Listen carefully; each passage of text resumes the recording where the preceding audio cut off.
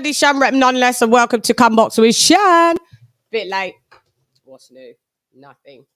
It means nothing to me. Oh, Rihanna. Hang on, let's get these lights turned down. Turn the lights down low. I think they need to be. I think this light pisses me off. Hang on, let me see. One sec, people. Technicalities in the building. What up, though, my peoples? How's your day been? How's your week been? We're going to chop it up in the world of boxing. If I can get my life sorted out with this. Fucking Jesus Christ. All right. I dropped my fan, so now that's broken. My desk fan, and I need it right now because it's mad hot.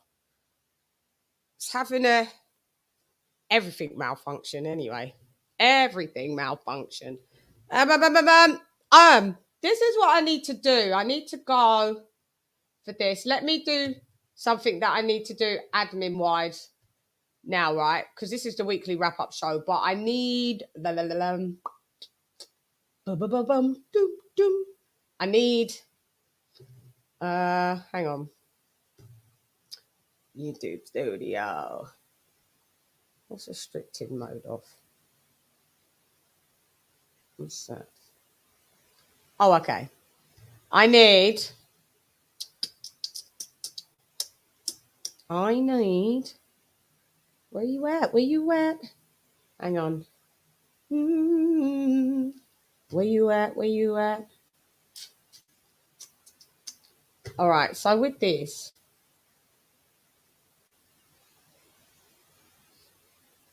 let me see. Hang on.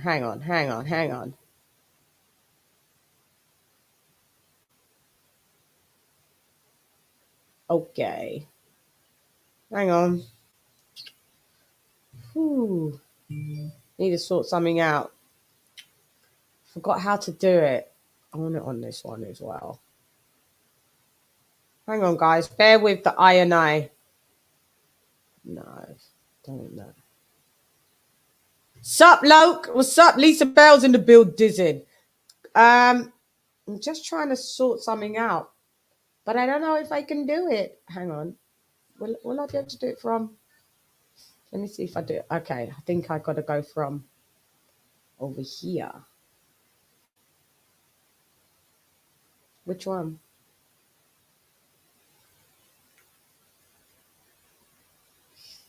Okay. Oh.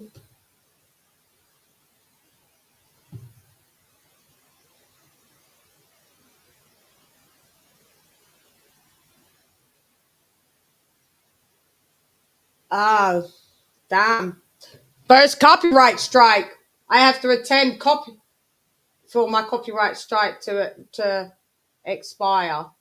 Okay, I will do. Okay. I think it's because I used a bit Sweet Carolina. Oh. Okay, one sec. This is a mess today. Oh no, copyright claim. Okay. Select action. Let's just delete it. Guys, please bear with me. I haven't been on here for 1 minute. So what I want to do is on this. Damn, I don't know how to do it. I forgot. I think it's going to be important to do it like this for this, to be honest. Live. 1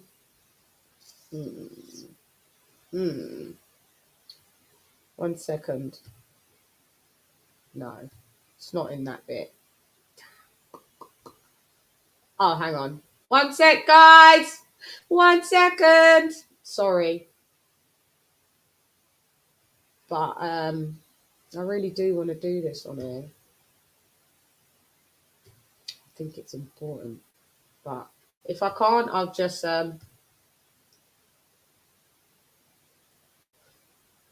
if I can't, I'll just hang on. I'll just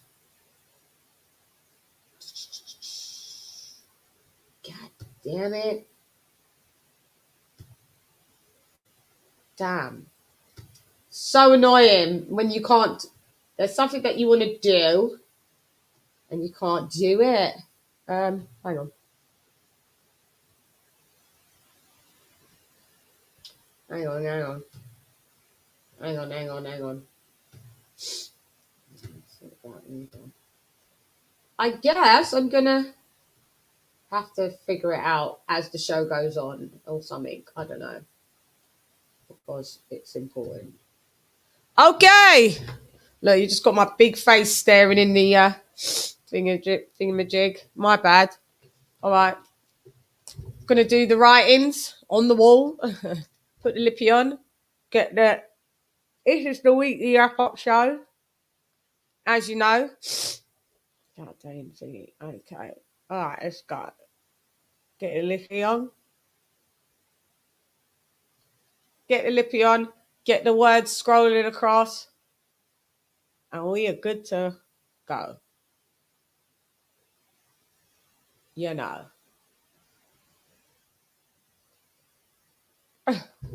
You lot are like, Shannon's just crazy. I'm not, I'm really not crazy. I wonder if that lights to think. All right, so now, right, get it to me to let me know how I've forgotten how to put it on subscriber mode only. All right, so we are going to the banners and we're going to edit this. We're going to show the cash app. We're going to edit that. We're going to, I need to have one that so I just have it. So DILLIAN WHYTE signs. DILLIAN WHYTE signs. Then we've got CHANN, Brook, JONAS, the weekly wrap-up show. CHANN, Brook, JONAS, all on. Okay. Hang on. JONAS. That looks crazy.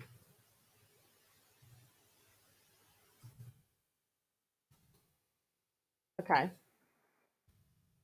The weekly wrap up shizzo show. Love you too, Shelton Moore. Love you more, Mr. Moore. Okay, save. We are here in the building. My bad. Okay. So let's get it going. Okay. Let's just say hi to Shelton Moore in the bill. The microphone isn't in the building, is it? Shelton Moore in the building. Lisa Bell's in the building. Minzy in the building. Slim Reaper, what up, Dow in the building. AJ all day in the building. Fish in the building. That guy in the building. Lock in the building. TBE boxing in the building. Mickey Dub in the building. Shelton Moore again in the building. So here we go, yo. So what's the scenario?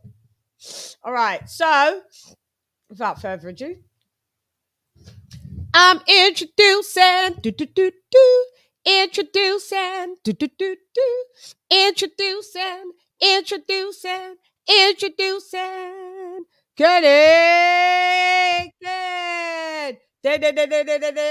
Sorry, Kev, for the late arrival, Shaddy Shan. What up, Doe? I'm all good. You know, like I said, it's I got it wrong about Brook and Khan. Naomi Khan really let me down. It seems like he trains to keep fit, but he just didn't have it. He just didn't have it. When he came into the ring and I saw him, remember the ring walk? It was so long and he looked lost and worried. And we went in. I said, "Please, can he change the mind?" And then when he started doing the sign of the cross, and started praying to Allah. I thought, you know, every time I see a fighter, nervous people that go in the ring, or if they're saying their prayers, Serene in the building. Yeah, they're not winning that fight. I knew it, Ken. I tried to tell you. you.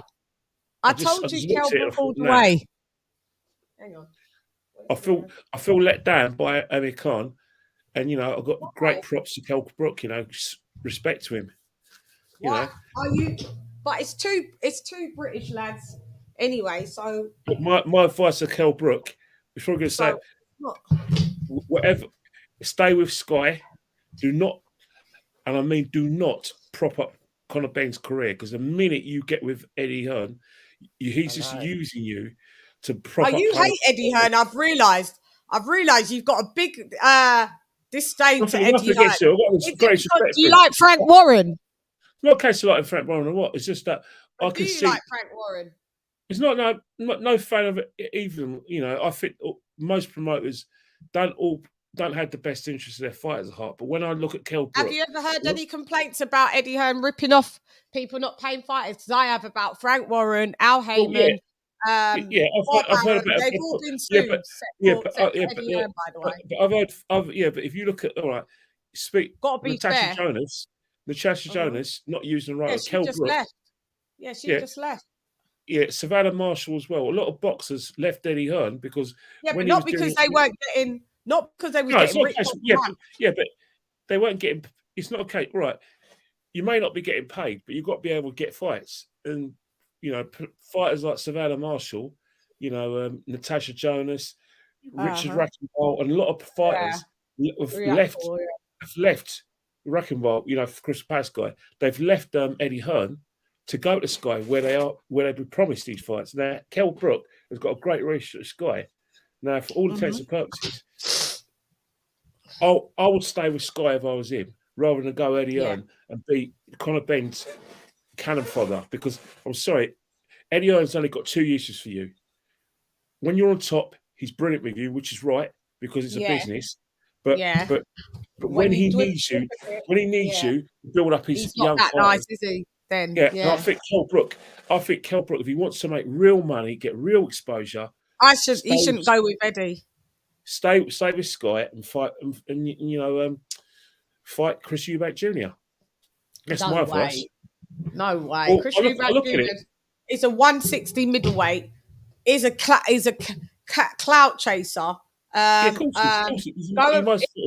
rather Kel Brook retire on a high. But if he wants a big payday, it's a Conor Benn. Let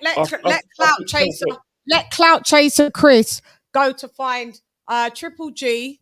Go to find bloody Jaime Munguia. Go and find Lara. Demetrius Andrade's gone now. He's moved up. He can fight Lara. He can fight Lara. Go and fight people that are in your age bracket, in their prime. You always want to go for some old people out of their prime. I'm done with Chris Eubank Jr. I think he's pants anyway. The problem with Chris Eubank I think Kel Brook would beat him if in my opinion. I don't think he's that great. Prime? No, now. I think with Chris Eubank Jr. is that the problem he has to be asking questions of his dad and say, "You cost me the Golovkin Triple G fight." Because what did his dad do? Well, basically, what's happening is the fight was at their fingertips. But what they were trying to do is they were trying to, put the prices of the tickets for fight going fans. And they wanted to increase the pay-per-views up to about £10. So basically, if the pay-per-views were £19.99, they wanted it at £30, and any tickets they wanted to double the ticket prices because they wanted more money in their pocket. And Eddie Hearn went no, and that's why they pulled out because of the money. Even though everything was organised at pay-per-view by Sky, at the 11th hour, Chris Eubank's dad and his representatives tried to con the fans. That's a fact. Really? Oh, I didn't know that. I didn't know. And that's why Cole Brook got the fight as the last, because he was helping his mate Eddie out. He helped Eddie out. And got his orbital smashed in, didn't he? Yeah. So he didn't. There was no way he should have been anywhere near that fight. But he's helping a mate who's basically helped him.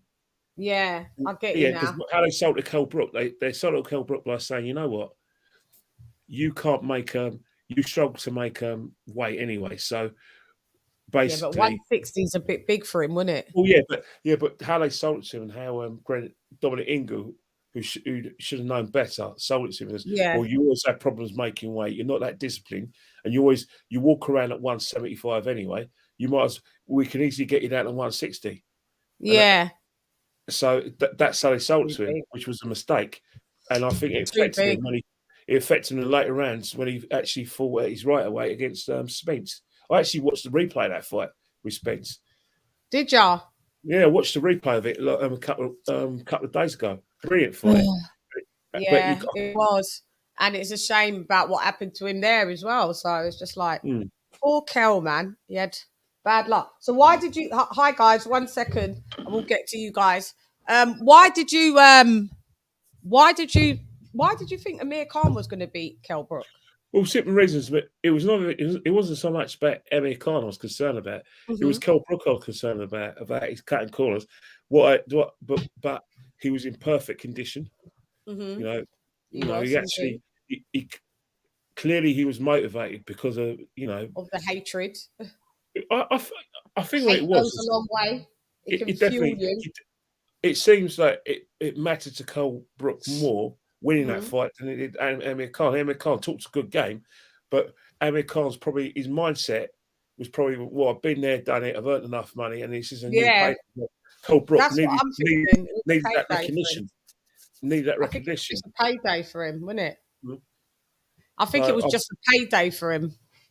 Well, yeah, definitely. And that's he lied to us in the press conference, acting like it was great, acting like he's had a great camp. Maybe he didn't have a good camp. All fighters have brilliant camps when going in, and then when they lose, they have poor camps. They say they have a bad camp or something. Yeah, it wasn't. Is it anyway? Hi guys. People on the panel. What up, Chan? Yo, what's going on? What's up, everyone? We got TBE Boxing. What up, Doe? What's going on, LadyChann? Long time no see. I know, but I'm here. I'm same place, just different days. Sometimes I'm at the same place. How y'all doing? How come it looks like you're getting younger though? Why is that?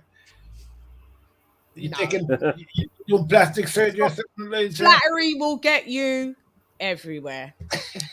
Nah, but I'm serious though. I don't know. Maybe it's just the hair for at this minute. I don't know. I don't think. Do I? I have no clue. But thank you. If I look like I'm getting younger, great stuff. The elixir of life. It's working. But well, since the last time I seen you until now, Errol Spence is still ducking. So notorious. We'll talk about him another day. Yeah, right, we're here. Yeah, because he's doctorious and he. Khan's book. That was a great book. So tell me your take on Khan and Brook, please. TBE. Well,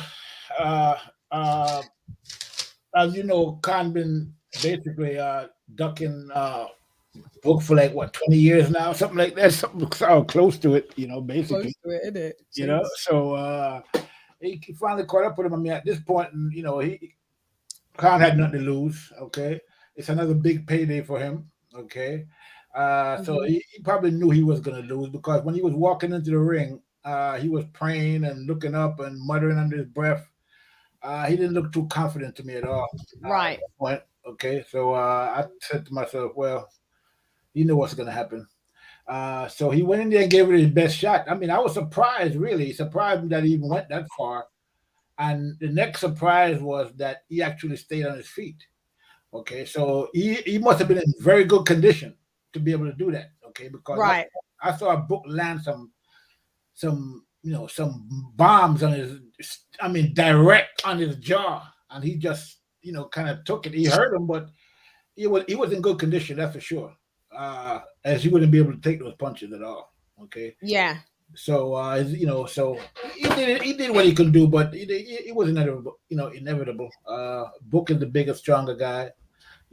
Better technique. Did you have him to win? Did you have him to win?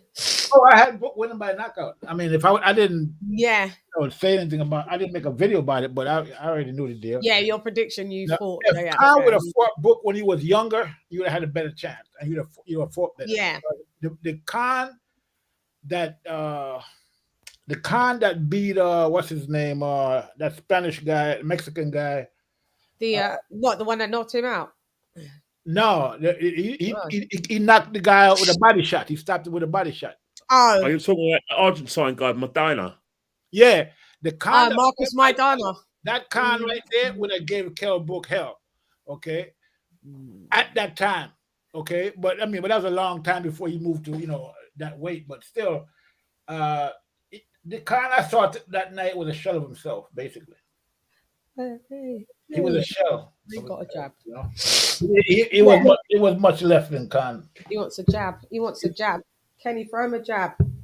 Throw him a jab. Done. You could turn him over. Khan is done. Yeah, sorry, TB. They was just asking for a jab. Yeah. So, I gave Khan 1 round out of that. Some people gave him none. Some people gave him none, and I gave him round 2. I think he dominated round 2. He landed a couple of shots. Mm-hmm. But for the most part, the referee could have stopped it before that. Really, I mean, it was a one. I mean, it was a beat down. He got beat up pretty bad in there because he stood up and took the punches. Usually, he'd have been knocked out. Usually, his chin will just be "see you later." But he was up there taking the punches, round after round. I was like, wow, this guy's. Yeah. I mean, is this Khan I'm watching? He's taking those shots, but it was congratulations to Brook. Brook, yeah. And do you think he should retire or continue? I don't. I heard people were talking that retiring talk after the Crawford fight, and I never thought he was, that he should retire. I figured that he had something left in him, and that he could probably beat a lot of guys at welterweight right now. Danny Garcia, but even maybe Sean Porter. I think he could still beat a few guys at welterweight. I don't know if he's going to stay at welterweight. He's probably going to go to about 54, I think. So yeah, I mean, at this point, he can fight a couple of guys, make them fight a catchweight if he want to or whatever. They can, he got a couple of years left, maybe 2 years or so. If he do it smartly, I mean, take some good fights. He still got something left. I mean, but I wouldn't push it too far though. Neither. Right. Thanks for that breakdown, TBE. Who wants to go next and give their breakdown? I'll go. After you, Shelton. I'll go. Go ahead. You go, Shelton. Look, I keep hearing this. Khan is washed. Well, let's look at who Khan lost to. Not Khan, I'm talking about Brook. I'm sorry. Kell Brook is washed. Kell Brook ain't this. Kell Brook ain't that. Well, Kell Brook lost to Triple G. He lost to Terrence Crawford. And he lost to Errol. So I don't see washed that. Yeah, I don't buy that either. You don't see that he's washed? No. I mean, he lost to Triple G. Yeah. He lost to Terrence Crawford. And he lost to Errol Spence. So repeat to me how he's washed. I don't know. I mean, when you're washed, you lose to people like Amir Khan. Yeah. You lose to people like Stanionis when you're washed. Yeah. If you lose to Terrence Crawford and you lose to Triple G and you lose to Errol, aren't those the top guys? Yeah. But so how is he washed? I don't know. I can see his performance was against no disrespect against a washed up Amir Khan. I didn't see that. I wouldn't have put Kell Brook as an elite now. No, I wouldn't put him with. He wouldn't fare well with the youngins. We're echoing. That audio's horrible. Is that you, Shelton, or who's echoing? Yeah, we gotta put it in context. Yeah, he's lost to. Maybe you got a point. But I don't think that we've got the old Kell Brook back. But maybe I get what you're saying. He hasn't. You're thinking he hasn't had that much miles on the clock. Is that what you're saying? Compared to I'm just saying he lost the top, so maybe he is what he is. I don't think he slipped. He just can't beat the top guys. But I don't think he's what you mean. Oh, okay, got you. So yeah, well, there's money for him to fight. Like, yeah, he said he's not trying to go for no title, so I guess so. But I mean, I think I don't think he's washed, but I think he's done. Put it this way, Chan, I think he beats Conor Ben right now. Really? Yeah, no, I don't. I think he beats Well, Conor Ben's kind of, from what I've seen, Conor Ben's one selection, so I think boxing. Yeah, hang on. Troy, you're not on this thingy, are you? Okay, Troy Graham, $2 super chat. Thank you. Hello, please brush that ear. Brush that ear. Yeah, that's one of Troy's sayings. Massively appreciated for the $2 super chat. Thank you very much. Yeah. Go on. Sorry, Shell. So, okay, does anyone want to chime in and what? Shell, I need to find something. I'm trying to find something on there. You guys talk. Oh, yeah, there you are. You're there, Troy. Oh, you are there. You guys talk about what Shelton said. AJ, you go next. Troy after, and then we'll send it right back with a new one. Go ahead. AJ. Oh, okay. For sure. Yeah. Give us your breakdown. Well, my prediction, I honestly didn't know who was going to win. Yeah. I mean, I thought it was a 50-50 kind of going in. I did choose Khan, but on the day of, I actually changed my mind and I picked Brook because I thought real hard about it. And I just thought that, out of the two guys, Brook has been more active in the last couple of years. Khan hasn't. He's coming off, he hasn't fought in like nearly 2.5, 3 years. So based on that, it's a long way off. And like just how the training footage looked under the documentary episodes, I thought Brook looked more polished and Khan didn't. And as far as the fight goes, I think everybody could agree after round one, the writing was pretty much on the wall. I mean, I think we all could agree on what was going to happen. Like Khan was going to, it's only a matter of time before Khan gets knocked out. And and I agree with you, Chan. I think Khan probably took the second round. And also, like, I think probably rounds like 5 to 6 past that, it just became a one-sided ass whooping. Just Khan was just getting beat the hell down. Up. He was getting beat the fuck up, man. And I at the point I was like, okay, stop the fight, please, stop the fight. Pull him out. You know what I'm saying? This is just embarrassing at this point. Then the ref took pity and finally stopped him. Oh, thank God. But I gotta admit the buildup was entertaining between the two. It was. I say it was hilarious. It was. Khan really knows how to troll. That's for sure. I give him that. But it just teaches you not to believe what fighters are saying in these press conferences. Oh yeah, absolutely. He knew he had nothing left. Yeah. So he did a good job selling it. That's for sure. And like, Bo Mac's trainer was like, "Oh yeah, you guys are going to see the old Khan, the guy who fought Maidana." That's what he said. Yeah.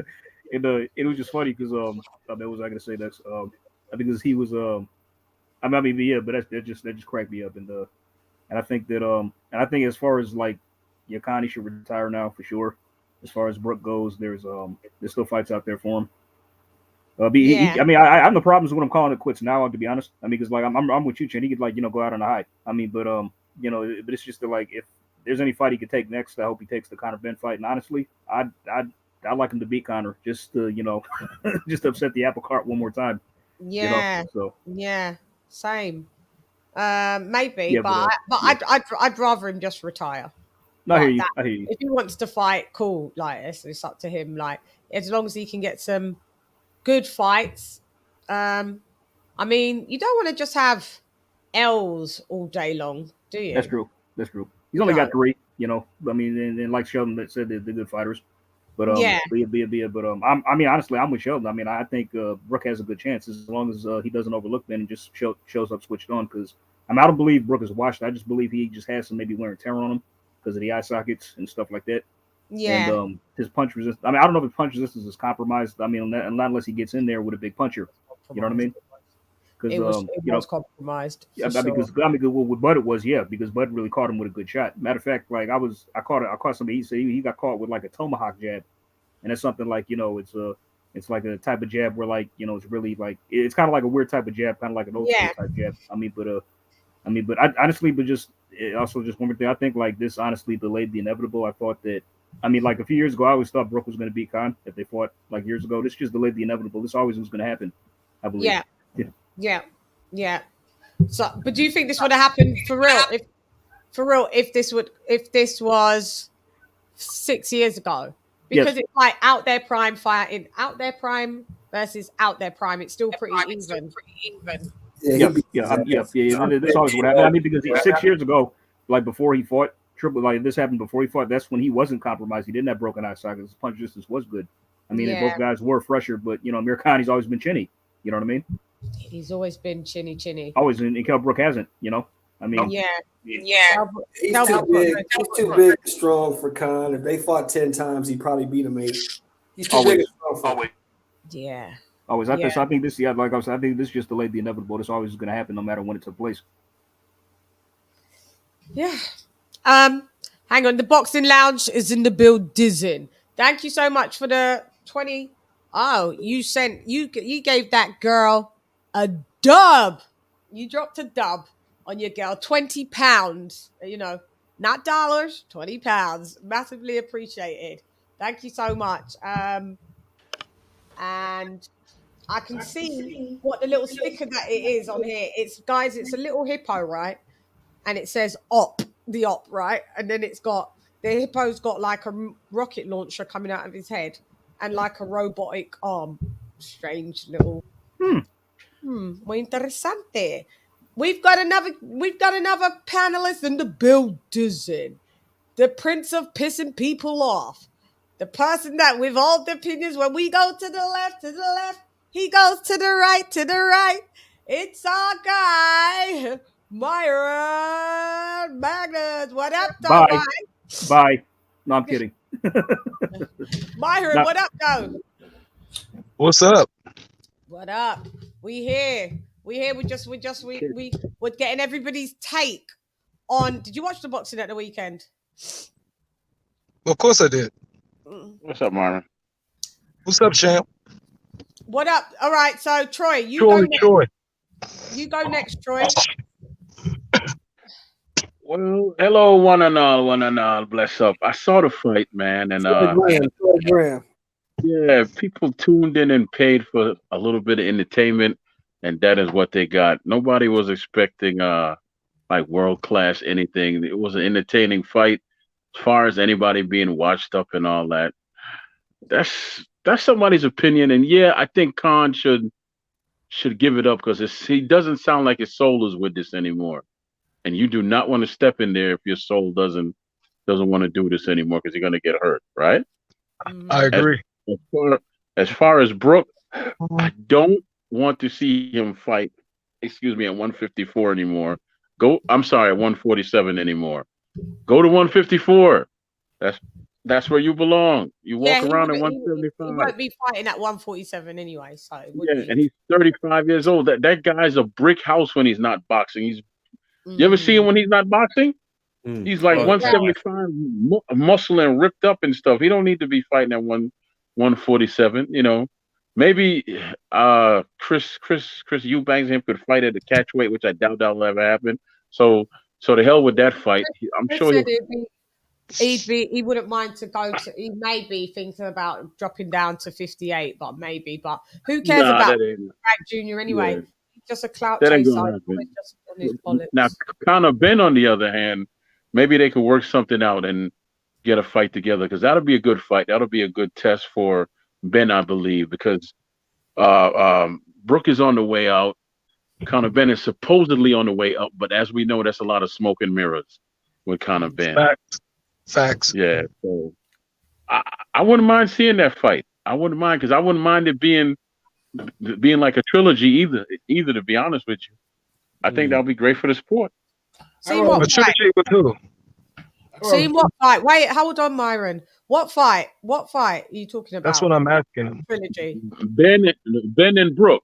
Ben and Brook. I think that'll make a good, trilogy. Let's say Brook comes out and wins the first fight, and is let's say it's a controversial win on points because he drops him in the last 2 rounds, and then Conor comes back in the second fight and he wins the first half of the fight, and then Brook comes on in the second half. Just stuff like that. That'd be good. That'd be entertaining stuff. A trilogy. Aren't you sick of trilogies at this point? And trilogies are better when it's 2 legends. Like, who the hell's Conor Benn there to give him all that? No. That's wishful thinking. That's towards maybe mid-career, mid to end of career. LadyChann, though. LadyChann, we're Londoners. We're Londoners, English born, and I suppose we consider ourselves British. We've been built on rematches and trilogies. We've seen it at domestic level a lot, so it's not new to us. I know, but do we got to have one with them too? Well, my feelings on Conor Benn. I'm against all sorts of arse protection of a fighter's record, and as far as I'm concerned, Kell Brook has got a great relationship with Sky TV. There's fights for him at Sky with Ben Shalom. Do not go near Eddie Hearn. Eddie, there's a reason why you dumped Eddie Hearn and virtually did the deal yourself for the Crawford fight. So why go back to the guy and help Eddie Hearn build up as a Pretenders record? I mean, you just fought like a warrior in that ring in Manchester, and then you're going to go there and work for the slave master that's Eddie Hearn. Now, I'm not calling Eddie Hearn because of that, but anyone in boxing, especially British boxing, can see that Conor Benn should be fighting someone who's going to give him a 50-50s. I don't want to see you fighting, making money by fighting. Facts. You know who Conor Benn should fight? Fight someone like Avanesian. All right, the money's not there. Prove that you're the best of British, because you haven't even prove you're the best in British. Prove you're British in Europe. Don't start, building up your reputation and fighting this guy who fought for a world title and lost that world title level. How about fighting someone who that is a current? Yeah, current. You can bench it better. Yeah, right. All facts. All facts. Yeah. Do you know who his nemesis is going to be? Conor's been nemesis, and who a trilogy with him should be Florian Marco, because Florian Marco's already giving him a lot of shit. Florian Marco is better than Conor Benn at this stage. Well, they don't want him to be upset by Florian Marco. Florian Marco, it's better than Conor Benn. That's his. Go ahead. Everyone, don't talk over each other. Okay. Go ahead. Sorry. Me or him? No, you. You. Okay, yeah. No, a trilogy with Brook don't make much sense to me, because of course Conor Benn trying to come up and be of the next kind of generation. Although Conor Benn is how old? 27 or 30? 25. He's only 25. Yeah. Okay, so he's not of that's 10 years, 9 years younger. That really doesn't I don't see that working out. And if Conor Benn wants to be taken serious, I think even in the UK, he needs to go ahead and beat Florian Marco. Florian Marco, I think, and Conor Benn is building up to be a nemesis. Florian Marco is, just like giving him no respect, saying that you only get what you get because of your father and all that. He says this shit on the camera, on the Eddie's lawn. He gives Conor Benn the business, and he's partially right. If Conor Benn was to fight Kell Brook right now, he would lose. I don't know what he would do. I don't know how he how well he would do in the second or third, but in the first one, he would lose. If that fight was to happen this year, just say if it was to happen this year, he would lose that fight, Conor Benn. And but Florian Marco, he may lose that too. But that is a fight I've been wanting to see for quite some time. I've been itching for that since Florian Marco, I believe, has great camera presence. He talks good shit. You know what I'm saying? I like Florian Marco. Let me just make that clear. I like that dude. That Albanian is funny as fuck, and he can fight. You know what I mean? Now, he hasn't fought the best. He's got power as well. Yeah, he's a good fighter. Yeah, man. he has great skills. Facts. He ain't fought the best yet, but I could see the raw talent in him and how it's shaping up, and it looks better than what Conor Ben has to give. Now, I don't think they're going to, because they both with Matchroom, so that fight's not going to happen, but I would like to see that fight, if it is going to, within at least a couple of years from now. I like to see Florian's not with Matchroom. He's with Sky Boxer or something like that. He's got a boxer. Yeah, he's gone with Boxer. He's fights on, but he fights, I've seen him fight on DAZN though. Yeah, you're allowed to fight on other networks. Okay, because all his fights I've seen were on DAZN. So, okay, well, since he fight on DAZN, still, regardless, that would be an easy fight to make. Yeah. You know what I'm saying? So, they should be able to make that. I would love to see that fight for Conor Ben. And also now... They're not going to do it anyway. They won't do it. Yeah. Conor Ben's scared of him, But I think, your boy Khan is over. He pretty much admitted to that. He could tell. I mean, you could see also in the build-up with the trash talk, the type of trash talk he was doing with... In the beginning, I thought Kell Brook showed the weakness when he said in the face-off, well, you never acknowledged any of my such and such and all of that. I think Khan has been holding that and different things like that over him to try to keep some mental advantage over him before they actually got into the ring. But he, like the man said earlier, that fight would have happened, been better for Khan 3 years ago than it was today. 3 years ago, he put up much better with Kell Brook. But I think Khan been he's been doing what he's doing all this time to try to keep a mental edge, because he probably back of his mind knew that the fight would come. Yeah. But he's also weaker than Kell Brook. He knew Kell Brook, I think he knew that wasn't a good matchup for him, with everything said and done. So I think it's done with him. Plus, he has 6 losses, if I'm not mistaken, not just 3. The guy. Which one? Brook or Khan? What? Who's got Khan got 6 losses, if I'm not mistaken, right? 5 or 6? Yeah. And about 40. So what is he, about 40 and 6 or something like that? 40? No. He's 34. He was 34 and 5 going into the fight. I think he's 34 and 6 now. Kell Brook was 39 and 3 going into the fight. He's 40 and 3 now. Yeah. So, okay, so he hasn't got that much miles on the clock, Kell Brook, per se. Not really, even though he's older. I mean, nearly 39 fights and 3 losses, and they're to the elites. That's not that much miles on the clock? Yay or nay, or what do you reckon? I don't know. That's miles on the clock. Is just no. I think he just ran into talent that was better than him. Yeah. And all the guys he ran into were better than him. That record looked great, on a domestic level. But when you hit the world level, then you run into the best talent. Yeah, that's what happens. Even though I think he is skillfully better than Spence, I think he was winning that fight. I think Kell Brook record could be is much better than I think the last few fights have shown. I think he made bad decisions. He had bad management, bad coaching. He made moves he should have made, like jump up to 160, knowing you're going to have a freaking a mandatory come up with a young hungry fighter in Spence. So you got to come back down to 147. Doing shit like that is stupid. Yeah. And you can't afford to do that. Just stay at. He's had bad management, and that's about it. Yeah, stay at 54. Got a new. Sorry, this is another super chat from the Boxing Lounge, unless I'm mistaken, because I can see 2 that's been at the top. Another 20 people just be jumping on and off. Another 20 quid. Thank you so much. With another hippo. Thank you so much, the Boxing Lounge. Massively appreciated. That's £40. Massively appreciated. Thank you so much. What's up? What's up, guys? How you doing today? Who fell This off? is JBN. JBN. Hey, I thought you fell off. JBN, what up, though? Just here to join the conversation. I've been on the panel with you when you're on Ring IQ. I really like your channel, LadyChann. Oh, okay. Amazing channel, great content, always unbiased.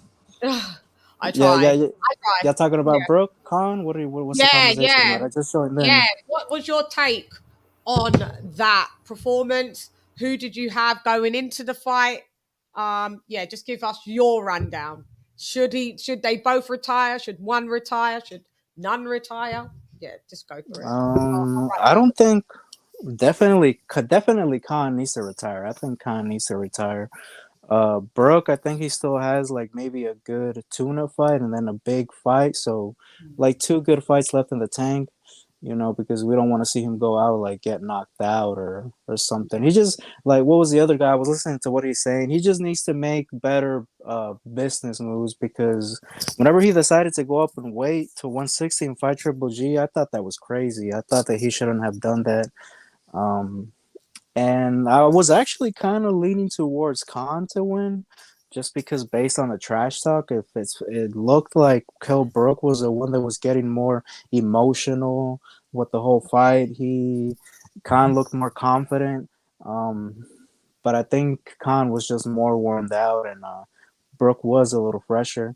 But other than that, I mean, it just proved to us that why Khan was the one that was avoiding the fight, because if that happened now, it was definitely going to happen back then. That he was going to probably back then. I feel like he would have got like KO'd, not stopped. I feel like he would have got straight KO'd. Yeah, I thought Brook was gonna like really knock him out, but it's either that Khan's chin got slightly better under Bomac, or Kel's powers diminished, or it's a combo of both, because he took some shots, man. Chan, you know what I think it was? Also, sorry to interrupt. Apologize. He took some shots. But Chan, you know what I think it was?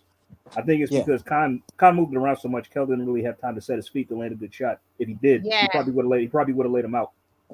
True. Yeah, true that. Yeah, true that. He was moving a lot too much. Yeah, that was where he did still have, like, people say his feet didn't catch up to his punches. I think his feet, you know, when in conjunction with the punches didn't work, but when his feet needed to work to get him out of there, they worked. When, you know, so he could roll a bit more with some of the punches, and because some of the times Kel was missing and some of them weren't flush, and that was due to Amir, you know, moving out the damn way. And at one point I was like, oh, he's just running now, because he weren't throwing shots back, but he was just on the back foot. As a matter of fact, when Kel knocked out in that fight, his fight with Mark DeLuca, he knocked out DeLuca with a jab. Brook did, and it's like in that fight, he timed that jab perfectly and let it go and set himself. And it caught DeLuca flush on the chin, and down he went and got knocked out. Yeah. So, Yeah. Hit that. If you're not subscribed, you got to subscribe to be on this show today. Anyway, make any comments, you got to subscribe, hit the like, and it just makes I know I'm so subscribed. Yeah, I know you are. Thank you very much and welcome as well. Best female channel. Best channel. Best channel. Done them season, baby. What do you think of Fury White, that he signed the contract already? White almost pulled a fast one on us. He almost had us. We're gonna I just want to make sure that this topic is finished, and then we're gonna go on to. Have you got anything to say left on this topic, Kenny Ken? I think the thing about it is everyone's like I said, sort of cover everything. And I think one thing about Khan as well that was disappointing. I didn't like his feet. He might have had the speed of hand, but his feet were awful. Too square on, flat-footed, which is not Amir Khan at all, but incredibly brave. Incredibly brave, and I'll give him that. I really would give him that. But moving forward in terms of like Kell Brook, I think, I don't think Kell Brook is satisfied with the money he's made in boxing. I do think. He said he's got a lot. He said he's got so much. They all do. They all do. But I think that Kell Brook, I think with Kell Brook, I think I do feel that that there's a couple of fights in there for him. I really do. Yeah. But are there a couple of fights left that he can win? That's what I want. Like, because there could be 20 fights for him left for him. Doesn't mean he's going to win. Kell Brook's never going to win. I would really like to see the Conor Benn fight. Hang on, one sec. There's two. There's what I think Chris Eubank Jr., I suppose he's talked himself into it. Conor Bell is tempting. Very, very, very tempting. Yeah, but are there fights that he can win? Is it like you're saying he's got a couple of fights left? Are they winnable fights or are they L's? Well, you know, he's going to look at Conor Benn and he's thinking, right, I'm not the level of like how I say it, gatekeeper fighters that he's been fighting. I reckon that I've got the power to hurt him, and I've got the sort of experience to outbox him. So that could be tempting. But would he want to work with Eddie Hearn again? Yeah, I have my doubts. I can't see it happening. Oh well, Eddie came out today saying that he spoke to Kell Brook already on Kell Brook. He went to sleep, he woke up and he saw a missed FaceTime from Kell Brook. Seems like they're all right to me. I've seen that all right, but the thing is, the thing is, right, is that depends what Kell Brook wants for his career. Does he want to be like, like I said, fighting just to keep Conor Benn's record of fighting has-beens up, or does he want a real fight? That's that. I want to see the Conor Benn fight. I want to see that fight, and I feel like that is, if they make it like at 150, I feel like that's a winnable fight for him. He can beat Conor Benn. He could beat Conor Benn. I feel like he could. I think he could. It's probably like, I feel like it's like a 60-45, 60 for Brook, 60 for Benn, but 40 for Brook, because of the size and the experience that Brook has. But I feel like that's the one fight. The only way Kell Brook wins that fight if he trains like he did for Khan. If he cuts corners and trains, just forget it.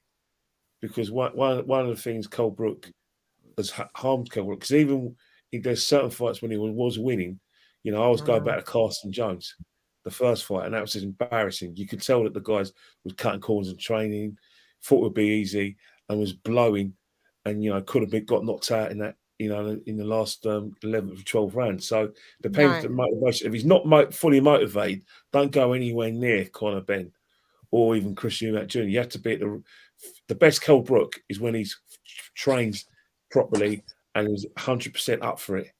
If he's anything less, I'm with you guys. I'm not on the same page. Like I'm with Fish for this one. Let's not get carried away with Brook now, for fuck's sake. It's true.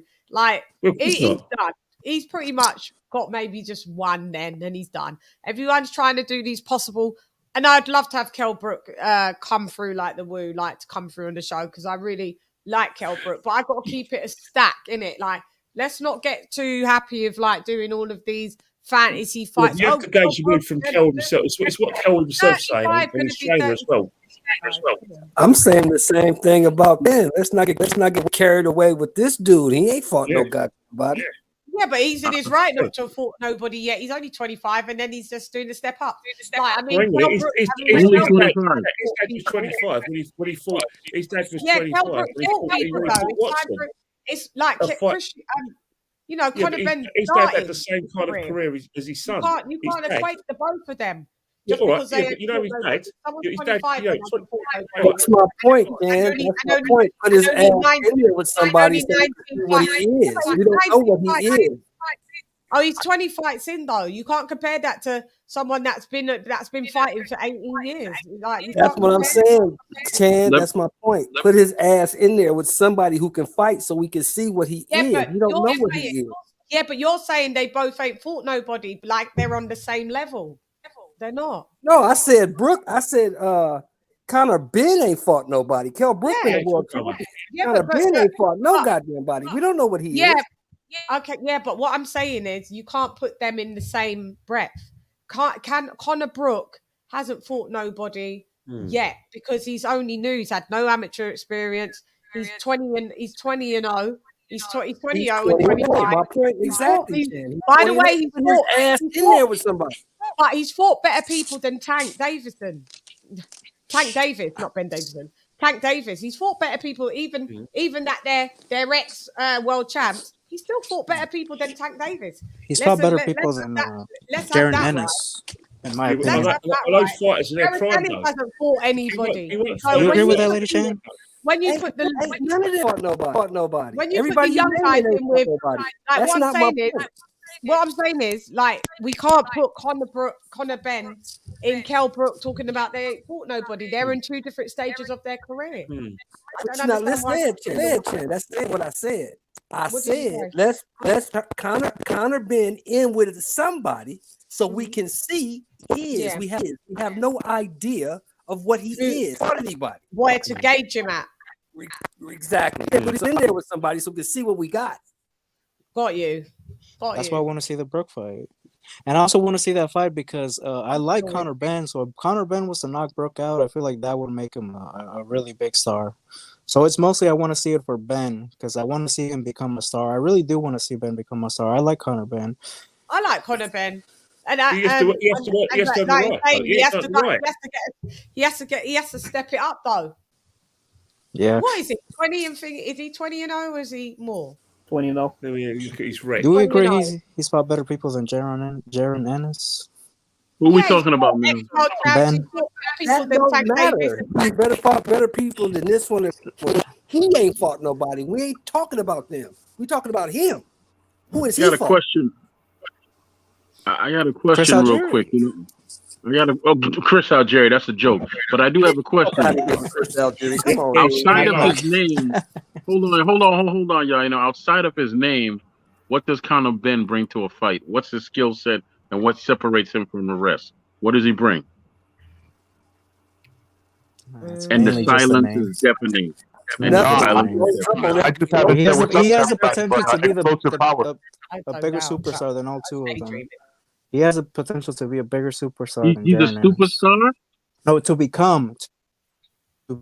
Yeah, but, but you have to fight. But look, you have to fight tough competition to become a star, and then you have to fight the best competition to become a superstar. So how do you go about doing that? Well, right now, look, you asked what his qualities are. I think he's an explosive puncher. I think he's got a great personality. Look like he got a chip on his shoulder. So that's in addition to his name, right? Because you said something besides his name. So yes, his name along with those other attributes. And he looks like he's got a chin, and he's knocked out people that haven't been knocked out before.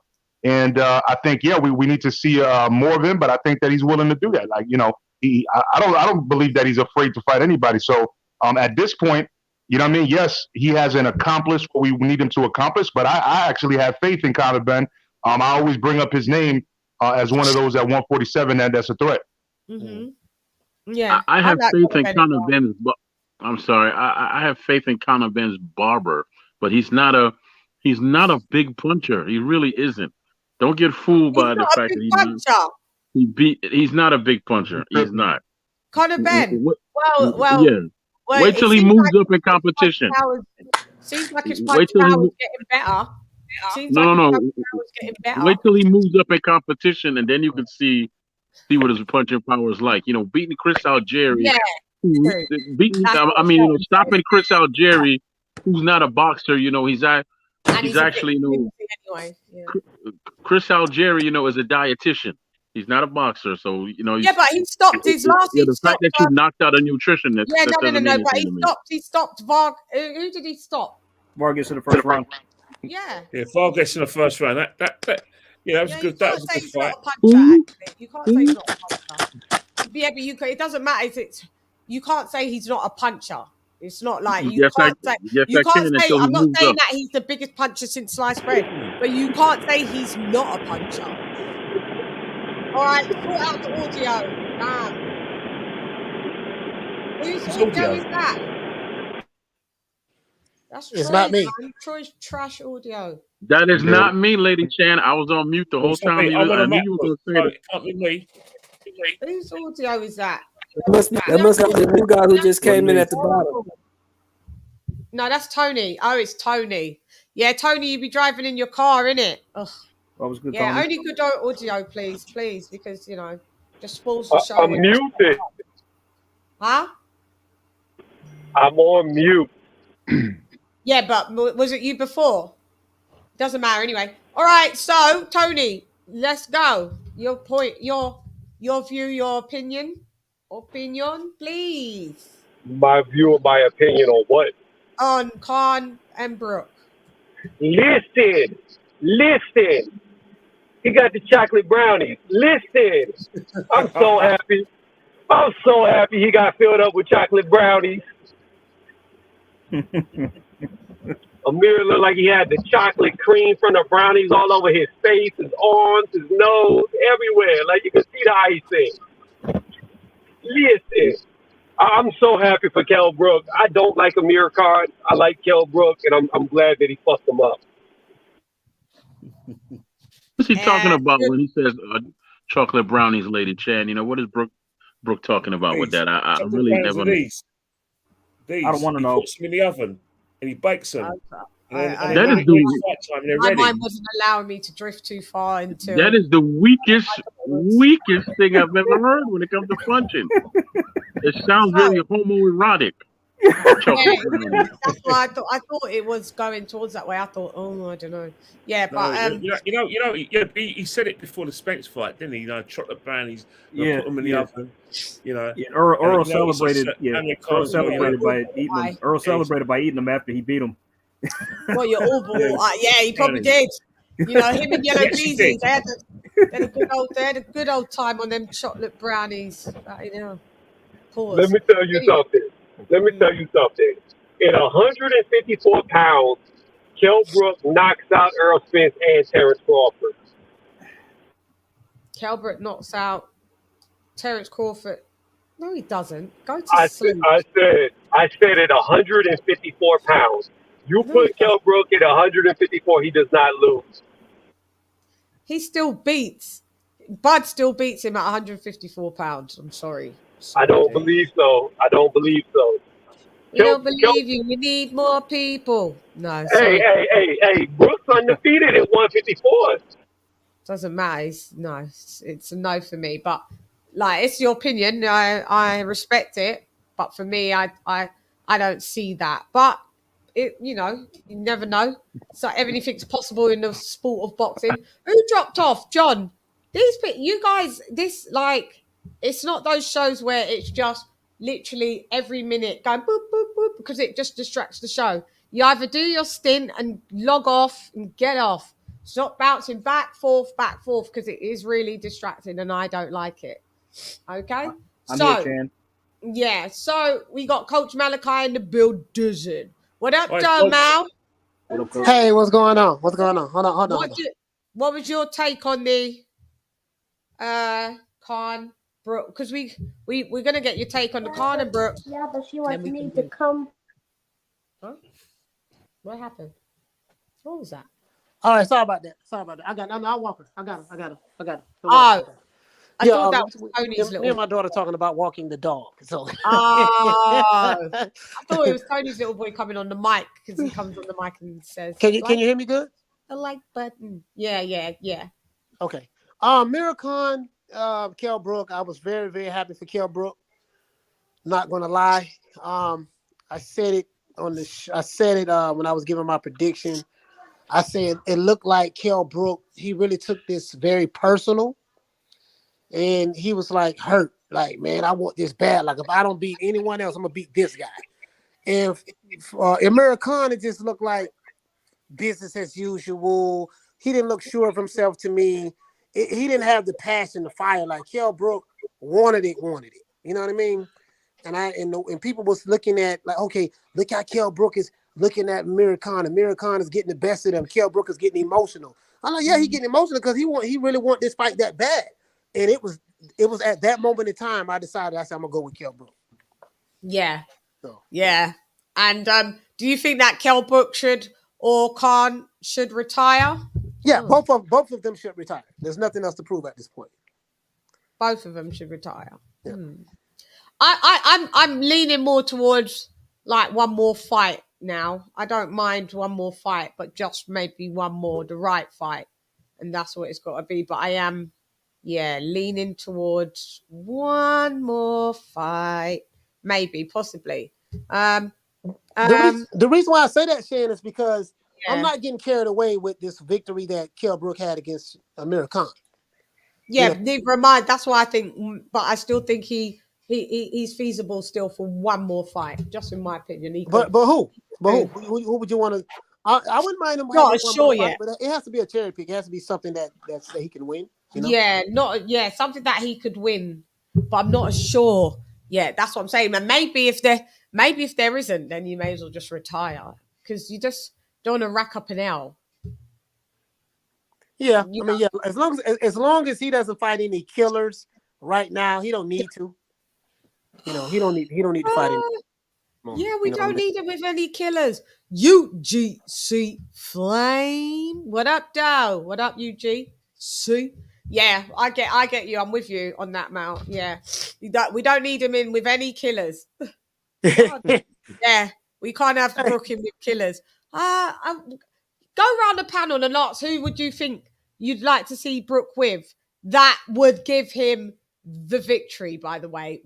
If it was his last fight, who would the guy that you would say Brook can have this one last fight with and he gets the win? So I start with Ken. Who would you reckon?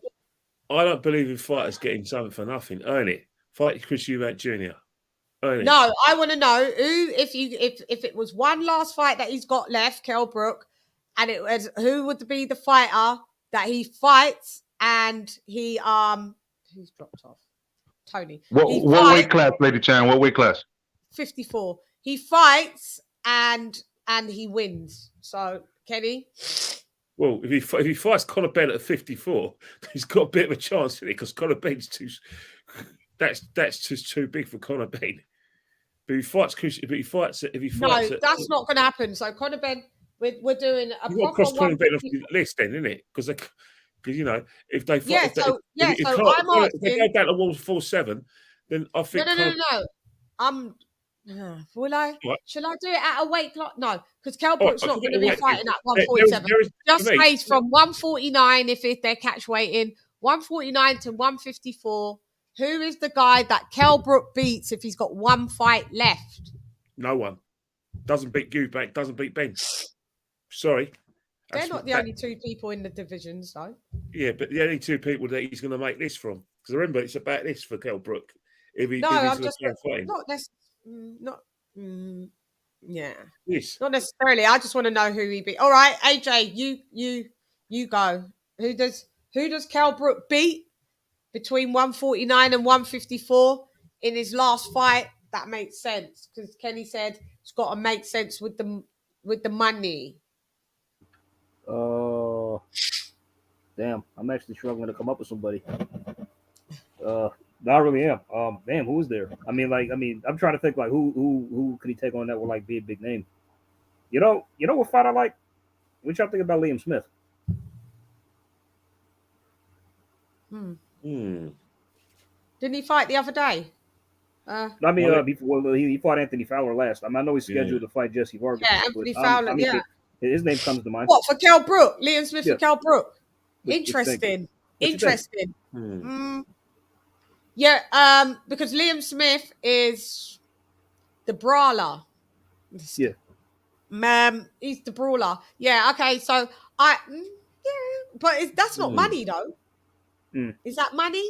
I mean, well, his fight with Anthony Fowler, like they kind of packed the house for that, didn't they? Like a lot of people showed up for that.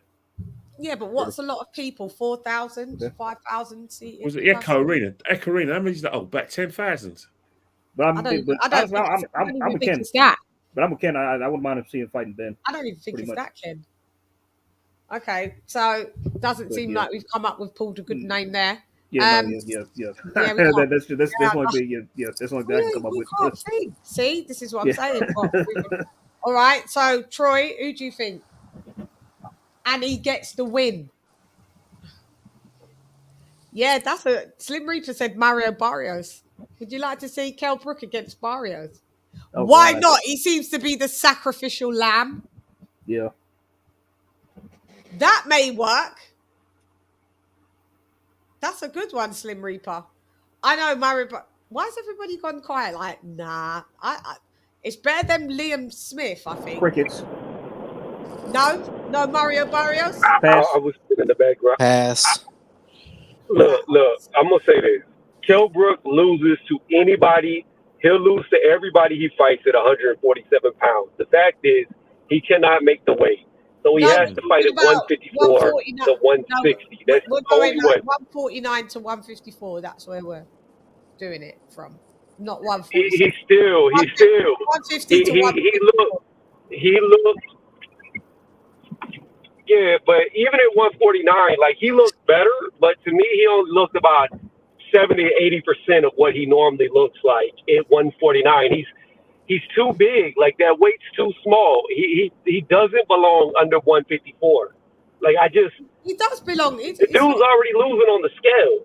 Like no, I don't agree. He doesn't belong below 154. I think 147 is a task, but I mean, if you want to go from 149, 150 to 154, like it's been like just been having semantics now. 150 to 154, Kell Brook is fine. So who does he beat? Who does he beat? No one really. No, nobody that's elite really. I think Connor would be his best chance and his biggest payday. And a big money fight. I'm gonna be honest, and y'all can all disagree. You put Kell Brook at 154. If you put Kell Brook at 154, I would put money on him being very competitive against Charlo. I would put money on it that it would not be the fight that everybody thinks it is if you put it at 154. I think Castaño, he could beat him. I really do at 154 pounds. But below that, I think he's useless. I don't think he can be competitive. He just doesn't look good to me. Anyone else want to chime in? Anybody else got one? I think one interesting that he wins. I think an interesting one just because of his experience, because of Kell Brook's experience and the fact that he's been in there with the likes of Spence, Triple G, you know what I'm saying, Crawford, Porter. I think that if would just be with the experience, he'd probably be able to capitalize off of a Sebastian Fundora fight. You know what I mean? Yeah. Upcoming prospect. You know what I mean? Ringing right now. His name's ringing. That's not money. That's not a money fight, though. Yeah, that's what I mean. Yeah. So I mean, but it's a possible it's a possible fight where he schools the youngin. You know? Yeah. It's not going to look that impressive. Fondora's a good fighter too. Like to be so tall. It's not going to look that impressive. But he likes to come in and fight inside. He doesn't use his height, and that's what will make it interesting with Kell Brook. Yeah, no, that's not a money fight. Yeah, that's what I'm saying. Like, I don't know how Fondora. It's not a money fight either. Fondora's got a pretty big Mexican following. But Kell beating him and getting the L and getting the W, is that going to look great on his resume? No. Probably not so much. No. Really though, I mean, when you talk about the money fighter and big names, I don't really feel like 154 is really gonna, you know what I'm saying, like, yeah, it's not really catapult you into the future like that neither. You know what I mean? Yeah, might not. Why just? Mal's got one. Mal, go ahead. I thought Fondora's. Hang on, Tony. Mal's. Hey, hold on. I'm driving, so I might be lagging. No, I know. Mal's got one. Go on, Mal. At 154, name, that was a good question because you said at 154, a name that can bring money. Can you hear me? Yeah. I would say Danny Garcia. That'd be a good fight. Danny Swift, yeah. I thought about Tony Harrison as well because you can picture to where, hey, he beat Janelle Charlo. Beat Jamal, so. Yeah. But if you don't like that one, I would definitely say Danny Garcia. Yeah, that's a good one. This is not bad. Yeah. Yeah, that's a good one. Yeah, that's a good one. What's Danny Garcia doing? I thought he's moving to 50. Is he moving to 54? Is he? Yeah, he said he's officially moved to 54, but he's trying to fight Tony Harrison, but they haven't worked nothing out yet. That's what sources say. Sources say. Well, Danny's Garcia come to England. Yeah, I'm sure he would come. But Danny's PBC, right? Yeah, Danny's PBC, and he's 54. He fights at 54. So but we'll let him go. I'll allow him to come to the UK. Yeah. He might as well. Danny lost all of his step-up fights. Yeah, nothing else is happening for him. I mean, Shelton is the one that put me up on Danny Garcia. When I said, you know what, they talk about Danny, he was hyping him up. And I'm like, wait a minute, this dude has lost all of his step-up fights in the welterweight division. He ain't beat no damn body. That's who Shepard's not on here. Yeah, Shelton. I was thinking someone. Yeah, his best fights is at 140. Yeah, 54, 140 was when he lost to all of the top guys, and the one guy he at didn't lose to, he was 47. At 47, he lost to all the top guys. Yeah, 47. You're right. Yeah, 47. He lost all the That top guy guys. he fought that he got a gift. He got a gift against the guy at 140 that he fought. What's his name? Herrera or something like that. He officially won that fight, but that guy scolded him in Mauricio Herrera. Yeah, that he guy. fought him at Puerto Rico. He got the decision there. Yeah, right. Yeah, I mean, it was a gift, right? I mean, like I thought he schooled Danny. Yeah, he did. I thought he did. Okay, so we are now. So really, just to wrap that section up, really, we don't know. Kell Brook, maybe one more fight, maybe like what myself and Mal said, maybe retire if you can't get a more big fight. Just leave it, then, mate. Leave it. Yeah, Mal. Chan, I have one more for you. What? Now, my dog Shorty Big Nuts. He's in strong negotiations with the PBC. He's looking for a fight. Now, he's known in the hood. He's not known amongst boxing circles, but in the hood, he's big. He's known. Shorty Big Nuts, Kell Brook, I do good pay-per-view numbers in the hood.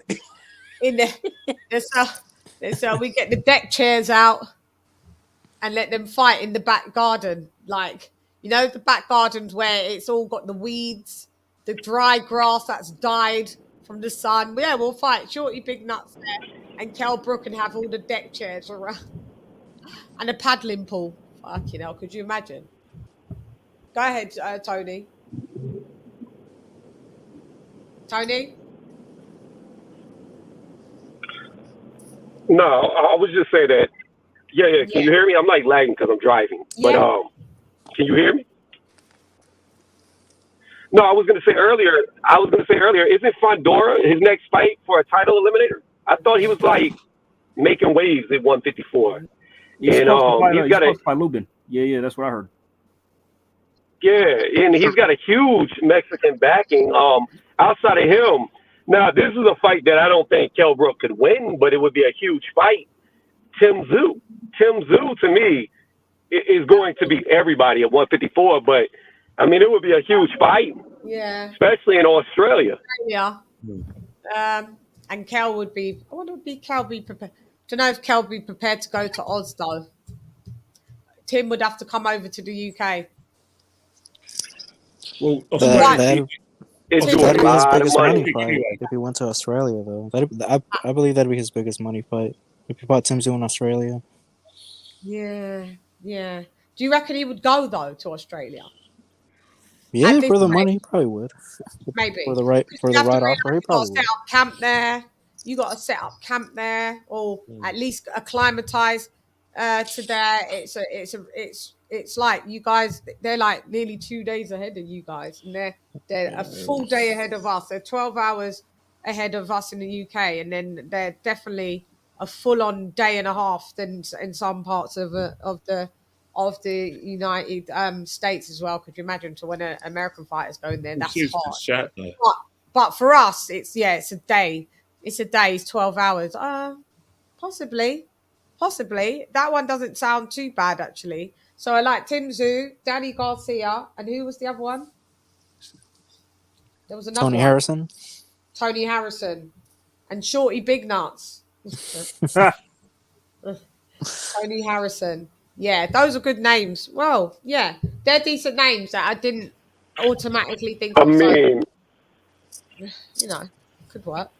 I think his best fight, it wouldn't be 154, but I think he should just take the Eubank fight. If he can make it past the first 6 rounds against Eubank, I think he has a good shot at beating him.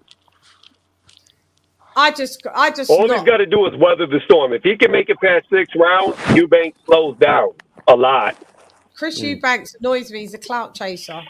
He go and fight who you're supposed to fight, mate. You've got loads of people. You want to fight these aging, out of prime fighters. Why should I give you that? What kind of team? There's a lot of movement. But that's huge money. That's a big money fight, though. Do you think so? Do people really care about think about it. Think about this.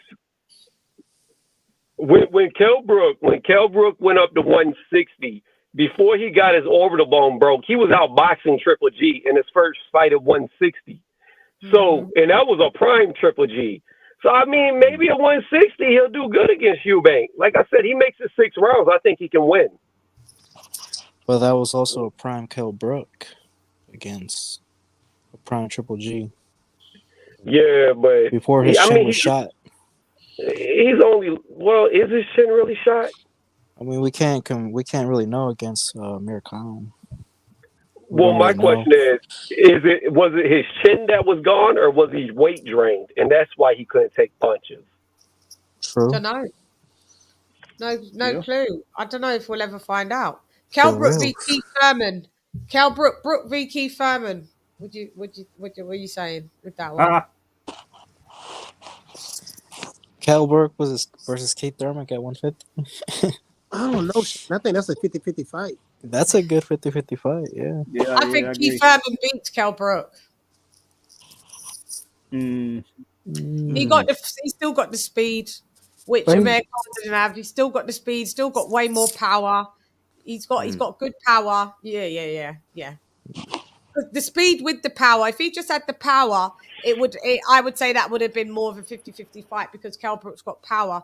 But Keith still got his speed. He does, and he's still got he's got good power.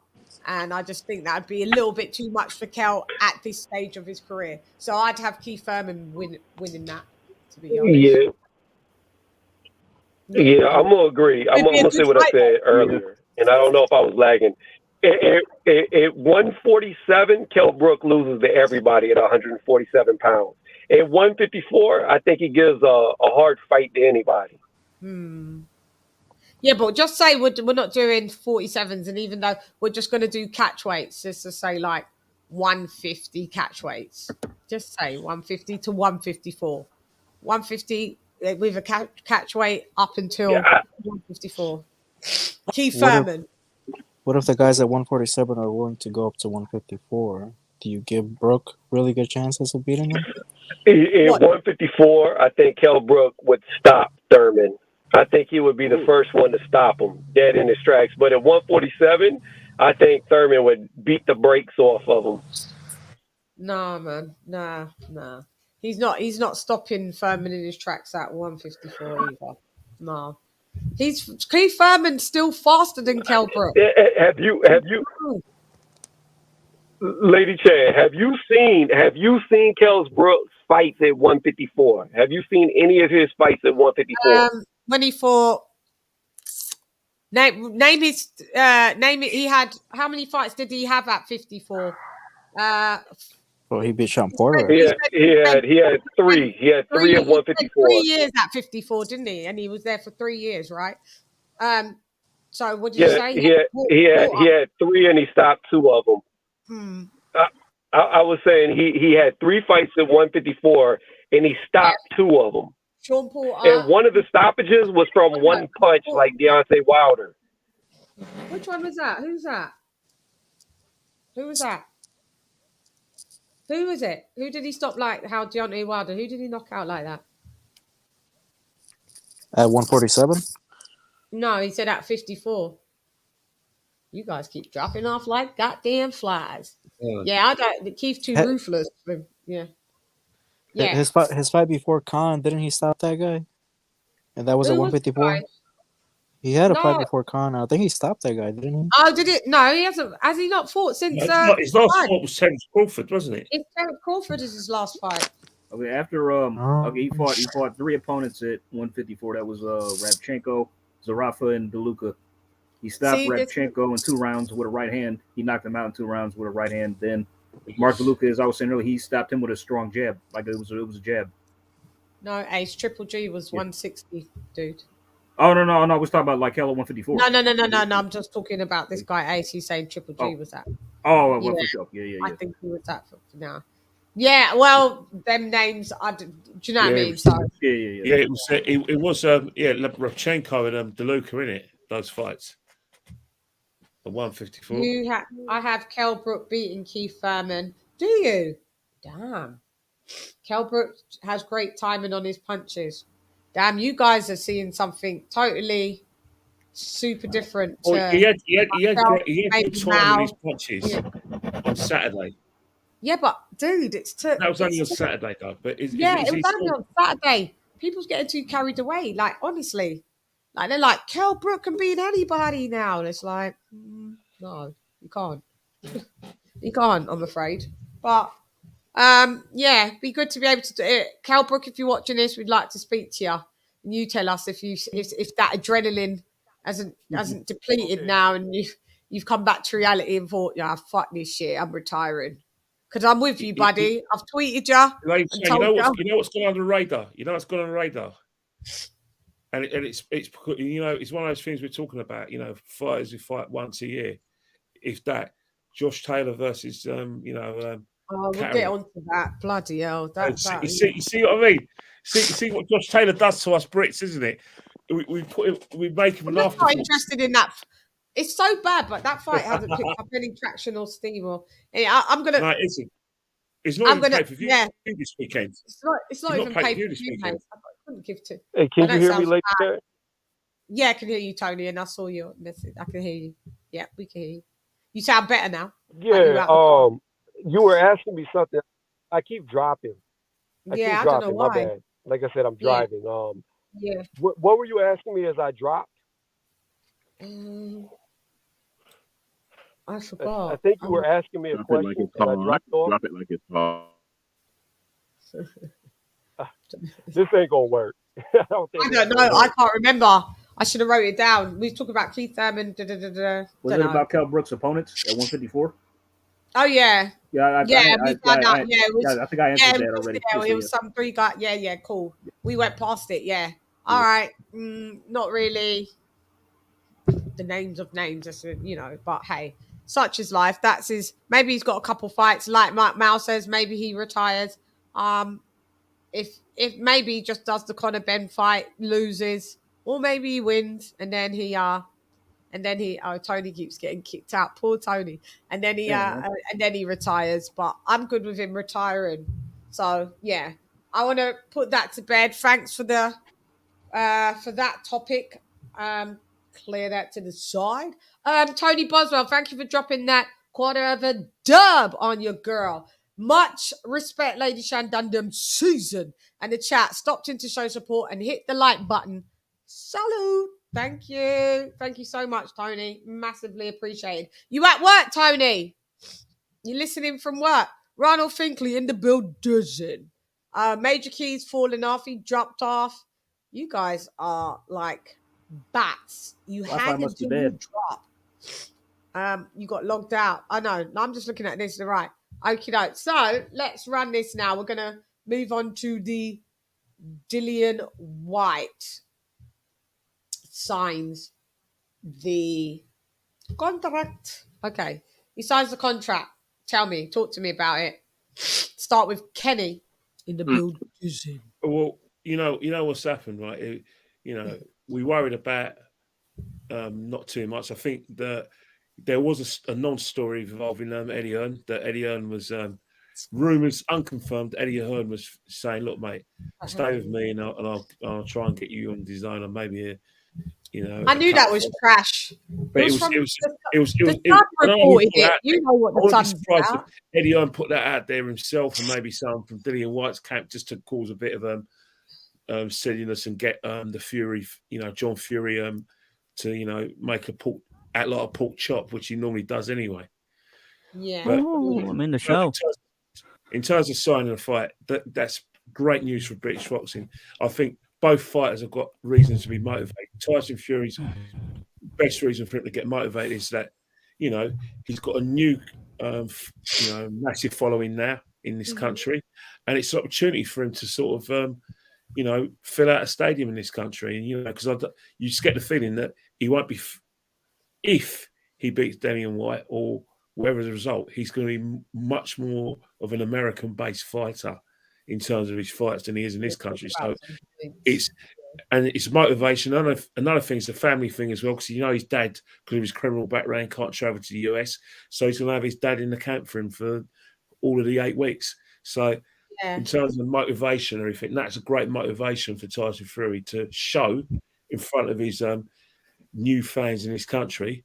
To have your fat dad in camp with, to have your big mouth fat dad in camp with you, great. Well, he still consults his dad, and they're very, very close. And he's, it's an opportunity. So he's going to want to look his best. Dillian White, well, everyone knows what's motivating Dillian White. It's an opportunity. He's been starved of this opportunity for about good couple of years now, where he's been messing around with WBC. He's got the biggest payday of his life.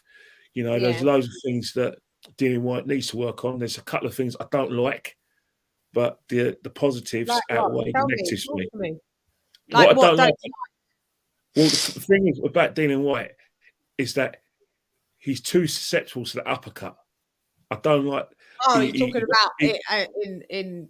No, I'm talking about. I'm talking about Rivas when he won the fight, but he got put down by an uppercut. I'm talking about. Everyone's talking about the Povetkin uppercut, but Joshua as well. And there's times when Dillian White, he's very emotional, and sometimes when he's emotional and wants to tear up, he gets square on. So he takes big shots.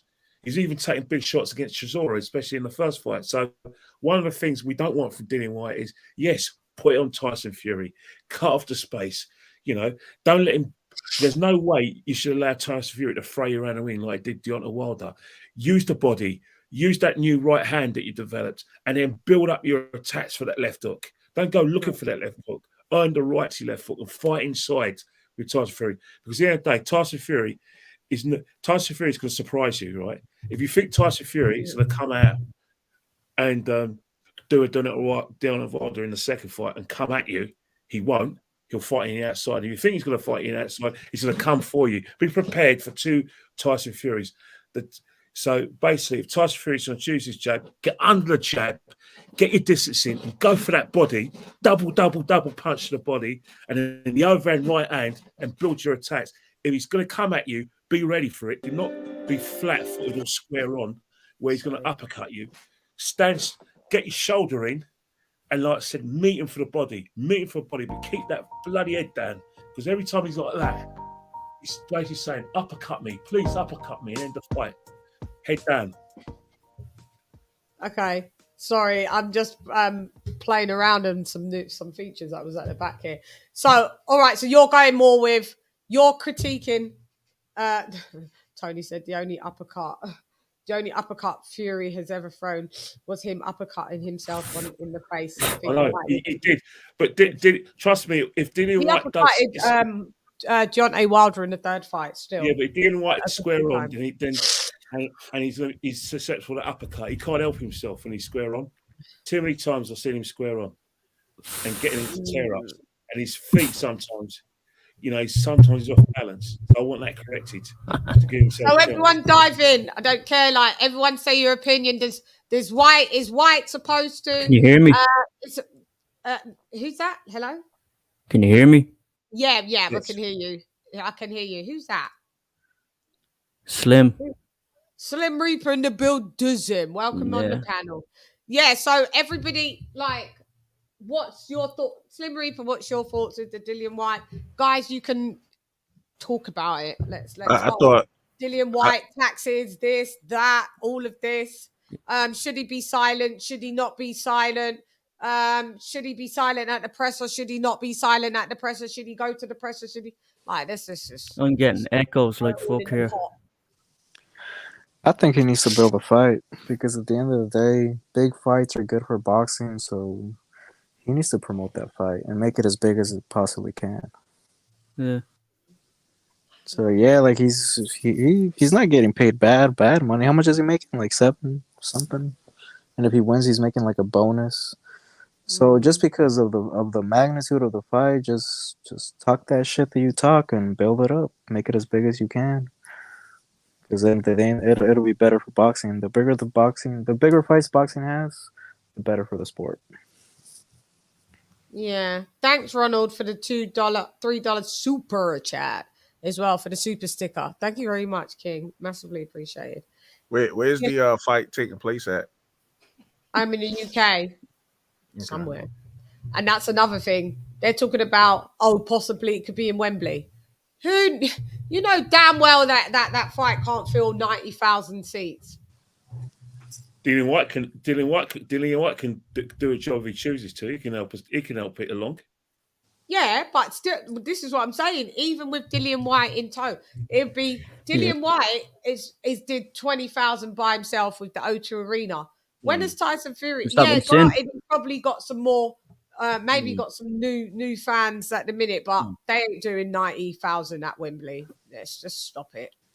It'd be good if they did, but I don't think they. I think they should start off of a in between size venue. Don't you think? Like an arena, 40,000, yeah, like a 40,000 seat venue. You're going 90,000. That's Joshua and Canelo and You like Stamford Bridge? Stamford Bridge only holds 40,000. To be fair, Canelo hasn't even did 90,000. JJ has, and then Carl Froch, and then Canelo. So that would be, so you know. LadyChann, you support Chelsea. You're cranking up. You're cranking up 40,000. Carl Froch 80,000. Canelo 73 to 76,000. Well, at Stamford Bridge. Stamford Bridge, Chelsea. Come on, you Chelsea fans. You own 40,000. Yeah, well, why not? So you don't think that they could fill that Wembley Stadium? Tyson Fury versus White. No, I don't. I thought. But Shannon, if Fury is as big as they are telling me he is, he should be able to do that. Him and White should be able to do that. Joshua. I was gonna say that. Say that again because I didn't hear you. Fury's not worth a shite. Go ahead, Mal. Let Mal. Can you hear me? Can you hear me? Let them speak. Yeah, like on air. Go ahead, Mal. Sorry. What I was saying was if Tyson Fury for the there's only one Tyson Fury fans, if he is as big as they say he is, he should be able to do 90,000 at Wembley.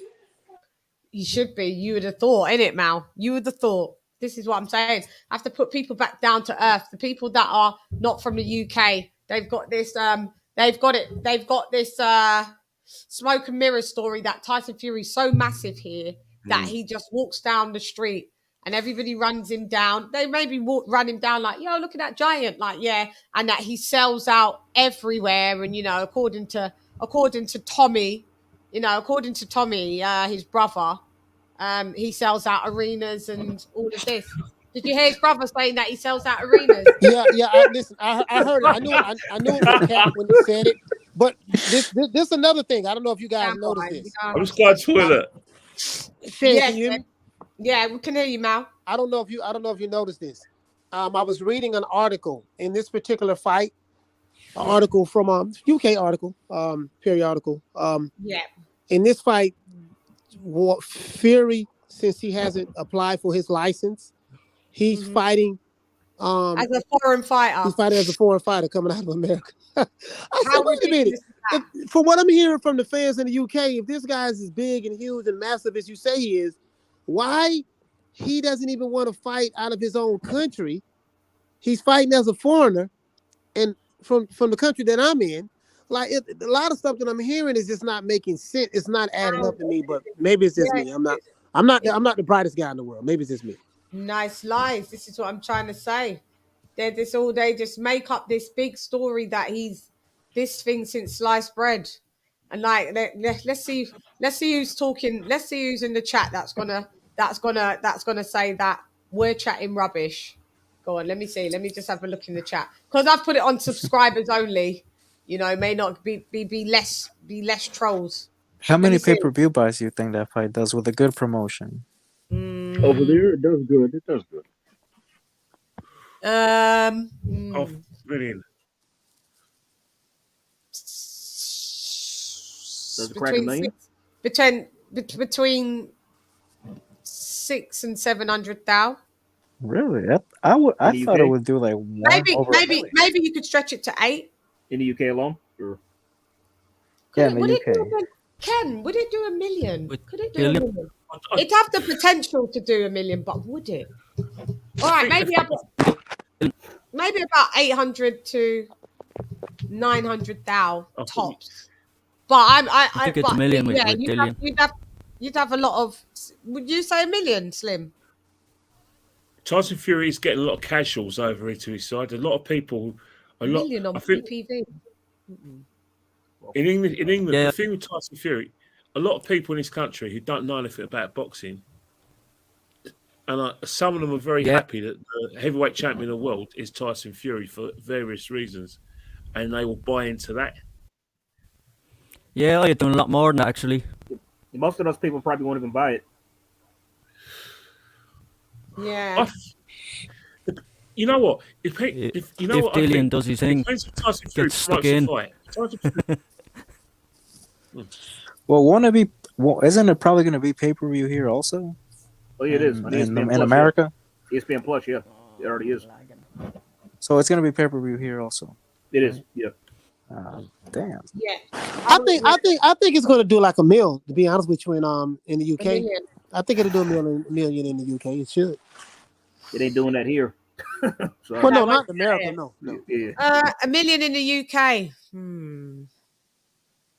With how the current circumstances are. Okay, so the Kell Brook and Khan did 600,000. Oh wow, it did. Oh, I didn't know that. Oh wow. Yeah. So they did 600,000. That says a lot. Kell Brook Khan. Yeah, coach. $1 million might be a stretch then. You're right, Shan. Probably like 600, 700,000. You're right.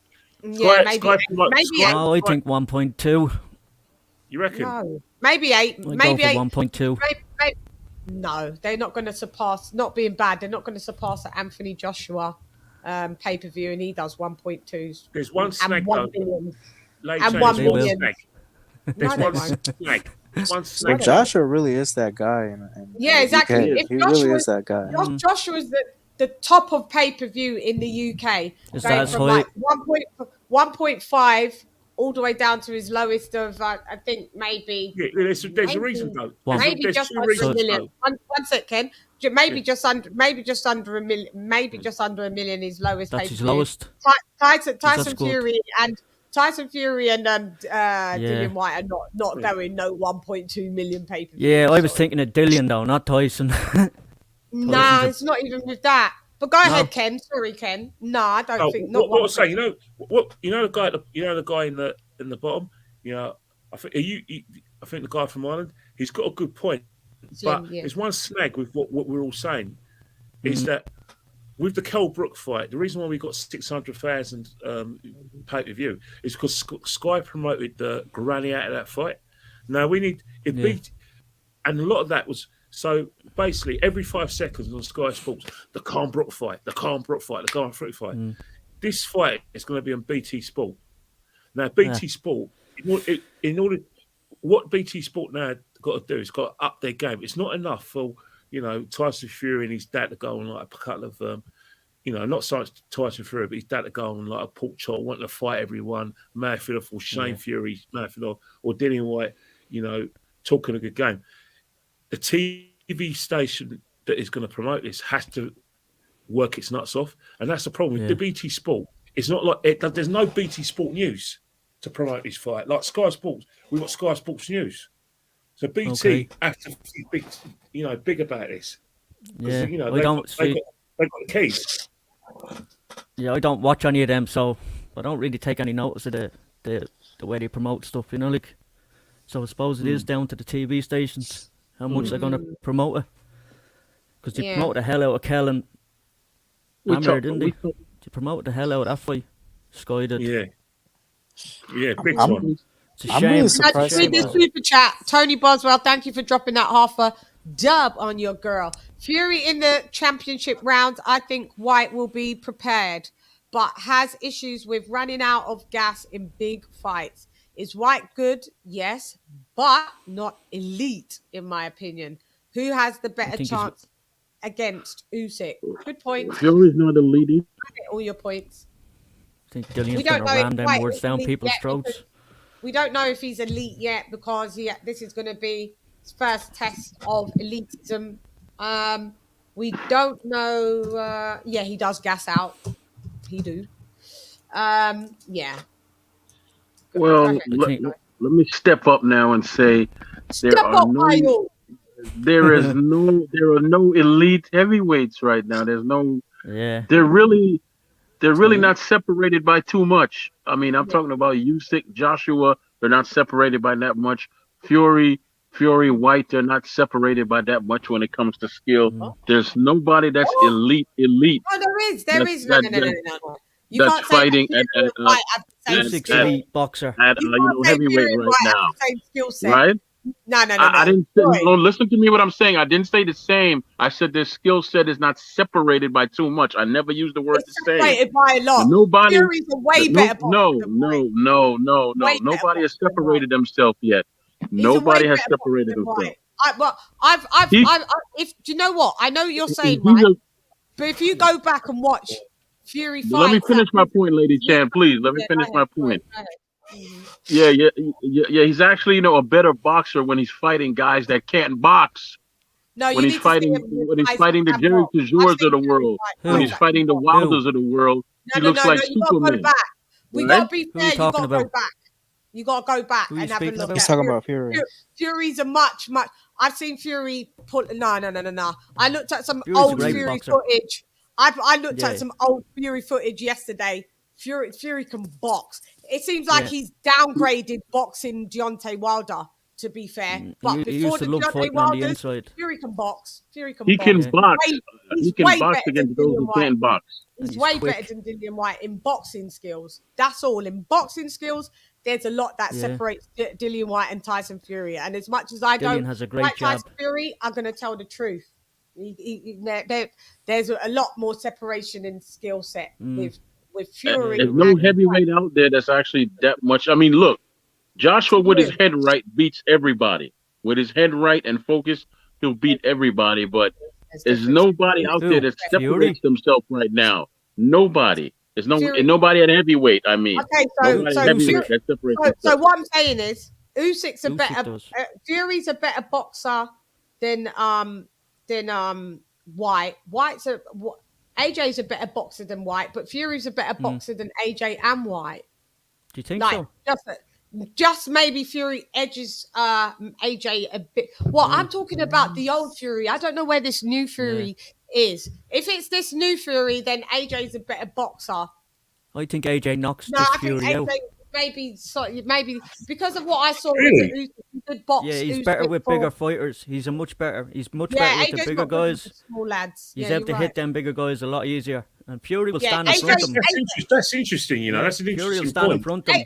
No, Fury's edges AJ in the old Fury edges AJ in pure boxing skill. I would say Yeah. that the Fury. What about the old aggression? New Fury doesn't beat AJ in No. sheer boxing skill. That's But interesting. old That's an Fury, interesting point, I've seen some footage and I was like, I watched some stuff and I was like, yeah. That, like it seems like he's downgraded himself, but Yeah, Fury, he can. Fury could box. And, Yeah, and he was good. And the way he did move, he shouldn't have been able to move like that, mate. It's mad. Yeah, you look back on his earlier fights, he's amazing. His hand speed Yeah. as well is unreal. Very fluid hand speed. Oh, Yeah. You're right, yeah. Chan, yeah. And he knocked a few fellas out in the first and second round, and that and peppered like bat moved out of the way, bat moved out of the way, bat, and I was like, yo, where is this Fury? Where is that Fury here? Like, where did he go? It's like he regressed fighting Deontay Wilder 3 times because I ain't seen that much boxing skill to fight Deontay Wilder, mate. Not that you probably needed it, but you know what I'm saying. It's a total different ball game. Like, that was strange. Like that Fury seems to have disappeared. But Dillian White isn't the best boxer in the world, is what I'm saying, Troy. And there is a difference between but there is quite a vast difference with Dillian White's boxing skills. Like all right, let's do this. Out of you got Usyk, you got Fury, you got Joshua, you got White, you got Wilder. Just say you put these lot, yeah. Number one best boxer out of them is Usyk, right? Yes. Where would you place White out of them? Yeah. I'd place him just above Deontay Wilder. So he'd be like 4th out of 5 out of pure boxing. Yeah. He'd be about 4th in that group. Yeah, so there's vast Well, differences. White's never been known for his extraordinary boxing skills. He's a He's a boxer puncher type of a fighter puncher type He's of not a boxer Troy, puncher. He's just a type of Troy, brawler. fighter, right? is Just a So brawler. he is a come on boxer. now, let me finish. Yeah. Let me finish. Y'all He's can't a all jump brawler. in while I'm speaking, We right? can, we can. Yes, you can, but you shouldn't. You shouldn't. But yeah, Right, don't White's never been known you for his. should be a fanboy though, because you're being a bit of a No, fanboy. see, there you go again. I'm not fanboying. You asked me a question. I'm trying to answer it. White has never been known for his boxing skill. He's been known as a fighter puncher or something like that, but he's never known. Nah, I never once he's stated learned that a he lot. was a great boxer. I He's never never once been known as stated a the fighter man was a puncher. great Dillian's learned a puncher. lot.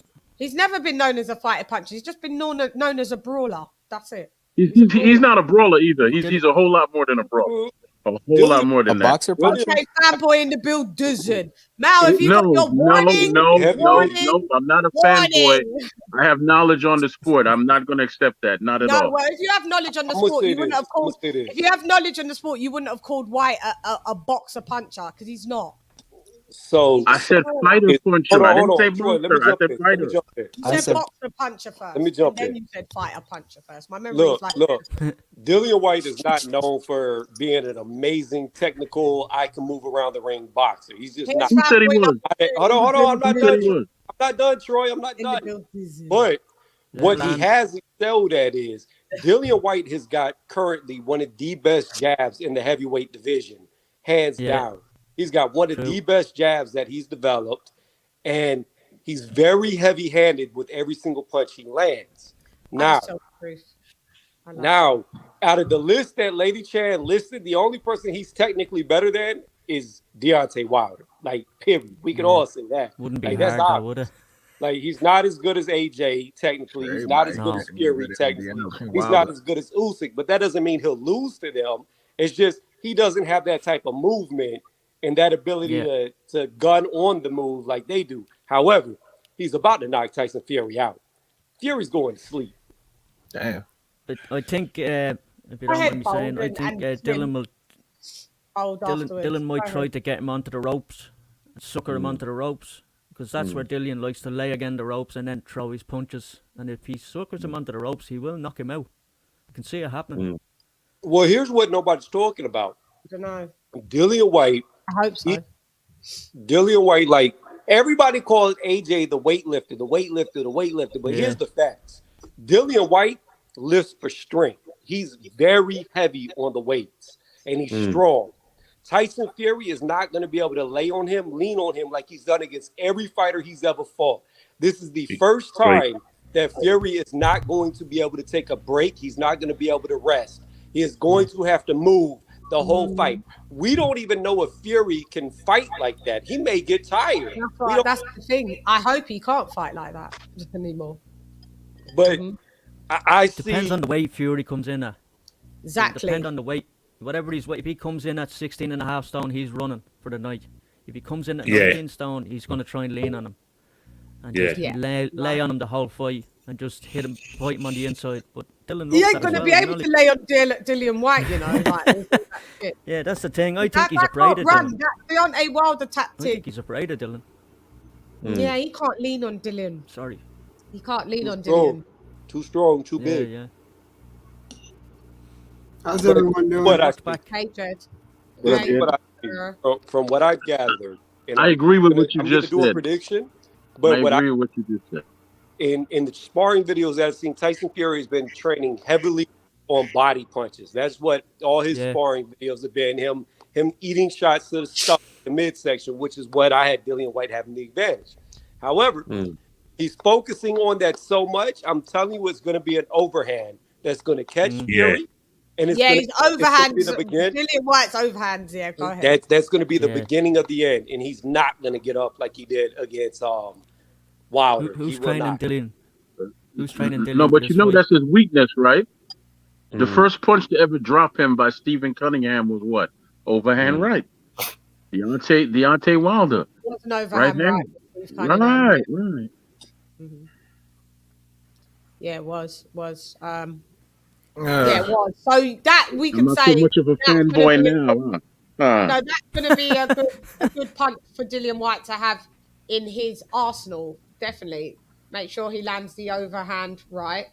He has to build up the attacks though. He's got to get his distances right. He's only going to get the other hand right if he gets his shoulder and goes for the body and double up on the body and then get the feint to the left, feint for Tyson Fury. Think he's getting the left hook, but feint and then bang. Yeah, overhand. That's what we'll see you fight because Tyson Fury is waiting for this, but he's half expecting this. And then like that. So basically, trick him and then bang. Because Dillian White's right hand's overrated. But he has to, but what Dillian White has to do, he has to, as you know, my guy at the bottom says, Dillian White has to get those distances, cut the distances off, and let his hands go. There's no good cutting the distances off and not throwing a punch. Because too many fighters cut the distances off, but they don't throw their hands. And then before they realise they've got front of hands, they're 6 rounds behind. So you've got to cut those Tyson Fury. I see Tyson Fury, like, I can't remember who the guy, because I was just watching like all different like fights and bits of it. And there was this guy that was a lot smaller than him, and he tried to John McDermott. No, it was, and he tried to get in Fury's inside, and like every time like he tried to get in the inside and the fucking short, it was a short right. The short right that Fury gave him, just like the short right that Fury gave him, just like bad. The dude just went reeling back to the other side. It was like no. Every time he tried to get in the inside, Fury was just like bang. Like the guy was walking into him. The guy was like, "Yeah, I'm nearly in the inside, Bang! No, nope, you can't come in. Outside. And I was like, yeah, I don't know where that Fury's gone, but if that Fury's out to fight Dillian White, there is a lot of. It's going to be a battle. Problemas. Can he fight like that before? I don't know. This is what I'm saying. If that type of Fury is about for White, it's going to give White a few problems. If this, like what Slim Reaper said, and everybody said, if it's not that Fury and you're going to get sluggish, fatty Fury, then you know White's just LadyChann, I'll run for his money, mate. I'll tell you. So I'm listening to you talk, and I don't think anybody's taking this into account. And I'm basing this off of what you're saying. Okay, so just hear me out. Dillian White used to spar with Tyson Fury, the Tyson Fury you're talking about, which is what you think the best Tyson Fury was. And there's stories that White was getting the best of that Fury. Now, if what you say is true, that Fury has regressed and became worse, we know Dillian White has improved tenfold from when he was sparring with Fury. So you got one guy who used to spar him at his best when he was at his worst. Now he's at his best, and the other guy's coming down the hill. I just see all advantages for Dillian White. Can you see any advantages for Tyson Fury? Tyson Fury is damaged goods. I don't know because I mean Tyson Fury could come out there and look like Muhammad Ali. It is always a possibility. It is a possibility that he is super light on his feet and Dillian White just can't get off. And if Dillian gets hit enough, he can be put down and he can be kept down. We know that. Like that is a possibility. But I don't see it. I don't see the fleet-footed Fury anymore. And even if he goes back to that, I don't think, like you're saying, I don't think he could be as fleet-footed as he was. Even if he drops weight, I just Are you saying that he can't, or are you hoping that he can't? No, I'm saying that after he's came back after that 3-year break that he had, he's never looked as good as he did when he fought Klitschko. That's because we've only seen him really fight. Well, he did have a couple of tune-ups, but really only seen him fight one guy that you only need one style to beat him. So you don't really have to show your whole arsenal. Really. And also if Wilder was able to drop Fury 4 times, as terrible as he was, Dillian White could definitely put him on the canvas once. Oh yeah, definitely Dillian White could. I seen. Dillian White takes too many headshots though. He still takes too many headshots, and he's taking headshots from big men, and that could be a game changer. Yeah, Tyson's been dropped before. Steve Cunningham, a really small guy, I forget his name because they're not really no ones, but like they're at like English title level and British title level. He got dropped by a geezer that was really small. Hey, I That was my don't cousin Delroy take nothing Graham. away from. I don't want to take nothing away from Tyson Fury. I think Tyson Fury is a lot better than what people give him credit for. I mean, the guy could utilize his height against a Dillian White. He doesn't have to get into a slugfest for one, and two, Deontay Wilder dropped Tyson Fury, but we gotta remember Deontay Wilder hit hard, man. Like I ain't saying Dillian White doesn't hit hard, That but ripple of Fat Man was but funny. Deontay Wilder, he throws home run punches, and if he connect, so that's why he was able to get him, and then he got the reach on top of that. That's I think the reach might be the difference. In What this do we fight. really know about Deontay's power, though? Who has he knocked out that's elite, though?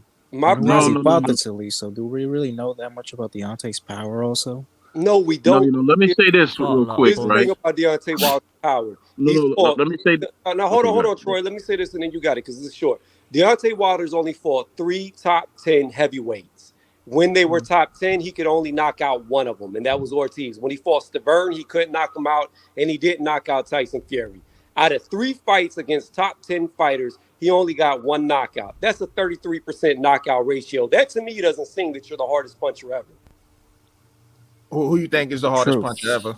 All right, good. Let me step in now and make my point. Wilder didn't have hard punches. He had 1 hard punch, whereas Dillian could knock you out with either hand, his right or his left. Because if you remember in the second fight with Derek, he had him asleep in the second round from a right hand. But then he backed away from it, right? Now, this is what I'm saying. Dillian has to win by staying focused. He has a tendency to get a little sloppy in there sometimes with his footwork. He stays focused and he keeps his defense up. He will win. And he also working with a man in Tyson Fury who was damaged goods. He went through 2 very damaging fights with a guy that could punch. In that last fight he had with Wilder, both of them damaged each other. It's just that he did more damage to the other man than the man did to him.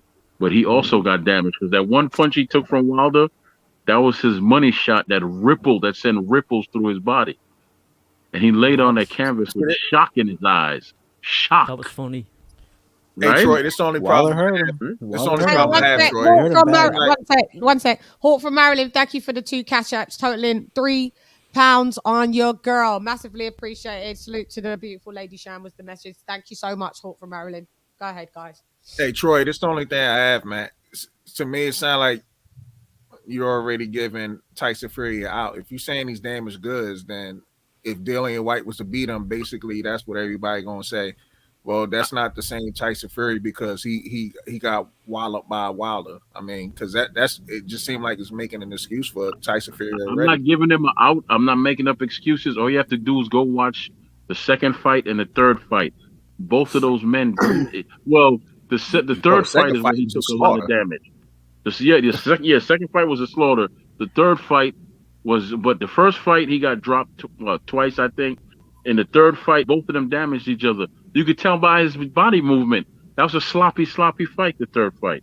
It was sloppy as hell. I don't understand though. I don't understand that.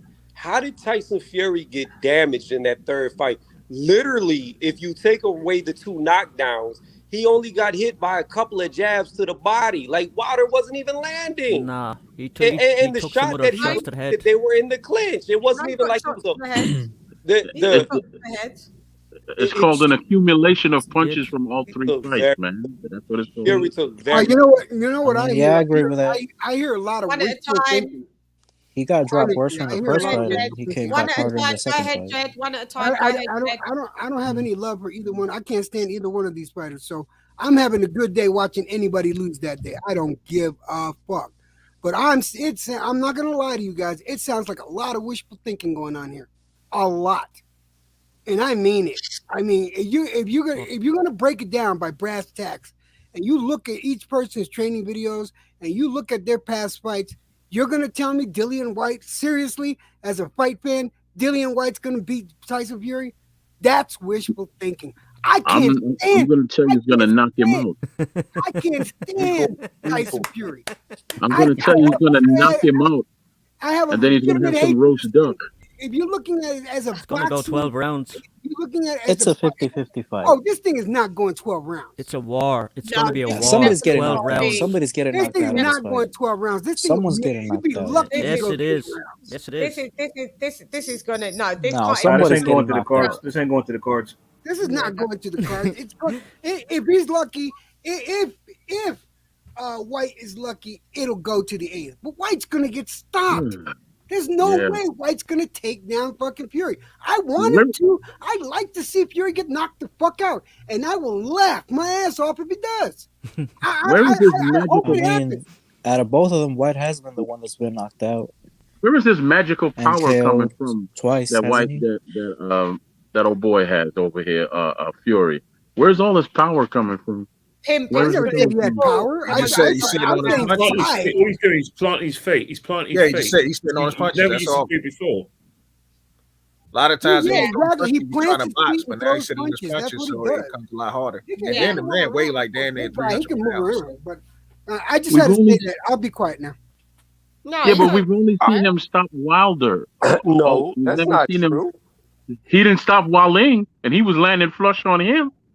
And he didn't Troy, stop the other Troy, dude he was Troy, fighting. Wilder's He didn't Troy, land not flush the only, hold on. on him. Wilder's not the only Hold person on. he knocked Troy, out. If you go through Troy. his resume, he knocked out quite a few people. I'm Yeah, talking he's about not his last outside. couple of fights he had that we've only seen him stop Wilder. Who else did he stop in his last couple of fights?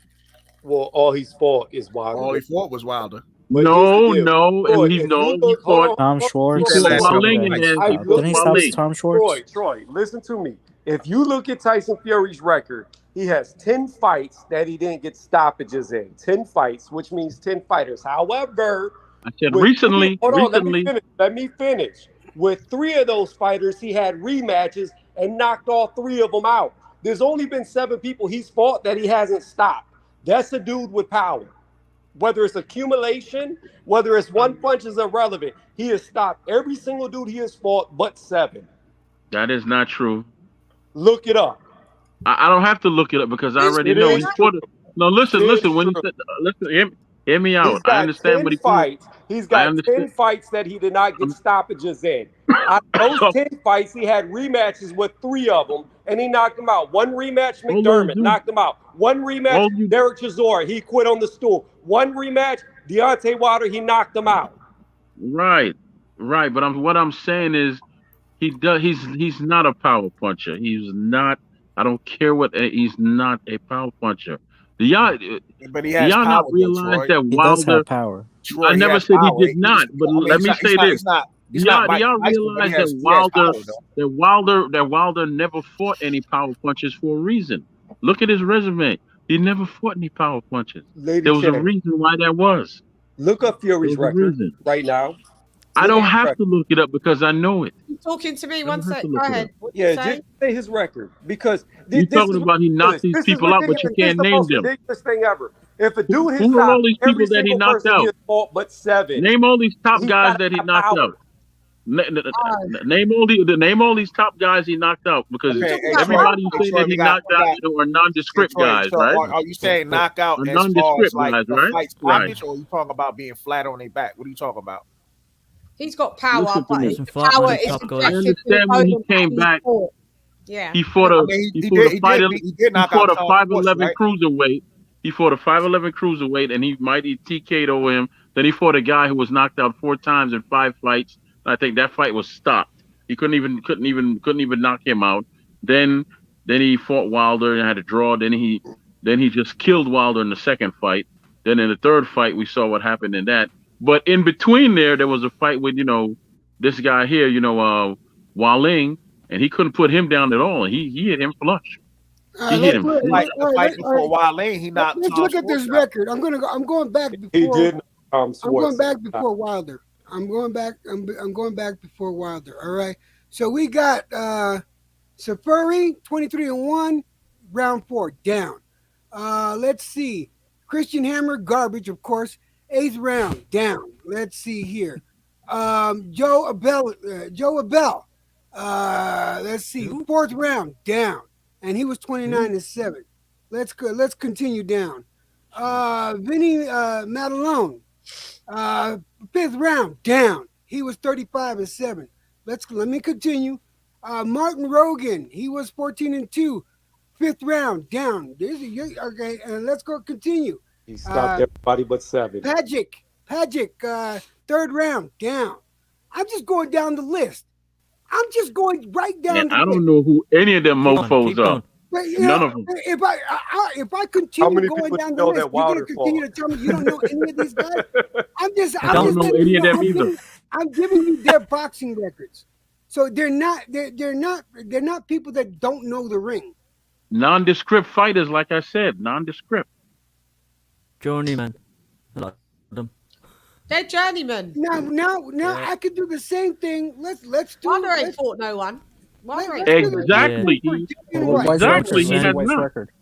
Let's see White's record. No, Dillian White's gonna have a whole bunch of names. Like I wouldn't go to Dillian White. You're gonna be upset. Yeah. I wouldn't come over here to the Yardman's resume. Yeah, I wouldn't come over here. I don't mind though. I'm all about the truth.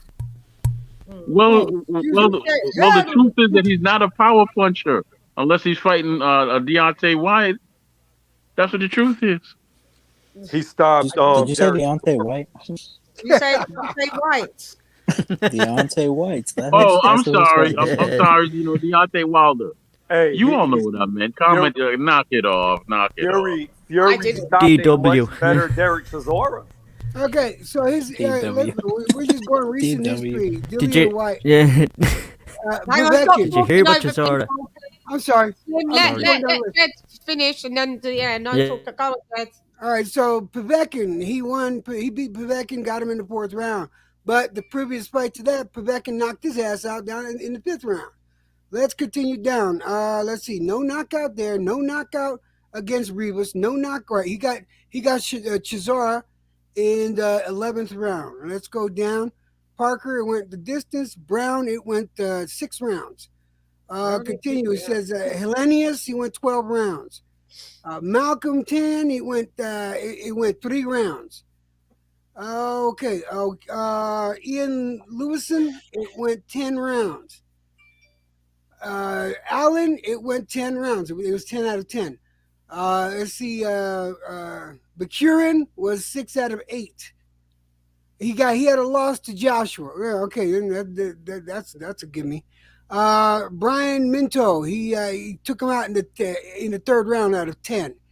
Let's see. Costa Jr., 1st round out of 8. I don't know how to say this guy. I'm just gonna call him Labjanizde. I can't. Becca Labjan. I can't pronounce that bullshit. Yeah. 2nd round out of 8.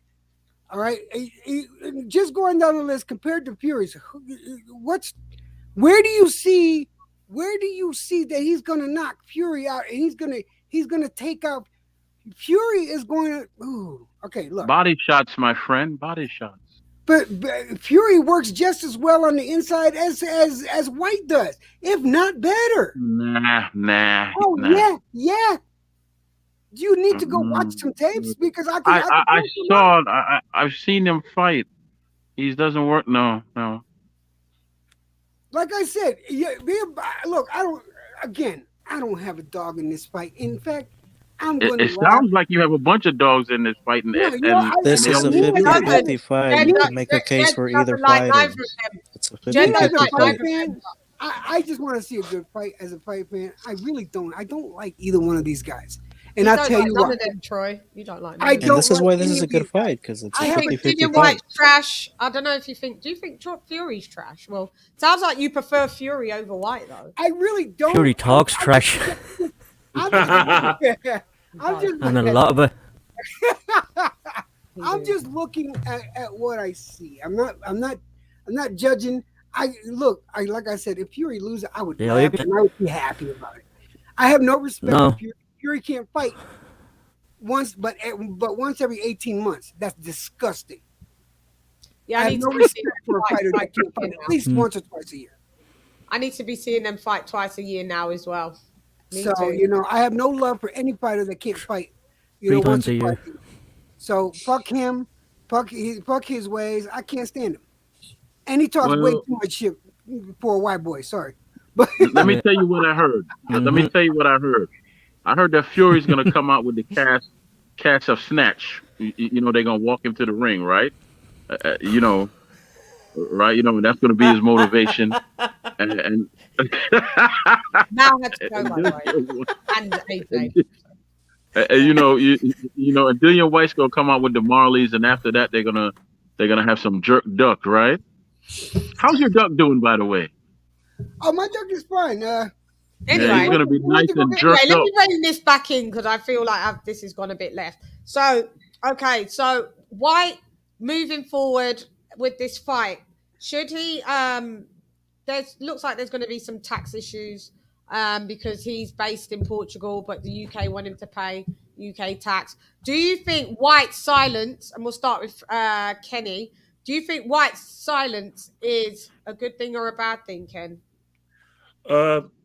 Look, White's not talking because I think there's still issues that, you know, I still think he's sore about, you know, the money he's getting. And, you know, he doesn't want to dance or give Fury anything. Because, you know, he's you know, Deontay Wilder set a precedent, you know, in the third fight when he said very little, when he said, right, spate of boxing, I'm not letting this geezer get in my head. Or you know, I'm going to concentrate and try and see if I can put on a performance. And I think White's probably going to do the same thing. Right. But it's the Dillian White we know and love just can't keep this up, mate. He can't help himself. He is one of the biggest wind-up merchants and one of the biggest trash talkers in boxing. There's no way he's going to be able to keep this up. Yeah. Thoughts on that, guys? Go on, chime in. Go ahead, Troy. Go ahead, Tony. I believe that. Yeah, I believe that White feels that if they're going to pay him the bare minimum, he's going to do the bare minimum. And since Tyson's such a big name, why does he need him to market the fight anyway? Right? So he's going to show up, but he's not going to show out. He's just going to, you know, he might say a few words and then he's going to shut up. That's it. So, and go ahead. Yeah. Go ahead, Tony. How I see it is, I don't think Dillian White should do any favors to Frank Warren. I think he should do everything he can do to make this a financial disaster and a flop. Because at the end of the day, White's going to get the money he's going to get, and Frank Warren's just going to go broke. So here's the deal. He's already done 20%. 10% was signing the paper. The other 10% is showing up. So his part is covered. Now, I will say this. If he does the opposite and he decides to talk, the shit talk between these two will be so epic that it's going to sell million. Like, it'll go over 1 million if Dillian White talks back. But I don't think he should. So I think he's doing the right thing. Be quiet. Don't say a word. Show up to the fight. Knock him the fuck out and move on. Yeah. Can I say something on that? Of course you can. I don't understand that. I mean, how is not talking and not advertising yourself, no matter how you do it, gonna help you in the future? I mean, let's say he does, by any miracle, does beat Fury. I mean, that, if anything, in my opinion, that'll hurt him. Get as many sales as you can. Pump that shit up as far as you can, because all that's going to do is help you in the future. It's all about what you're doing now. See, too many people think way too far ahead. What like you 34 do matters. Okay. So, Jed, check this out. First off, it's not going to hurt him, because if he beats Fury, then you got to understand his next fight is for Undisputed. There's no rematch here. So Undisputed right there is going to be huge just on its own. That's going to go over the moon with publicity. So this fight is really a non-factor. Secondly, what you also need to understand, Fury doesn't sell in the UK. He never has. Everybody showing up to this fight is showing up off of Dillian White's name, and he's only getting 20%. So when you know you're bringing 90% of the crowd and you're only getting 20% of the money, why are you going to do them any favors? Okay, I got to ask my UK friends that. Is that accurate? Because I don't know. I'm genuinely don't know. Is that accurate? Is what he's saying true? Is Fury a non-factor as far as the draw in the UK? That's a legit question. I think the doesn't- fact he that you hear doesn't- crickets, the fact that you can hear crickets answers that, doesn't it, mate? He isn't a good seller of tickets. No, he he's never really not. has been. He never really has been a good seller. I mean, he's had ESPN and all behind him in America, which is probably why. But even over there, I've seen something on. Watch a lad YB, his channel. He broke something down the other day about. I think it was the third fight between Fury and Wilder, and the amount of seats that weren't sold even up to the last week. You know, like, what were they doing? See, here's the problem. That's crazy. In the UK people can correct me where I'm wrong, but here's what I see from the outside being in America. We love shit talkers. The more shit you talk, the more you sell in America. In the UK, it's the opposite. It's the opposite. They don't like that shit. And when Fury was doing all his shit talking before he came over here, he wasn't. One sec. Kenny Ken, thanks a lot, love. I'll see you later. See you, Thank Kenny. you so much. Look after yourself, mate. Enjoy yourself. Thanks for having me on, everyone. Speak soon. Look after yourself. Speak soon. Later, Look Ken. after yourself.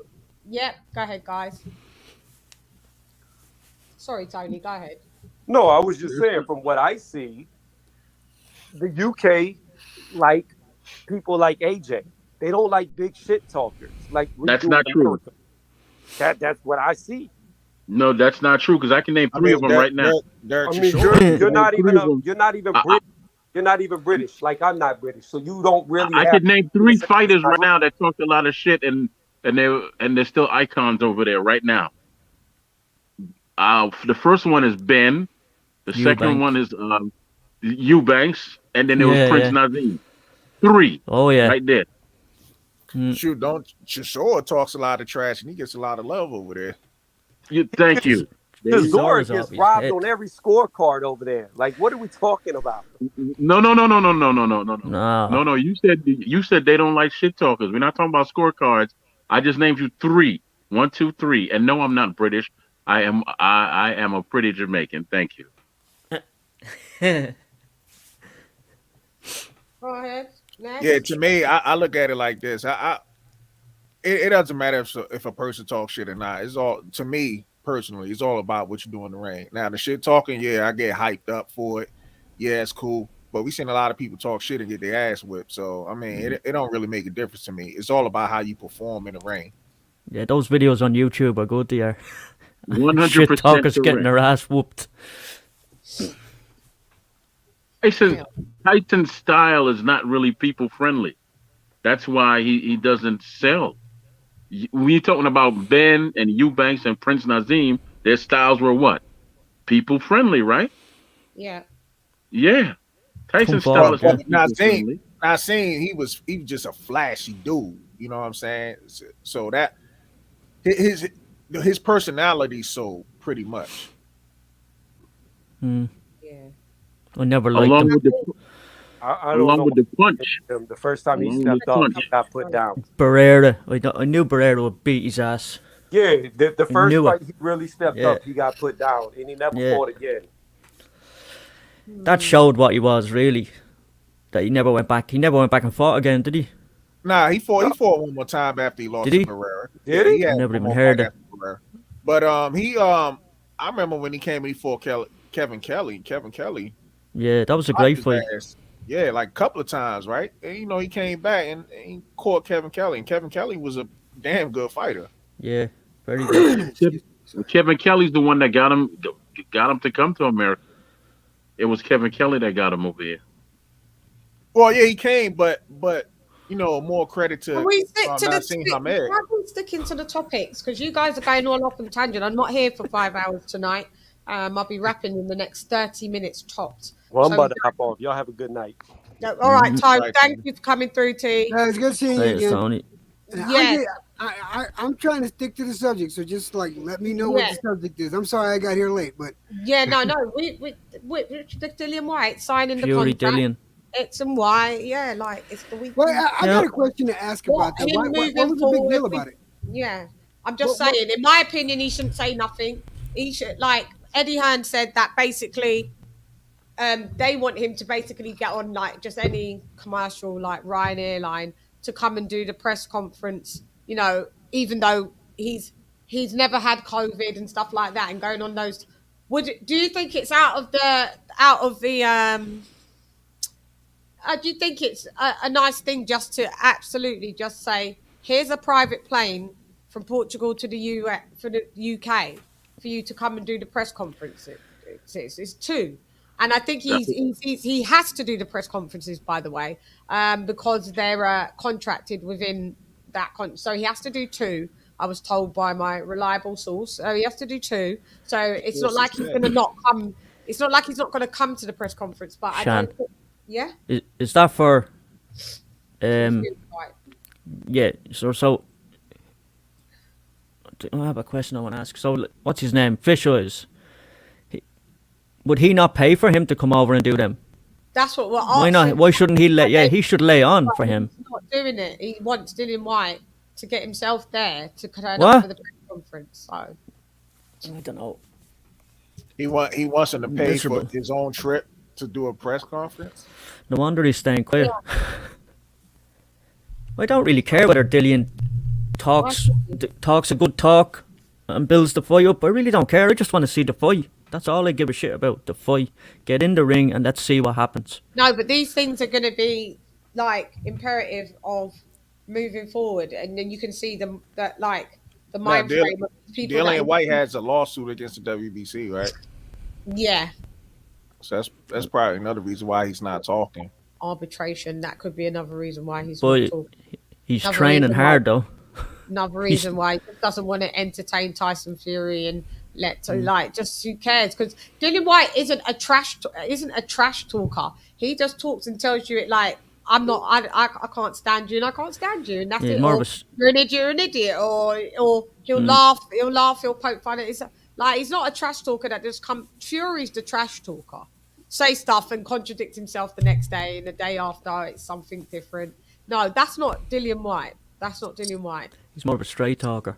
It doesn't have to. I don't think he has to talk trash, but I think he should at least defend himself. If Fury's talking shit, okay, go defend himself, because none of it's true. Yes. We don't care. Like, who cares? Defend himself against what, and get pulled into a back and forth. Have you noticed Fury's now gone into, I'm going into radio silence all of a sudden, because you ain't got no partner to play with now. No one's entertaining you, so now it's just like, okay, he's just not really going to answer back. I'm going into radio silence. But you'll have all his whole family talking shit for the rest. While chiming in radio silence, John won't be in radio silence. Neither will be little Tommy Tumble be in radio silence. Yeah. You know, like I said, we're waiting for Paris and the kids to come out and call Dillian White. Yeah, that was funny. I want to see we're waiting for them all. We're waiting for them all. Like, that's the problem with them. The only one of them have any time for is Peter Fury, and that's he seems like a real gentleman, and he loves the sport, and he tells the truth. Yeah, that's it, and he tells the bloody truth. That's all I like. I just think it's part of the boxing game. Look, fuck, Ali talked mad shit. Holy shit! I don't think there was more of a shit. I don't think there was more of a shit talker than him. Man, he'll tell you what round he thinks he's gonna knock you out in. I mean, at the time when Ali was talking trash, that was something nobody ever seen. So, I mean, it was something new. You know, nowadays, like, a lot of people talking trash. I mean, everybody can't be Ali, you know. You need to watch some of the news clips and read some of the news clips of Ali was not the first guy to talk trash. Yeah, no, he wasn't. No, I never say about Rocky Marciano. He was like, that dude was vicious. Rocky Marciano. Who's talking trash like Ali though? Another super chat from another cash out from Hawk from Maryland. DW should PRP. Ali was good at it, but Jack Johnson. Hang on, Hap. I'm reading out a cash app. So we'll go again before I was interrupted. So thanks from Hawk from Maryland for sending another £50 for the girl. He says DW should, I don't know what PR means. PPV sells are Floyd and Nello are legend. Okay, Yeah, I'm not sure what that whole thing because it's a bit hard. But go ahead, Hap. Thank you. Go ahead, I was Hap. just saying, Jack Johnson talked a lot of shit way before Ali, and Ali got his shit from Yeah, he did. I saw Gorgeous that. George. Yeah, Gorgeous George, the wrestler. Yeah. All right, let me ask y'all this: Do y'all have any memories of what type of shit Jack Johnson, Rocky Marciano was talking? Because none of them shits are like memorable. You know what I'm saying? Well, Compared to not to you, because you're young. LadyChann. Well, you know, Jack Johnson was pumping white women. For a You time, know, like that was out there for the time. You know, like. They was pissed with him. And he would stand there with his arm around these women, and the women Yeah. cooing all over him. And he loved pissed. it. He loved So to they stick it to them white racist fuckers Joe down Lewis, there. Jack Johnson went to They shut down all Australia. black heavyweight Jack titles. Johnson went to Australia and took that title, bro. I got a question for you, LadyChann. Did you say that they want him Jack to pay Johnson for his? there was a gap between Jack Johnson and Joe Lewis because of what Jack Johnson was sleeping with white women, and they didn't like it. Oh yeah, that wouldn't have been liked. Right. But did you say that they wanted White to pay for his own flight to come to the press conference? Yeah, he must just like basically Jesus just come, Christ. whatever. Right. You know, no. But wouldn't it make more Way sense? there or whatever. Yeah. Right, but wouldn't it make more sense in the COVID era since we're doing the fight and he signed the contract already, just to get him a private plane to keep him safe, right? To get him back and forth to the to the press conference. This way is no chance of him catching COVID and the fight being delayed or anything like that. Wouldn't that make more sense? Is Dillian free from Eddie? Is he Eddie Hearn, or is he still with him at the minute? Well, he's just on a fight-by-fight basis. Still, as far as Eddie said, doesn't seem there any issue. But I don't know because I just still feel that he's going to. You'd think they'd lay it on for him, wouldn't you? Look after him. Yeah, why wouldn't they look after him? He's made a lot of money for them. No matter what they A lot try of, and say. like No, but baby, why would it? But baby isn't that- White, and like Isn't that Frank baby to do that? White, the That's poor Frank to White. pay for it. Like, Freddie- what the fuck is up with It's not this for shit? it's not for Eddie Hearn to pay for that. It's Why? for Frank Warren to pay for it. Oh, They're right. interested. Right. It's not for Eddie Hearn to pay for that. It's not his fight. Doesn't matter if it's his fight. It's Exactly, nothing Chan. different. Okay, even Eddie or Frank Warren, but he doesn't seem to want to do that, though, does he? Just stingy old. They don't give a fuck about White because No. he's whack. No, They will when he takes that belt. no, he's not whack. He's not No, whack. but he signed the contract already, so he's basically part of the team now. When it comes to promoting the fight, they should do everything in their power to make sure that he's safe. Make him happy. No. It ain't about his happiness. Oh, make him happy. They're all saying, he won't turn up. He won't turn up. It's all bullshit. No. They have a lot of money tied up into White now, so they need to keep their money safe. That's what they should be worried about. They should be keeping their investments safe. Right. Yeah, and we knew he was. Same thing. Fury's now gone silent, and now is everybody now going to go? Oh, why is Fury silent? Is he scared of White now? Like if you're going to call it across the board. That's all I'm saying. Like, keep it consistent, because when DILLIAN WHYTE says nothing, he's scared. When he signs the contract, he got. I saw someone. I think it was Saint Fury fanboy John. Saint Don. He said, DILLIAN WHYTE signed the contract because he was forced to. How can he be forced to? I saw your comment, Saint Don. I saw your comment, Saint Don, and I just skipped past it because you just say the wildest rubbish comments going. Did they say how he was forced to, LadyChann? How did they force him to? I just saw it and I was just like, yeah, it's sickening how much you. Yeah, one of Fisher's henchmen with a gun behind his head or something. Yeah, that's what happened. Forced to, yeah. And they forced him there, gun to his head, and one in his mouth, and said, "You do Thumb that screws. now." Yeah, they did do that. Yeah, Saint Don, they forced him. Did they force him to listen to Brad Pitt's terrible accent for days on end from Snatch? Or how the hell did they force him to do anything? God, People are crazy, man. That was bad. People are crazy. This is what I'm saying, man. I don't know, like, where these I'm gonna bid you folks adieu. It's been a good thanks for heated coming through, Troy. heated fight, right? And I like the new hairdo, Lady Chan. I just don't feel like doing the voice tonight, so you don't No get the worries. voice. Bye, so- Troy. I don't want the voice. See you later. Take care, and I'll Yeah. speak to you soon. See you later, man. All right. Oh, and also before I leave, Dillian Yeah. White will be undisputed. You heard it first from the Troy Graham experience. Please say the Troy experience. Graham is dreaming. Imagine that. Troy Imagine Graham that. is dreaming. And can we just lastly talk about that? No one seems to care about the. Okay, It's so Jonas. there's a couple of things. So there's the Catterall and Taylor fight, Taylor Catterall that no one cares about. There's also the Charlo Castagno fight that's not happening, and Charlo wanting some proof. And what else happened? Jaime Munguia needs to move his ass up to 68, but now Yeah. you want to go. Seeing that Boo Boo drop that belt now and moved up, all of a sudden he wants to go for a title. It's victorious. We are. Yeah. Well, is. technically, He is he still didn't say he I'll dropped be the doing belt, that right? anyway soon. So I'll be He said he still ain't dropped the belt yet, did he? Boo Boo didn't drop the belt. Hasn't he dropped it yet? I heard he Nah, dropped it's it. Jaime Munguia is fighting Johnny Beck for the interim. That's what happened. That's what I'm saying, bro. Boxing's corrupted, bro. It's ridiculous, bro. Yeah. Lady Chan, I'm gonna do something just Boo for Boo you. shouldn't You have ready? the title either way, Yeah. man. He shouldn't have the title. Yeah, watch my cam, baby. What do you think? What do you think? Does it look like you? I mean, Not am I nearly gorgeous? me. Am I gorgeous? You are gorgeous. You are gorgeous. You look like my twin sister. You do. Just I just you, got to baby. grow a grey beard, and then As a Viking. Then we're identical. My identical Viking sister. Ah, there you go. Fucking crazy.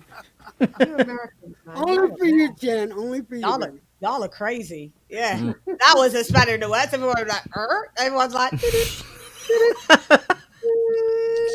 Jan can't take us anywhere. Jed, you are funny. Jed, we can't take you guys anywhere. Can't take you guys to the party. 'Cause you turn up like that. No, go ahead. So I sorry before we was went for the joke of the day. I'm sorry. What was we saying? No, it's okay. What was we saying? What was you saying? I was just Hey, saying that that- was it. 150 said was talking. Oh yeah, that Boo Boo hasn't dropped the belt. Yeah, he hasn't dropped the belt because he's with the WBO. He's challenging Zach Parker. He's the number one in the WBO at 68, so that's why he can keep the title, which is bullshit in my opinion. Okay, You know but what is he I'm saying? moving to 68 though? Still. Yeah, I believe so. Okay, That's what they're saying. So he's moving yeah, up to but then 68. Jaime Munguia is still going to be. There's still going to be a vacant WBO title. That's what I'm saying, but they're saying he didn't drop the title. If that was So he the must case, be- why is it in the interim? You know what I'm saying? Now everyone at 68 can duck Boo Boo. Well, hasn't everyone ducked Boo Boo already? No, but it's still a duck. That No, Jaime it's a whole new duck. division, Jeff. The Jaime's They still can duck. all duck him now. He only wants to fight now. Why didn't he fight Boo Boo for Yeah. his WBO belt? You know, That'd be a the good crazy fight. part about it. The crazy part about it is that a lot of people duck Boo Boo, but then people blame Boo Boo. Like I never understood that. Yeah. They be like, "Oh, Boo Boo ain't fight nobody." Well, like no shit, ain't nobody trying to fight him. Yeah, well, Charlo ain't fighting nobody. He's just one of those guys that's just getting ducked, and he's just gonna get ducked. It's like At some point, It's hard bro, to hear. in my opinion, at some point you gotta hold him accountable, bro. This nigga is not unified or anything, bro. His whole career, bro. You gonna sit here and tell me That's it's just true. that's not just him? Come on, that's man. true. Come That's on, man. true. 150 So makes a Jaime good point. Munguia is a duck. We've all can say that. Now you want the WBO 160 belt. Now you want that. Cool. Why didn't you want it before? You're 39-0, and now you're. Anyway, I've got no time. I'm gonna. It's the same thing with Devin Haney. Like, you feel me? They'll say, "Oh, he's getting ducked because he's not getting the Cambodia fight." At some point, you gotta hold these guys accountable, bro. It's not because they're getting ducked. There's people that want to fight these guys, bro. Who? Who? Who actually wants to fight them? I want to know, actually. It's a genuine question, mate. Me too. Who wants to fight Devin Basically, Haney? guys that they don't want to fight. Who wants to fight Boo Boo Andrade 150? Johnny Beck. Was Is it true that Lomachenko and Tank were supposed to fight What a few other years back? champions want to fight him? What? Oh yes, What other champions? Lomachenko called out Tank years ago, like 5 years ago, and Floyd Mayweather came out and said Tank wasn't ready, so he ducked Prime Loma, and he still hasn't fought nobody up until this point right now. Who wants to fight? What champions has Jaime Munguia fought 150? See, I'm not. See, it's not even about Munguia. Munguia, he should have. He So was the who mandatory wants to for fight? years. Who wants to fight Andrade then? Like you said, there's people. I said What champions Jonabek. that no, I'm saying what champions are wanting to fight. What champions? What where's the pick? Where's Charlo to fight? Where's go Charlo on. ducked him, didn't he? Charlo ducked him. Yeah, they couldn't fight him. Or you can say my thing is this: the people that matter, the big fights, they don't want to fight Boo Boo Andrade, no matter how you try and dress it up and twirl it around. like He's a sharp dresser, isn't he? Did you ever see him? My thing is this: Clobber on him. if he fights Janet back and he beats Janet back, people gonna say, "Who the hell is Janet back?" It's technically. Shit, I won't say that. I mean, you won't say it, but I'm just saying a lot of people at the say, end of the day, you just gotta got to tell the truth that the dude, nobody wants to fight the dude. He's the real boogeyman of fucking 160. Let's just tell the truth. Like nobody wants to fight him. Nobody. And he's about to fight a guy. I mean, I'm not saying I ain't using.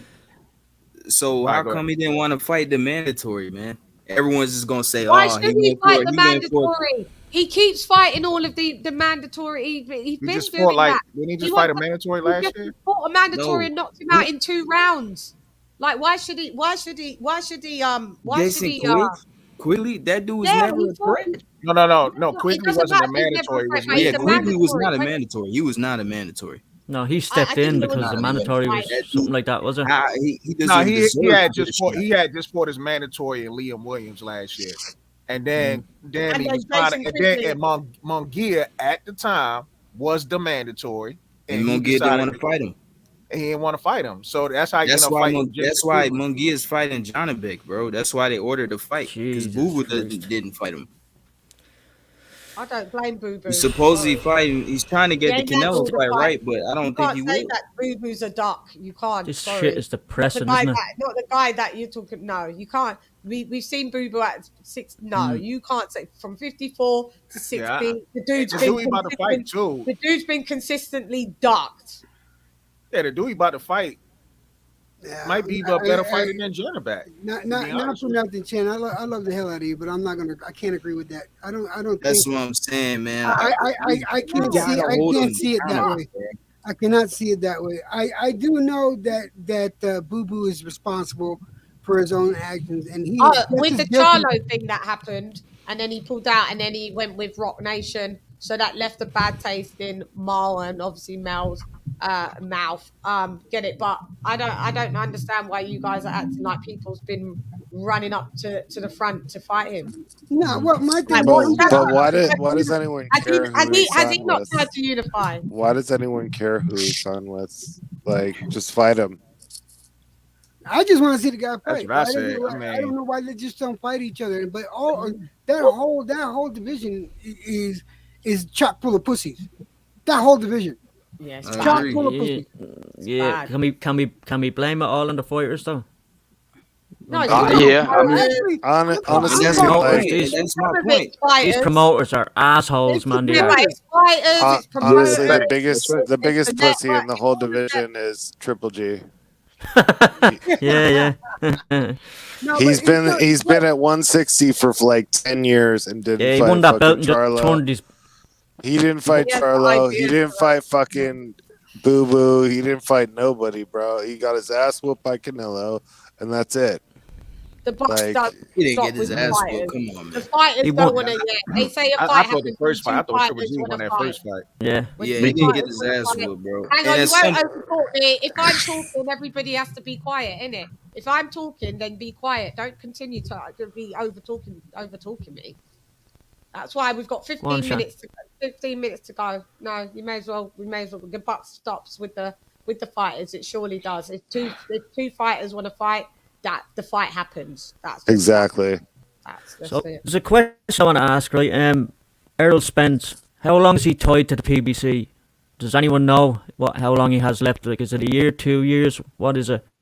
Forever.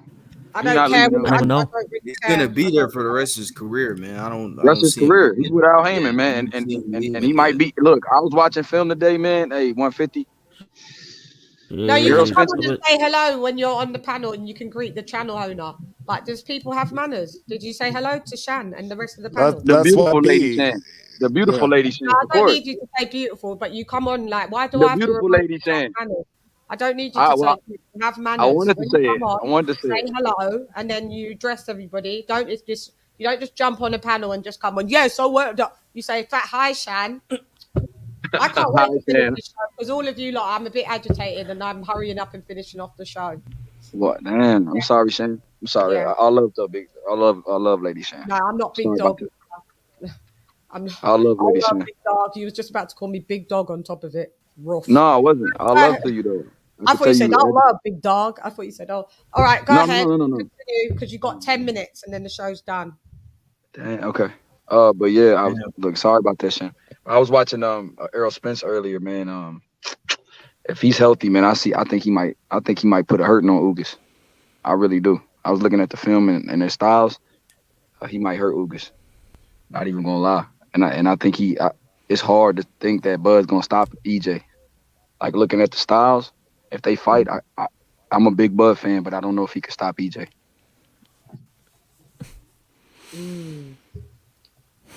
He doesn't need to stop him. He just needs to win the fight, bro. Why did we get crickets? That was a super big dose of crickets. Everyone was like, What about? Did you speak about Jonas? Did you, Chan? I haven't seen the footage, so I need I to see the respect the footage. Andre fans in the chat, man. I need to see what the footage There's is. not a lot of them in boxing, but there's a few of them I see. They saying Jonathan trash and shit. Yeah, okay. Andre should have fought Johnny Beck. Yeah, man, you should have fought him. He should have fought him. If you get inducted, why avoid your mandatory? Eddie Hearn was literally saying, "Yeah, man, we're gonna drop the belt, man, and move up to 168 and shit." In my opinion, I feel like they knew the dude was a risk. That's y'all fault if y'all think he's garbage, bro. Do your research, man. That's all I gotta say, man. Yeah. Do you think? I don't know. Like my thing is, he should have fought Johnny Beck. Nobody you gonna have your Mando? My eyes, bro. I know what I see. And you can't get a fight. Like, and I think Zach Parker tailor made for Andre. I think Andre gonna beat his ass. Andre is a tremendous fighter, Hall of Fame talent. Nobody dissing that. The dude could really fight. But I just don't see the Benavidez fight really happen. I know he wants that fight, but I don't see it happen. Oh yeah. I know they've been talking about it, but I don't. It just don't seem likely. I know that Andre really, he needs an opponent though. It would be sad if Andre doesn't get a name on his resume, considering how talented he is. Yeah. Yeah. That's what I'm saying. Do you think it's just going to happen? When he goes to 68, it's just going to be the same story plays out. I wish he would get I want him to get a Canelo fight since he moved up. You get what I mean? I wish that he was on the back end. Like if you're gonna do a Bivol and Triple G, I would like to see if you're gonna do Bivol, then if you fight Bivol, then Boo Boo. Andrade. Yeah. Yeah, I you get what I'm saying? Like that's again. I don't mind want to seeing see it either. Canelo don't want to fight I him. don't mind seeing a Bivol, a Charlo, a Benavidez, Andrade, but I don't need to see a Triple G again. We've seen it twice. Now he's 40. Enough. Like, he's gonna lose clearly. So why do we need to see it? I don't understand how Eddie Hearn put out 85 mil for those two fights, Right. and then PBT put out 100 mil for Benavidez and Charlo. That's a lot of money. Yeah, and then you say you don't have money to put, that you can't get Andre no fights, and so why would Andre be? So you got Andre signed on DAZN, but you don't attach him to that deal if you really want. I don't get it. I mean, why not attach him to the Canelo deal and try to get Andre that big fight? I don't get it, man. I don't understand it. How he's been over there that long, and you had multiple guys on his side of the street, as people want to call it. You had Triple G, you've had Canelo. You've had multiple guys that fight on DAZN. Even Munguia fights on DAZN, and you couldn't get nobody in the ring with him. It does seem like he's being avoided. I'm not even gonna lie, and I'm not 150. I'm not there. He's right. You can't force a fighter to fight somebody. Right. That's what I'm saying. It seems like he's being avoided though, bro. That's why. Yeah, because you can't if you can't force these guys to get in the ring, and you're on the same side of the street, quote unquote, then what's the point of being on the same side of the street? You can't get nobody to fight you. Well, look, See you, Shan. Charlo should have fought Boo Boo. He should have as well. What was he doing? It's true. They all should have been fighting each other instead of everyone waiting just for a Canelo fight. Fight in the meantime is all I'm saying. And that's the problem. They're waiting for Canelo. They're not fighting in the meantime.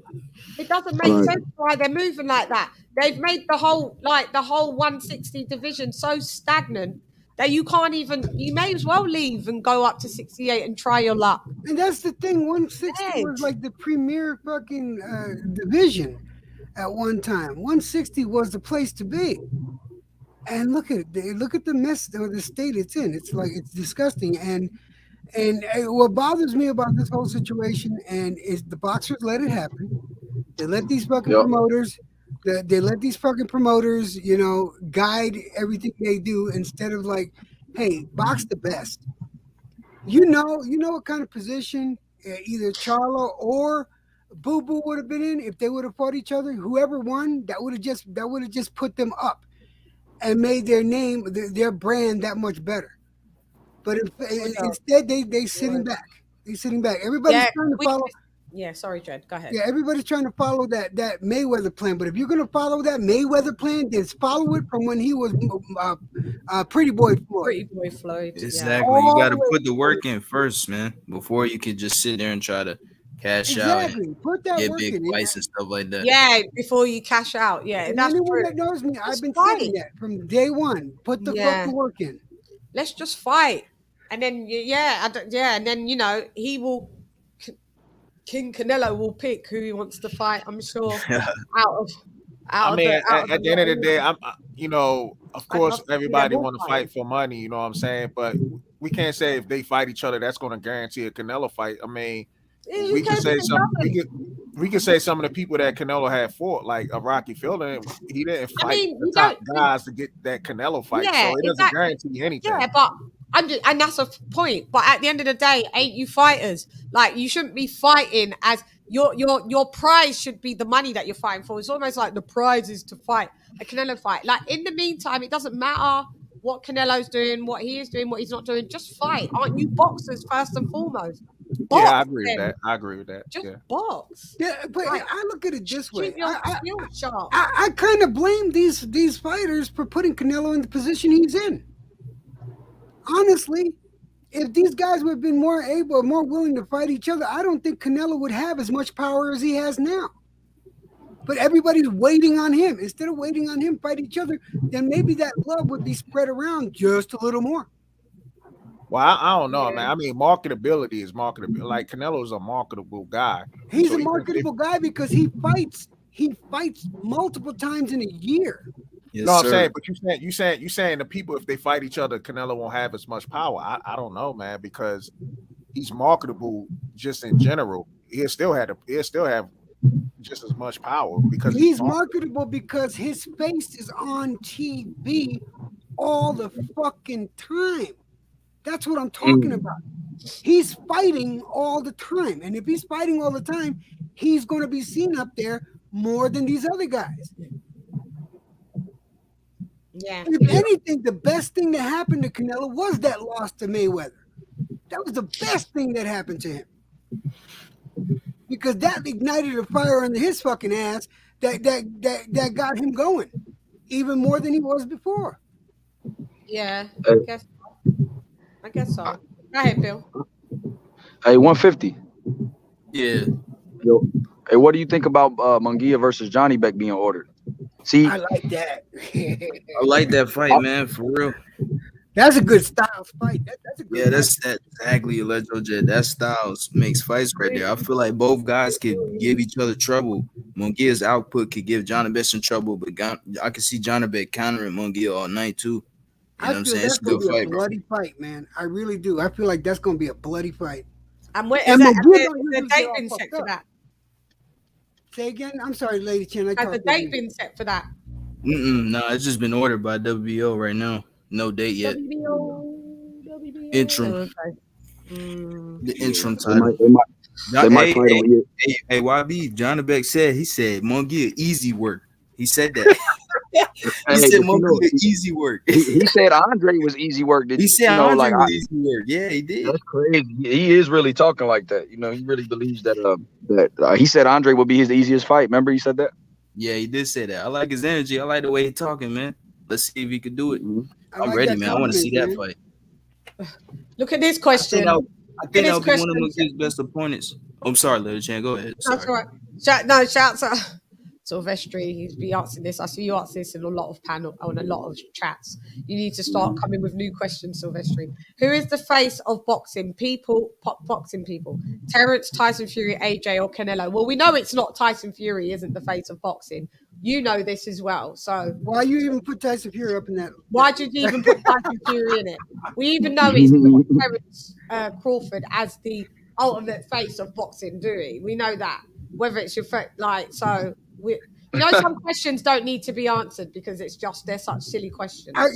Just in general, I would have to say AJ for AJ for this side, Canelo for that side. Canelo for this side, yeah. Two guy race, Canelo or AJ. That's it. Two guy race. What do you mean? What do you mean? Out of them two, it's only out of face of boxing is either Canelo or AJ. Simple as that. Yeah, but it's not as simple as that because there's two. That's why. Back in the day, there was 5. Back in the day before that, there was no. So at the minute, we've got 2 faces of boxing. So and why is that? Canelo and AJ. They make the most money. No. But back in the day, we used to have the faces of boxing. You'd have a Floyd Mayweather for the lower weight divisions, and you'd have Mike Tyson was the face of boxing. You know, Evander Holyfield at one point was a big face of boxing. You know, we had faces of boxing. So no, we didn't have to pick then, so we don't have to pick now. So we've got 2 faces of boxing now. Yeah, I know because none of them are your favorite fighter. Young Billy. If I said Tyson Fury is a face of boxing and Anthony Joshua, you wouldn't have said that. You would have went, yeah, for real. What I'm saying is, we've got 2 faces of boxing. One is AJ so far, and one is Canelo so far. That's it. We can't split it into one. I want to point out the similarities between the two of them. Both those boxers fought multiple times in a year. And weren't afraid to put their titles up on the line. But I did say AJ and Canelo are the faces of boxing. Yeah, I didn't say that. You didn't say that. But no. I said AJ and Canelo. It's as simple as that. It's them two. Ain't nobody else in the conversation. Yeah, no, I just can't. I couldn't split it in one. If the other guys on the panel could, guys, you could. If you want to split it in one, I couldn't split it in one. By numbers, Yeah, I think on this side, like you said, Canelo probably is, and then like you said, around globally, it's definitely AJ. I think AJ is definitely the bigger star globally. I wonder. Yeah, I know that AJ has more endorsements than Canelo, like global endorsements. But they just share different parts of the world, and I would love if Canelo. Could you imagine if Canelo was Canelo, but he was a heavyweight? And it was Canelo v. Anthony Joshua in the ring. The 2 cash cows. You imagine the marketing of that. And you know what? The fight would happen. God, that would be amazing. But the fight, at least the fight would happen. You know? Yes. That would be crazy. Shout out to AJ, man. And I actually hope he wins the rematch, man. Has anybody heard any updates? Is it going to be in June versus Usyk? Well, just according to Eddie Hearn, they said it's either going to be 21st. Did he say the 21st of? Going from the 21st of May upwards into June, I think. It's one of the dates, but because I think they wanted to wait for this Dillian White one to be settled and have a date. But yeah, Eddie Hearn said today or yesterday should be May, the last bit of May to the beginning of June. I like how people say that AJ don't want to fight Usyk. Come on, guys. They said the same thing. They said AJ don't want to fight. I remember that. They say that Dillian White didn't want to fight Tyson Fury. They say, you know, like everybody has their own. They make up stuff that makes them Good feel Lord, better. AJ wants to fight. Even, he wants his belts back. I Come don't on, get even, over it.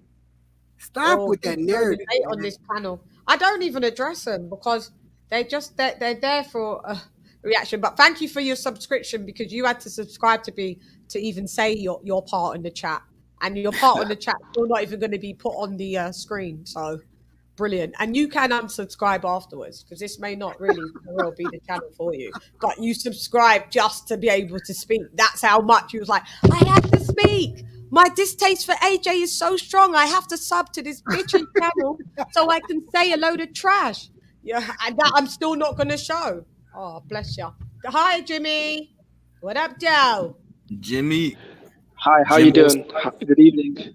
How's everyone doing? In the Bill Dizzin. What's up? Tell them about their selves, Jimmy, man, about you know that everybody's ducking. Dillian White's really wanted to duck Fury. AJ wanted to duck Usyk. AJ wanted to duck. But yeah, they're all doing the fights, but they all wanted to duck. It's funny. Hey, I've been going to war for Dillian White for a while now. You can ask YB and Young Billy. Like, you know, when I be on your panel, going back and forth with Joseph about Dillian White and Fury, how the WBC fucked Dillian White over. Hey, Lady Shan, I'm about to get off, Lady Shan. Mwah. All right, Billy, thanks for coming through like the woo. See you Later, soon. brother. Have a good one. See you soon. Thank you. Right. Yeah, so who I know, I thought it was Billy that went. Sorry, I was who went? 150? Who went? No, I'm still here. Bold. Is it Wembley Bold. Stadium? Sorry, Bold. Bold, shame. You guys have got pretty similar voices, you know. LadyChann, is it Wembley? Is it Wembley Stadium? And you and 150. Say that again. Sorry, Jimmy. I said Fury and White. It's going to be at Wembley Stadium, isn't it?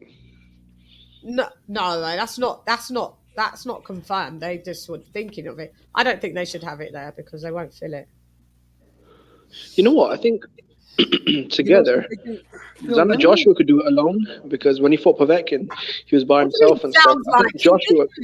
He did 90,000 with he already did 90,000 at Wembley. Yeah. I think together maybe, because Dillian White, he's the highest fighter in the world that's put the most bums in seats in the world in one boxing event. I feel like Dillian White is a big ticket seller in London. I feel like in the South, Dillian White is a big name. He sells. Yeah, is he not big in the north? Is he not big in the north of England? Yeah, he's quite big here, up in the north as well. He built out 20,000 though. Yeah. But I think he's more from like sort of London, innit? So I think he's huge up there. I think Tyson Fury, he's probably bigger in the north. But I feel like together maybe. You're not from London. You're from like Bristol or something. I can hear you. You're from Bristol. No, I'm actually from Essex. I'm from Essex. You're from just outside of London. Yeah. Just outside of London. That's a different accent there, mate. You sound like you're from a bit war. You sound like you're from, the West Country. Wow.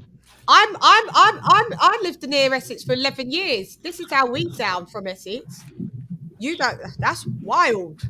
Yeah, you don't even sound like you're from London even at all. Or next to the Yeah, I've been traveling quite a lot. Yeah, I was born in Yorkshire originally. I was originally born in Yorkshire. Yeah, then I moved to Cardiff. And then you moved to Cardiff. And then Cardiff. When I was about Cardiff. Yeah. I'd say about 10 years ago, I went to Essex. So yeah.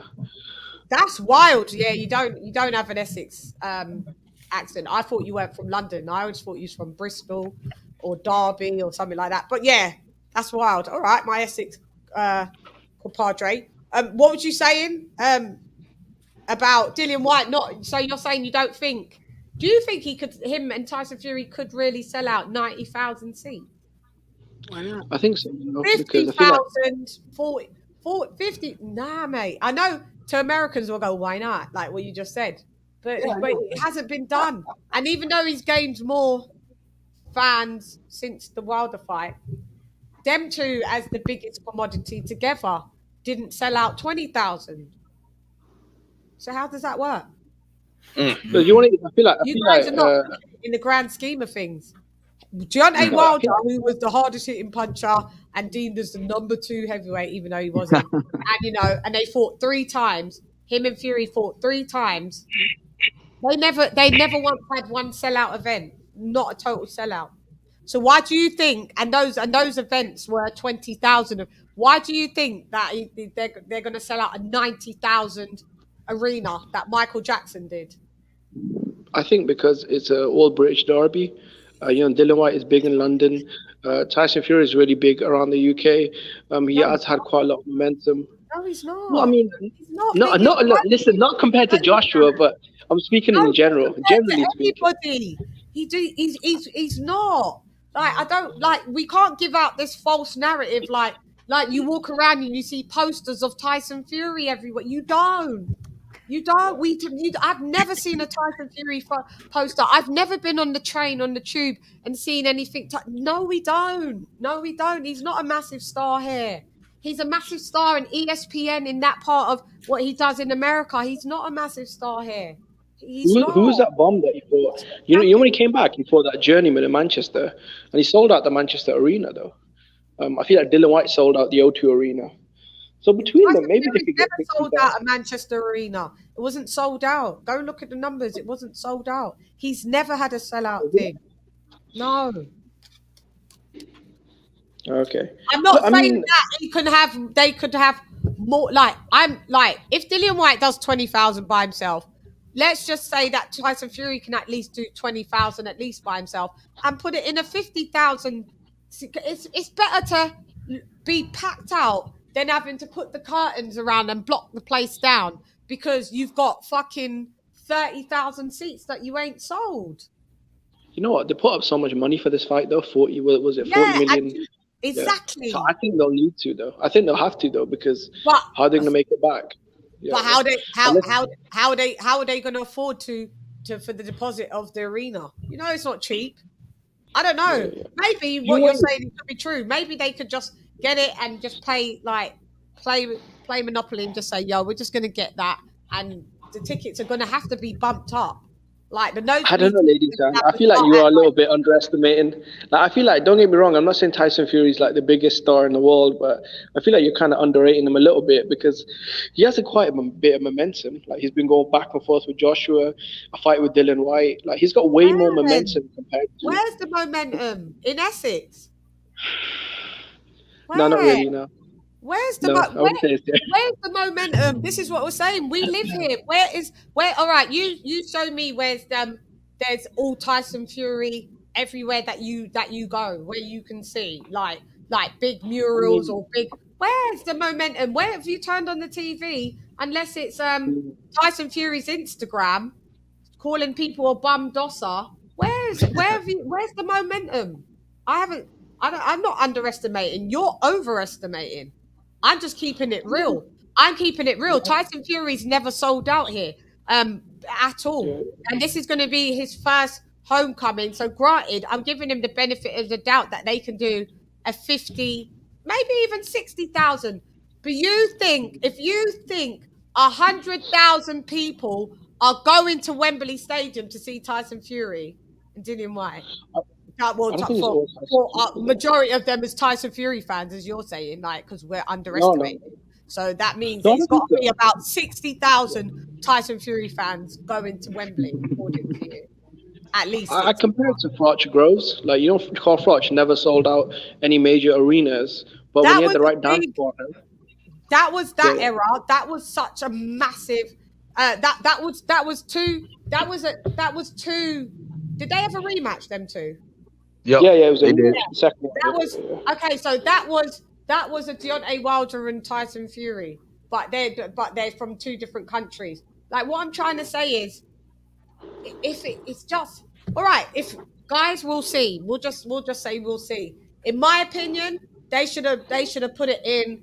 They could have put it in maybe, like I said, a 50, 60,000 seater. Doing a 90,000, 100,000 seater where Michael Jackson sold out.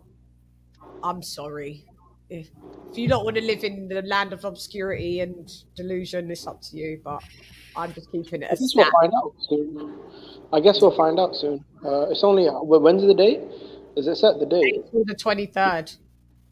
April the 23rd. I just think like going by logic. Tyson Fury, on top of it, doesn't want to apply for his British boxing license, by the way, that got revoked because he popped dirty. He still, to this day, doesn't want to reapply for it. Wonder why. And he is applying for his taxes as a foreign fighter. And you lot are all blowing so much smoke up his ass. Oh, yeah, he'll sell out. He doesn't give a fuck about you lot. He doesn't even identify himself as... but come on, that's for tax reasons, though. Like, come on, in London, yeah. No. We're from the South. He still lives in Morecambe. What do you mean? It's for Yeah, tax but reasons. Dillian White's also... No, it's not for tax reasons. Dillian White doesn't really live in the UK. Dillian White hasn't lived in the UK for 2 years. Tyson Fury lives in Morecambe and went to train for stints of a few weeks back and forth in Vegas. What are you talking about? Tyson Fury is a resident of the UK. Tyson Fury. He's a cheap bastard, though. Dillian White has a UK boxing license. Yeah, but come on, you're from the South, though. You know how hard taxes are here. Like, it's like nearly 50% of a £20 million purse. Like, come on, giving £10 million up to Boris Johnson. Like, come on, who wants to do that? But you live here. Just because he's applying for it doesn't mean he gets granted. You're missing the point. He's not even applying. Forget the tax issue is a separate thing of him applying as a foreign fighter. He doesn't want his British boxing license back. Okay. He hasn't applied for it. Why would you do that? Is he even allowed it, though? Is he even allowed to get it, though? But then with the UCAD thing, I'm not even sure if he can get it, though. I don't know. Yes, he can. It's finished. That was what? Okay. Two-year ban or something. 2-3 year ban. Yeah. He could have got that years ago. He already said, I don't really want to care about fighting in the UK anymore. He's never cared about the UK as much as you guys are acting like Tyson Fury's this patriotic. Yeah, but there's a reason for that, though. That's because he was jealous of Anthony Joshua. That's the reason why he was like a little bit like butthurt and saying, "Oh, the UK fans like they don't love me like they love Joshua and stuff." But just I mean, Damn, Tyson Fury acted like that, Jimbo. That's fucked up. A little bit, yeah. He was jealous. That's fucked up. He said he doesn't want to fight. Yeah, he felt bad. He said he doesn't want to fight here again. Damn.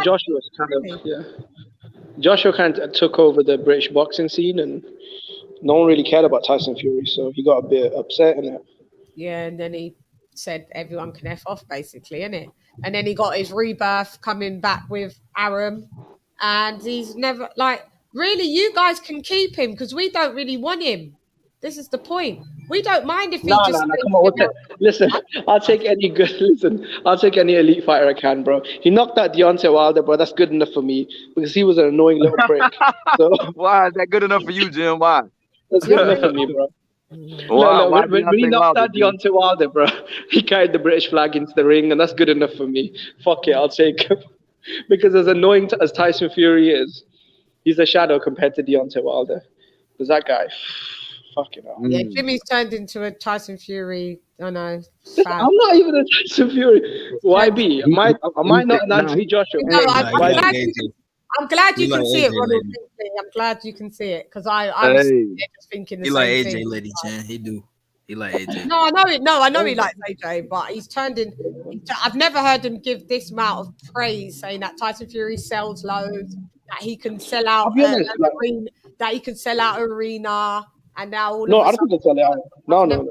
and that we need him as an elite heavyweight because even though he's disrespected the Brits, we still need him. But look, someone's got to take out Usyk. Like Dillian White, Tyson Fury, Joe Joyce, we don't care. Daniel Dubois. If someone denounces where they're from and don't even want a British boxing border control license, UK one, why are you trying to claim him when he's got a US license, hasn't he? Okay. Yeah, he does. Yeah, but when he flies the American flag into the ring, I will no longer claim him. No, I don't hate Fury with a passion. I just tell it. I just tell the truth. I already told you guys the truth earlier. You was like, you're so unbiased. Earlier, I was like, Tyson Fury is a way better boxer than Dillian White. Why is everyone capping like Dillian White is a better boxer than Fury when he's not.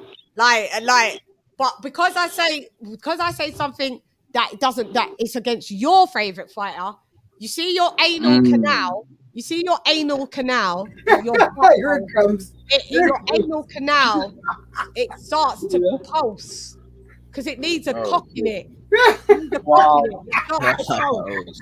I'm not like you, and I don't have to like who you like. You know what I mean? We don't have to like the same people. This is what the world's about. So you keep with your anal canal pulsating, waiting for a Tyson Fury cock to go in it. You're going to be waiting a long while. Anyway, are you saying certain people's anal what is it? The retentive is it retentive? Is oscillating somewhat. Yeah, that's crazy. Big EJ, that's crazy, man. You know. Yeah, he popped dirty. He shouldn't have popped dirty, and then he would have still had his bloody license. But at the end of the day, you can get your license back, and if you care about the UK, get your license back. Man. And you know, don't you think that's weird that you haven't got your license back? I think that's weird. I didn't know that. That's crazy. And I didn't know that he didn't even care to get it back. That's weird. Tyson Fury is the ultimate opportunist. So, like, he'll have God Save the Queen when he fights Dillian White, right? When he fought on Cinco de Mayo, he came out wearing a sombrero. He only fought on Mexican Independence Day, and before that, he came out to what was it? God Love America or something. Before that, he fought for the Irish title in Ireland. Like, Tyson Fury is just like, he'll do whatever. It's just whatever the weather. This is what I'm saying, and then you're gonna say, "Yeah, you bum dosser. I'm coming back home to fight in England." And you ain't even got a British. And you're applying as a foreign fighter. That's embarrassing. That you feel comfortable to be like, "Yeah, Tyson, Luke, Fury." Come on, who wants to give up consensus form? Foreign. Why would you want to give up 10 million to the government? I'm taking the foreign. I'm taking the foreign box. Hell no, I wouldn't. But see, I'm used to paying American taxes. I don't know how that is out in the UK. You get what I mean, Jim? So you're still going to have to pay American taxes. Yeah. Right. Yeah. Isn't it, Billy? Ain't it 40% anyway? Yeah, that's what I'm saying. It depends. He might have to pay 40. If he out of a 20 million pound purse, he might have to pay $8 million in taxes anyway. This is what No, he wouldn't though, because what he'll do is he'll write it off like it was an event in the UK, but since he did it as a foreigner, he might only have to pay something like 20% on taxes instead of paying 50%. Wow. Okay. What part of Cardiff did you live in, Jimmy? Because Paul's from Cardiff and he can. Listen, I'm a man from everywhere. I'm not here to talk about Jimmy's history. Jimmy's, he's been everywhere. I'm in the south right now, but. And which part of it's in the Jimmy hour. And they want to know which part of Yorkshire you're from as well. You sound like you're the gypsy. A little bit, Are you a gypsy? Are you a gypsy? No. No, I'm not traveling. No. They want to know which part of Yorkshire you're from as well, Jimmy. Well, if they want to know, who's asking? This is Akon now. So one asks, my friend Paul, he's from Cardiff. He wanted to know. Yeah, he wanted to know which part of Cardiff you're from, and then Akon's asked, and which part of Yorkshire, Shan? Okay. Well, Akon and Paul, I don't know who you are, so I will not be giving you my personal information, but just know this: I'm a resident of the United Kingdom, and I'm a citizen of the world. Yeah. Okay. Big facts. Big facts. That's it. Guys, sorry, that was the answer, because I just think Paul wanted to know because he's from there. And Jim, Jimmy, what part of Essex are you from? I mean, again, like, I'm not. I came here to talk boxing. It's weird. I would say, I know what you're saying, but like, if someone says, "Oh, where did you live in Yorkshire?" and I'd just be like, XYZ. I don't even live there anymore. The reason why I don't give out my information online is I'm actually a little bit famous, so I don't want to be. So when I troll online, I don't want to get back to me because I work in the media industry. Yeah. You work in the what industry? I work in the media industry. Doing what then? I work in radio. You work in radio. Is it Yeah, radio and theater. Which He radio? didn't want to tell you. I'll let you know. What he is, he's a fluffer in the porn industry, and that's what it is. Okay. He might be a plumber. Just kidding, Jimmy. I could probably find out who Jimmy is because I'm from the music industry and I know all the pluggers. I know everyone from Radio 1 to Capital Extra to Kiss. If it's none of those, if it's none of them stations, then it ain't really a station. Just I'll tell you what. I'll tell you in private where I'm from, but I will not be disclosing it online for the world. No, don't disclose it online because I don't tell the world like the exact spot that I'm living in right now. So yeah, not the exact. I can understand why Jimmy won't give that type of. I don't blame him. No, I just think because he said he left Cardiff. I just think because Paul, is from Cardiff, and he's like, what part of Cardiff are you from? Yeah. What part of Cardiff are you from? Like, like that type of vibe. Wales, yeah. Yeah, he's No, I was just talking shit. No, I was talking shit. I'm not from Cardiff at all. I was originally born in Yorkshire, though. That wasn't a lie. And I do live in the south, just outside of London. But the rest of it, the Cardiff shit, I just threw that out there to confuse people. Oh, really? Akon. Akon is crazy. With my jab at you, Jimmy. I thought you a little something from you, man. Why? What's Akon saying? He said. Yeah. He sounds like a. I know. Yeah. I You seen that saying? Yeah, he's Asian. Yeah. He sounds like. Listen, I might be Asian. Listen, I might be Asian. I know you are Asian. Yeah, I know you are Asian. I might be. I did tell you that though. So. No, you didn't. But I kind of detected, and I kind of, when you're from somewhere, like the different. Everyone is different. Yeah, I know.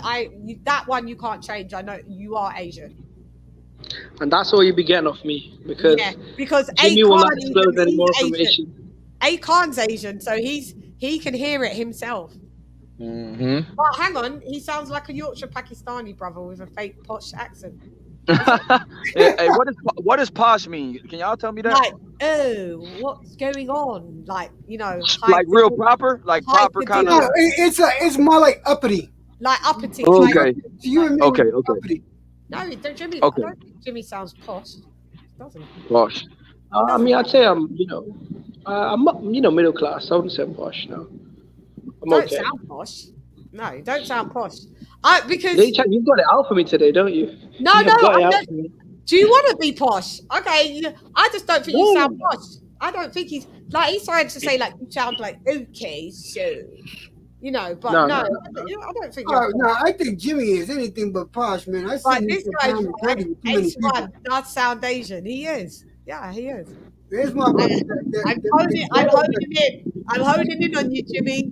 I know. I'm gonna tell you right now, the ghetto comes out of Jimmy, man, because I heard him get down to 30 with some people, man. It's like, No, but I know what I mean. But he's not posh though. Like you're trying to make it like he's like, oh, okay, jolly old chap. No, he's not that. He's not that. He's well spoken. You could put it as.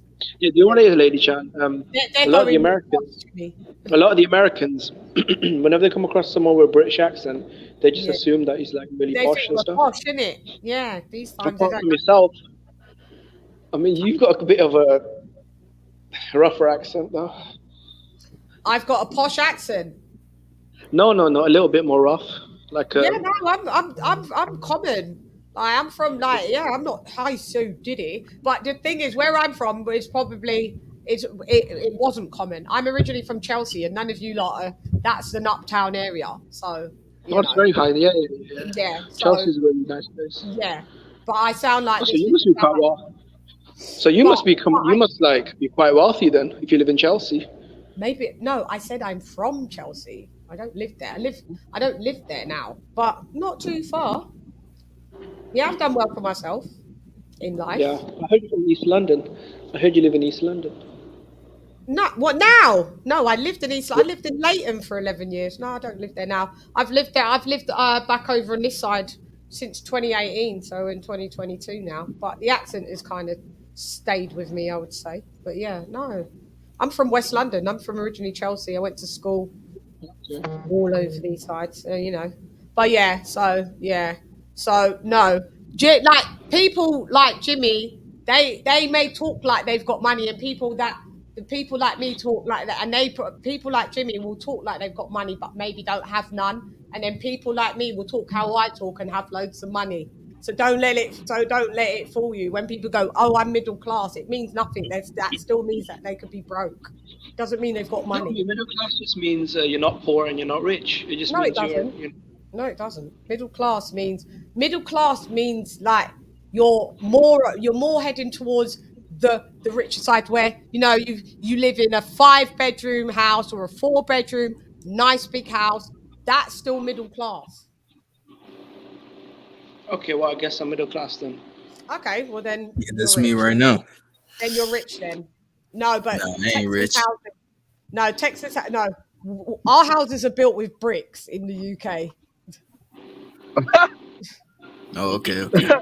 Yeah. No, I'd say to be rich, you'd need like £10 million in your bank. I consider that rich.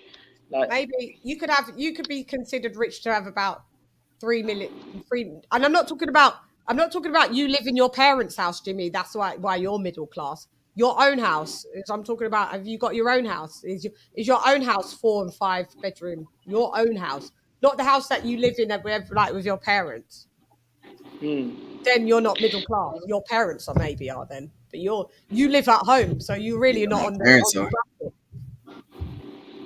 Anybody that lives at home can't talk like they can't speak like they meaning you can't say that you're middle. You could say your parents are middle class. You live in your parents' house.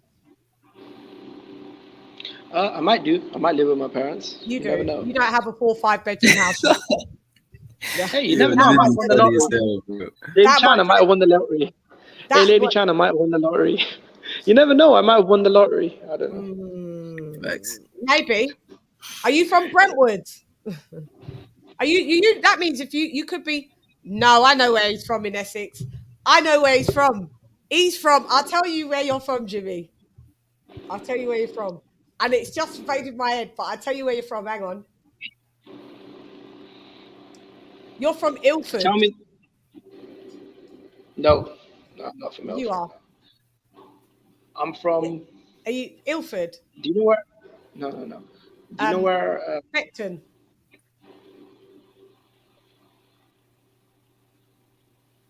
Beckton. I'm not going to answer that question. Like I said in private, I'll tell you. But Okay, all right. Tell me in private. Yeah. Tell me in private. I might have got it right. No, because I'm just intrigued now. Like, yeah. We're changing your name to Middle Class Jimmy. Yeah. I mean, it depends. I mean, is my house worth more than £1 million? I'd say probably. Oh well, if it's a 4 or 5 bedroom house, it should be. And it's made of. I mean, it depends on your definition of rich is. Like someone that's maybe got, I don't know, £400,000 in their bank. I don't consider that person rich. So I guess it depends on what you consider wealthy. I mean, in 2022, overheads are. Depends what that person's overhead. If they've got like maybe $500,000 in the bank, but they live in like a modest 2-bedroom place, and that their house that they bought was like, 200 grand, then I would say then with $5 million in the bank and a 200 grand house, that brings them close to a net worth of nearly £1 million. I'd say they're doing well. Yeah, but I'd say a net worth of nearly £1 million in 2022. I mean, is that really a lot of money though? I don't think so. What's your net worth then? My network is what are the boxing topics for today? What are we talking about? We're talking about Canelo and Joshua. Yeah, see, you can't say like this is that, but if you ain't got that, then you can't like look down on other people that. No, I'm not looking down on it, LadyChann. It's just with inflation they're these not days. Rich, but it depends though. If they're nearly and their age, if they're worth nearly £1 million net, I bet you people on this panel ain't worth $1 million. No. And Shan, I got a question. I just want to know, since we're talking about it. In the UK, per se, like let's say in London, what is a good, to live modest or to live, not wealthy, but decent monthly out there? How much money, how many pounds do you think would be for rent and be able to, live comfortably after that? For like what? for a decent spot. For how long house? For how big a house? Yeah, like 4 or 5 bedroom house. for 4 or 5 bedroom house, what renting it? Depend obviously the area. Yeah. 4 or 5 bedroom house, you'd have to be looking to be more outskirt. That would probably be maybe about 4 or 5 bedroom. Jimmy, that would be about maybe A about 4-bedroom 10,000. house.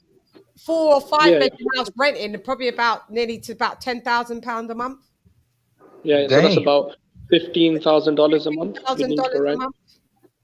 Damn. It all depends on the area. Yeah, we build our houses with bricks.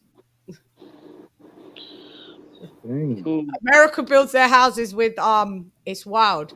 If you've got more money in America and you build your house, you can use bricks. But Americans have got like these flat roofs and or it's like they can blow over their houses. Plasterboard.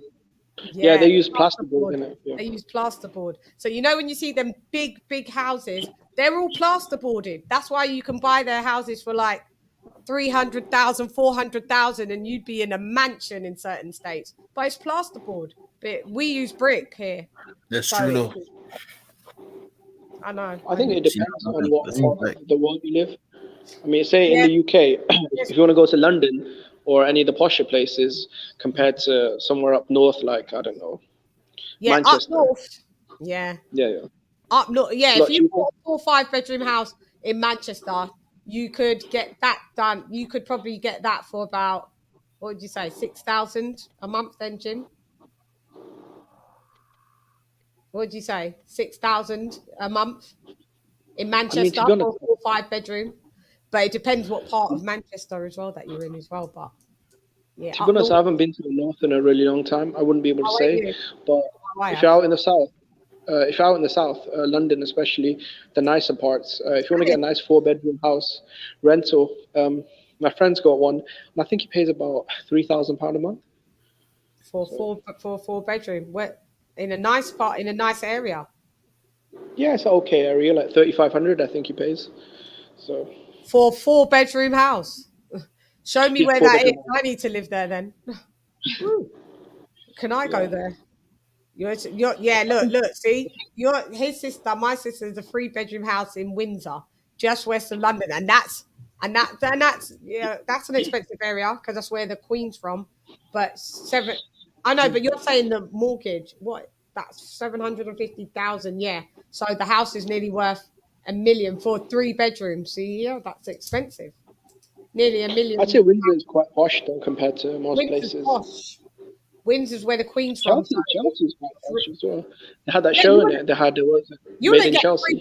You wouldn't get a 3-bedroom house you won't even get a parking space in Chelsea for 750 grand. No, you can't get nothing, man. They wouldn't spit in your face for 700 grand. That would be the studio flats. You know, the flats where we call it a bed sit, where your living room and bedroom is one. They start from £1 million in Chelsea. Shelter more. Listen, old man, I'm not afraid of anything. I was shouting in the building. Why? What did you do? Anyway, back to boxing. We went onto a real estate splurge, didn't we? Yeah, we say, is Jimmy afraid? I'm not afraid of anything. Why? What did you do, Jim? I'm not sure. What's he referring to? I don't know what the context of his comment is. Why? Where is it? I'm trying to look for it. What did you do? What did you lot? Did you lot have a bet? Did you have a bet, Jim, with Shelton, and didn't pay up? No, I don't think I had a bet with him. I might bet him with the Joshua Usyk fight, but yeah, I know. He said a little bit rough. You sound a little bit rough. I know. I agree that. He said I sound a little bit rough. No. See, that wasn't no. You don't understand. No, I never said you sound like. I know it's not. You're taking it out of context. Oh, what I said is, I did get that. I did hear that, and I just decided to say common meaning. You know. Hang on. I'm trying to find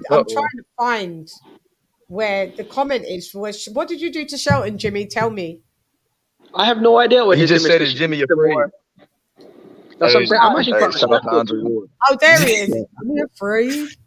Some neighborhoods are OG Shelton. Lamb Shout first. Yeah, out we my got guy Jake Kyle, man, my brother. Jed Kyle. Anyway, let's go. LadyChann, Bedroom House Time Centre. I know 1,000. I know so much. I like Cardiff.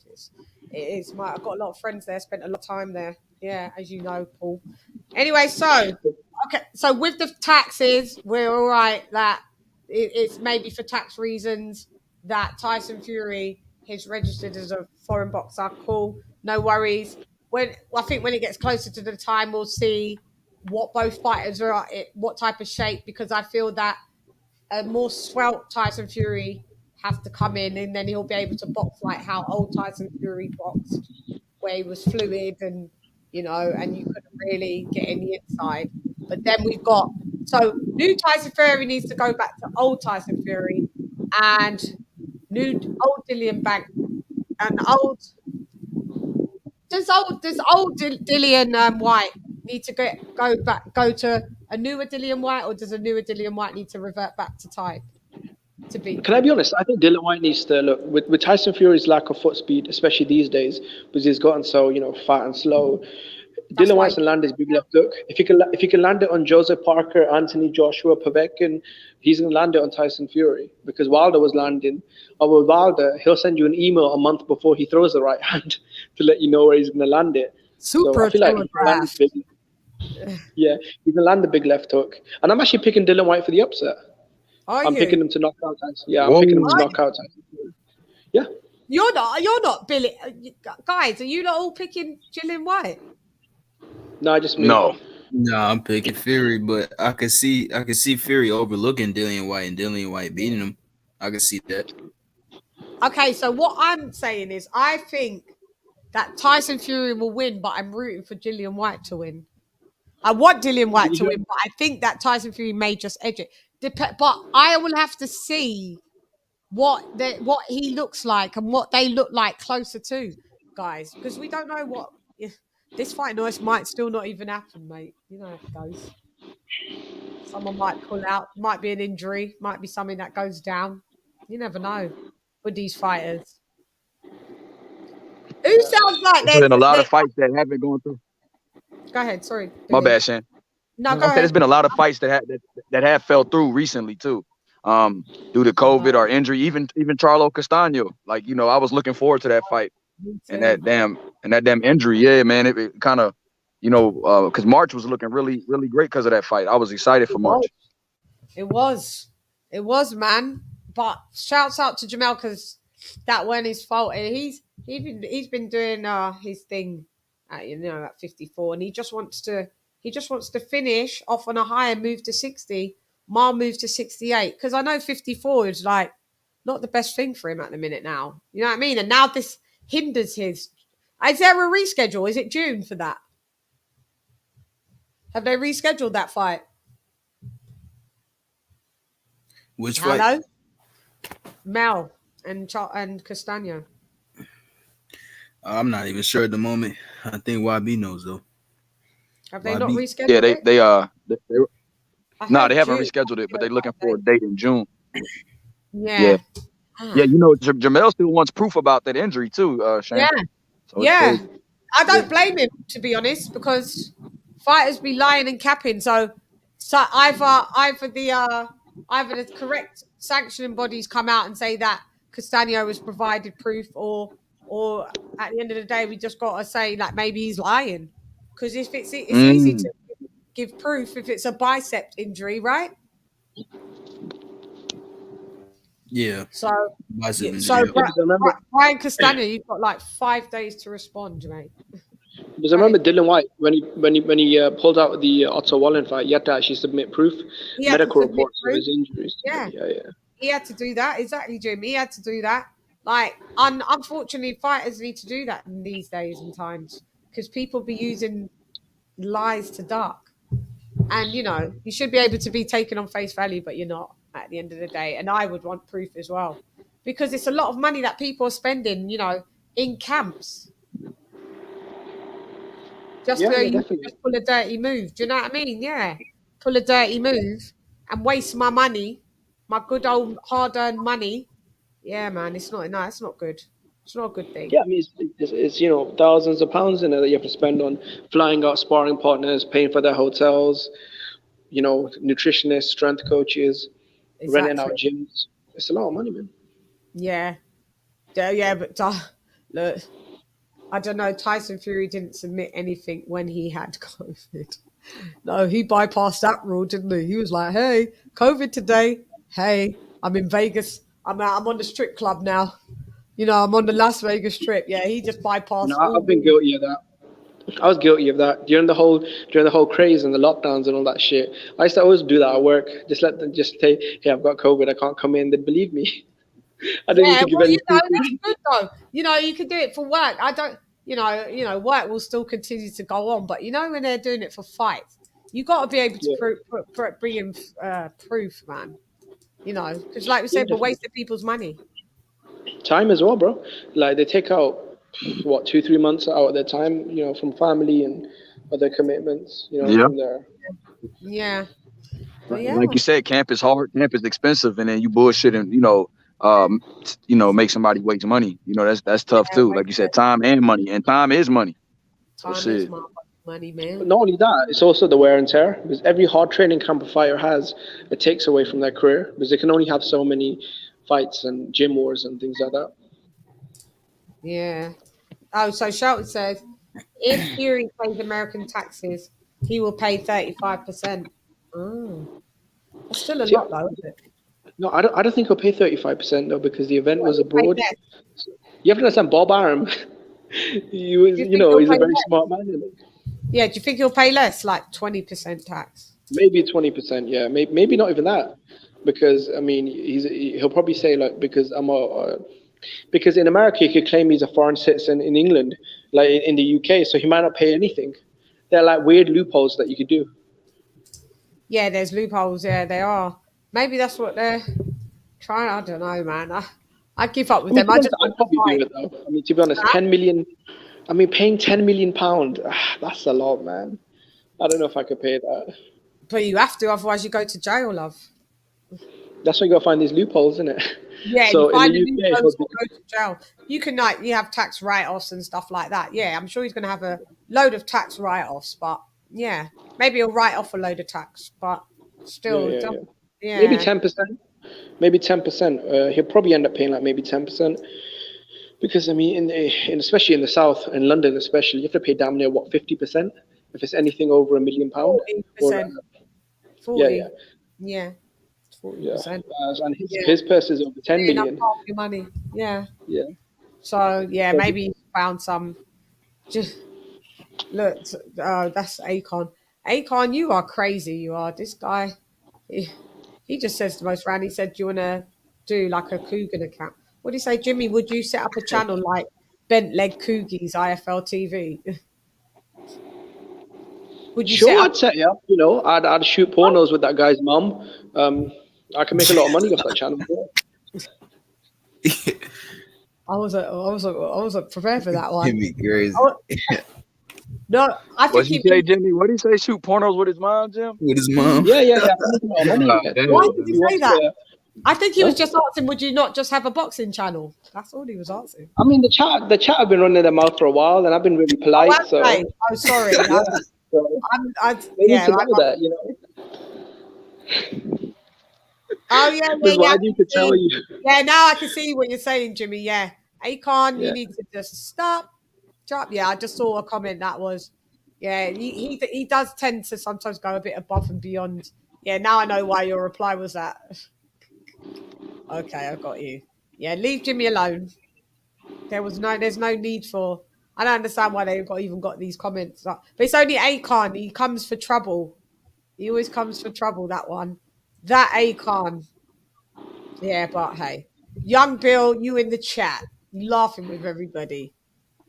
Yeah, that shit funny. That shit, it's some funny dudes in the chat. Yeah, chat is hilarious. So your chat is. I'm gonna definitely maybe. What's the fight schedule this Saturday, this weekend? Josh Taylor, Jack Catterall. Then you got I think that's I believe it's in the UK, huh, Josh? You don't like that fight, LadyChann? Yeah, in Scotland. You're not a fan of it? that much traction. Obviously, Josh Taylor, I think he's obviously going to win, but nah, it's not. It's not. I don't even. That sounds bad. Does it sound bad that Yeah, I'll? it's not intriguing. Yeah, I don't know if I'll. I may even not even watch it and just catch it the next day. I don't know. It's just whatever. Yeah, it's not Lady wrong Chan, with that. I've actually got We do that all I've the actually time. got a shocking prediction. I actually think Jack Catterall is going to shock Josh Taylor. Do you Yeah, think? Jimmy did say that. You did say that. Jimmy. Yeah, I've been saying that for a while. I think Josh Taylor is taking a lot of damage across Victor Postal, Riga's Progress, and Ramirez. And I feel like with his slick southpaw style with Catterall, he's young, he's fresh, he's probably got a better engine. I think he's going to pull off one of these massive upsets. No, and then what? And let's take order and be undisputed. You got so Jim, you got Catterall on the upset? Yeah, I got Jack Carroll. Yeah. No, if that happens, no, that would be the biggest upset within the last 50 years. No, Jack Catterall couldn't get those belts off of Josh Taylor. No, do you guys see that? No, I don't see it at all. Grant said it's not meaningless play. It's not meaningless. It's just mandatory. It had to happen. But no, I don't see Catterall beating Josh Taylor. No way. No way. Do I, I think Josh Taylor's too good. And plus he's I mean, very I've seen a lot motivated of at the shocking. point. I'll be honest, seeing Andy Ruiz beat Anthony Joshua. I mean, after that, I mean, I think anything is possible. You know, that's facts right there, man. For me, it's T.O. Cambosis. That I as well. didn't expect that at all. Anything's That possible, was insane. I'm still going with the. I doubt it though. I still think about that shit, man. Like Cambosis really beat that motherfucker. That shit's crazy, man. Yeah, or even Sander Martin beating Mikey too. That was an upset. Yeah, that too. I didn't expect that either. Kiko Martinez. There's been many Galahad, knocked out Galahad. Yeah. Yeah, there's been. Gredax, quickly, I'm shutting in 10 minutos. Gredax is in the building. Oh, it's you, Gredax, you. Yeah, man. Oh, I thought I was coating you off. It wasn't you. Sorry. I thought. It's all right. Oh, it's Gredax. Where have you been? Oh, working and stuff. Don't always catch it so late. I know. Back to normal shit life. I know. It's just fucking work. But I know. Don't worry. But yeah, hi guys. I just wanted to ask Big Jimmy, the rich guy, why he thinks Catterall is going to do anything to Taylor. Why I think Jack Catterall? You know what, mate? To be honest, I just think stylistically, he's British Jose level. Ramirez. He's got a British belt, man. What's he going to do? Hey, Josh Taylor had a British belt as well before, he went on his massive crusade. I can't believe Jimmy said that. Okay, which one of Catterall's past opponents are good? That's like giving him. I don't even know. I don't know. Was it Hoya? Was it Amador? Was it Makina? None of these guys, man, are any good. But that's not how boxing works, though, because you could say the same about, Cambosos. I mean, everyone he fought was pretty much a glorified punch bag. I mean, he went in was there pretty upset good. Teofimo Lopez. The same when Teofimo upset Lomachenko. The same when Andy Ruiz upset Joshua. Like, hang on, man. Would this be the biggest upset you'd ever see? Teofimo beat a champion, Comey. Teofimo beat Nagasaki, a highly rated lightweight. He didn't just come I'm up. talking about Cambosos. No. I'm talking about when Cambosos beat Teofimo. Okay, Cambosos has beaten Lee Selby, who was pretty good. Oh, come on, bro. A blown up featherweight that was well past there. Like. And he struggled with Mickey Bay. And Mickey Bay is Devin Haney's trainer right now. That shit is crazy. Yeah, I didn't expect it to be. I think honestly the Lee Selby fight, I think that shit helped Jed Kyle opened my eyes about it. Shout out Jed. When he fought Lee Selby, I think that helped him a little bit because Lee Selby fights out of a shoulder roll position. Okay, would you say Jose Ramirez is a better technical boxer than Jack Catterall? Would you say that? Yeah, mate, definitely. This Jack you think Jose Ramirez fighting no one? Jose Ramirez is way more proven, Jimmy. No, I'm saying technically as well as the southpaw angles, the boxing skill. This guy ain't no Lomachenko, man. What? Yeah, and Josh Taylor is no Mike Tyson, so. Josh Taylor is a killer, mate. Before Ben Davis. No, I'll be honest. If he actually beats Jack Catterall, hands up, bro. Like this he's a goods man. He's a goods. What, you think Jack Catterall is his biggest test? No, I wouldn't say it's his biggest test though, but I think he has certain intangibles that the other guys that you thought didn't have. You're A going to lot of make a people thought lot he of lost money to on Rigas this guy, progress. then, I guess. What are the odds for him? I think it's maybe a 3-1. It's not that massive of an underdog. What, really? So Well, he's only everyone's got 3-1. gassed on this Carroll guy. No, I think I got Josh Taylor winning by stoppage, man. Probably between 7 and 9. Yeah, I think He's he's gonna got stop Ben this guy. Davison as his trainer now, so he's just going to dance around and not get any stoppages. Who's that? Taylor. Yeah. Yeah. I don't know, man. I haven't seen Carroll. Like, I don't see this wizard that you seem to see. To be honest, I I would might love. be a little I'd love to biased, see though. the upset, but I just don't see why you think I this might be a guy's little a biased beast. though because I might be biased a little bit because I know him personally. So Oh yeah, fair enough. He's one of your big dog friends. Fair play. That makes more sense. but no, I think I think he's been training really hard for this. He's been studying Josh for a very long Yeah, time. good luck to him. Good luck to him. If he upsets it, good for him. Like, but I just don't see it personally. I've not seen it in his past fights to be like, wow, what a beast. He's gonna kill Josh Taylor. Yeah, I mean Josh Taylor is a beast in it, to be honest. Undefeated, unified champion, top 5 pound for pound. He's a monster.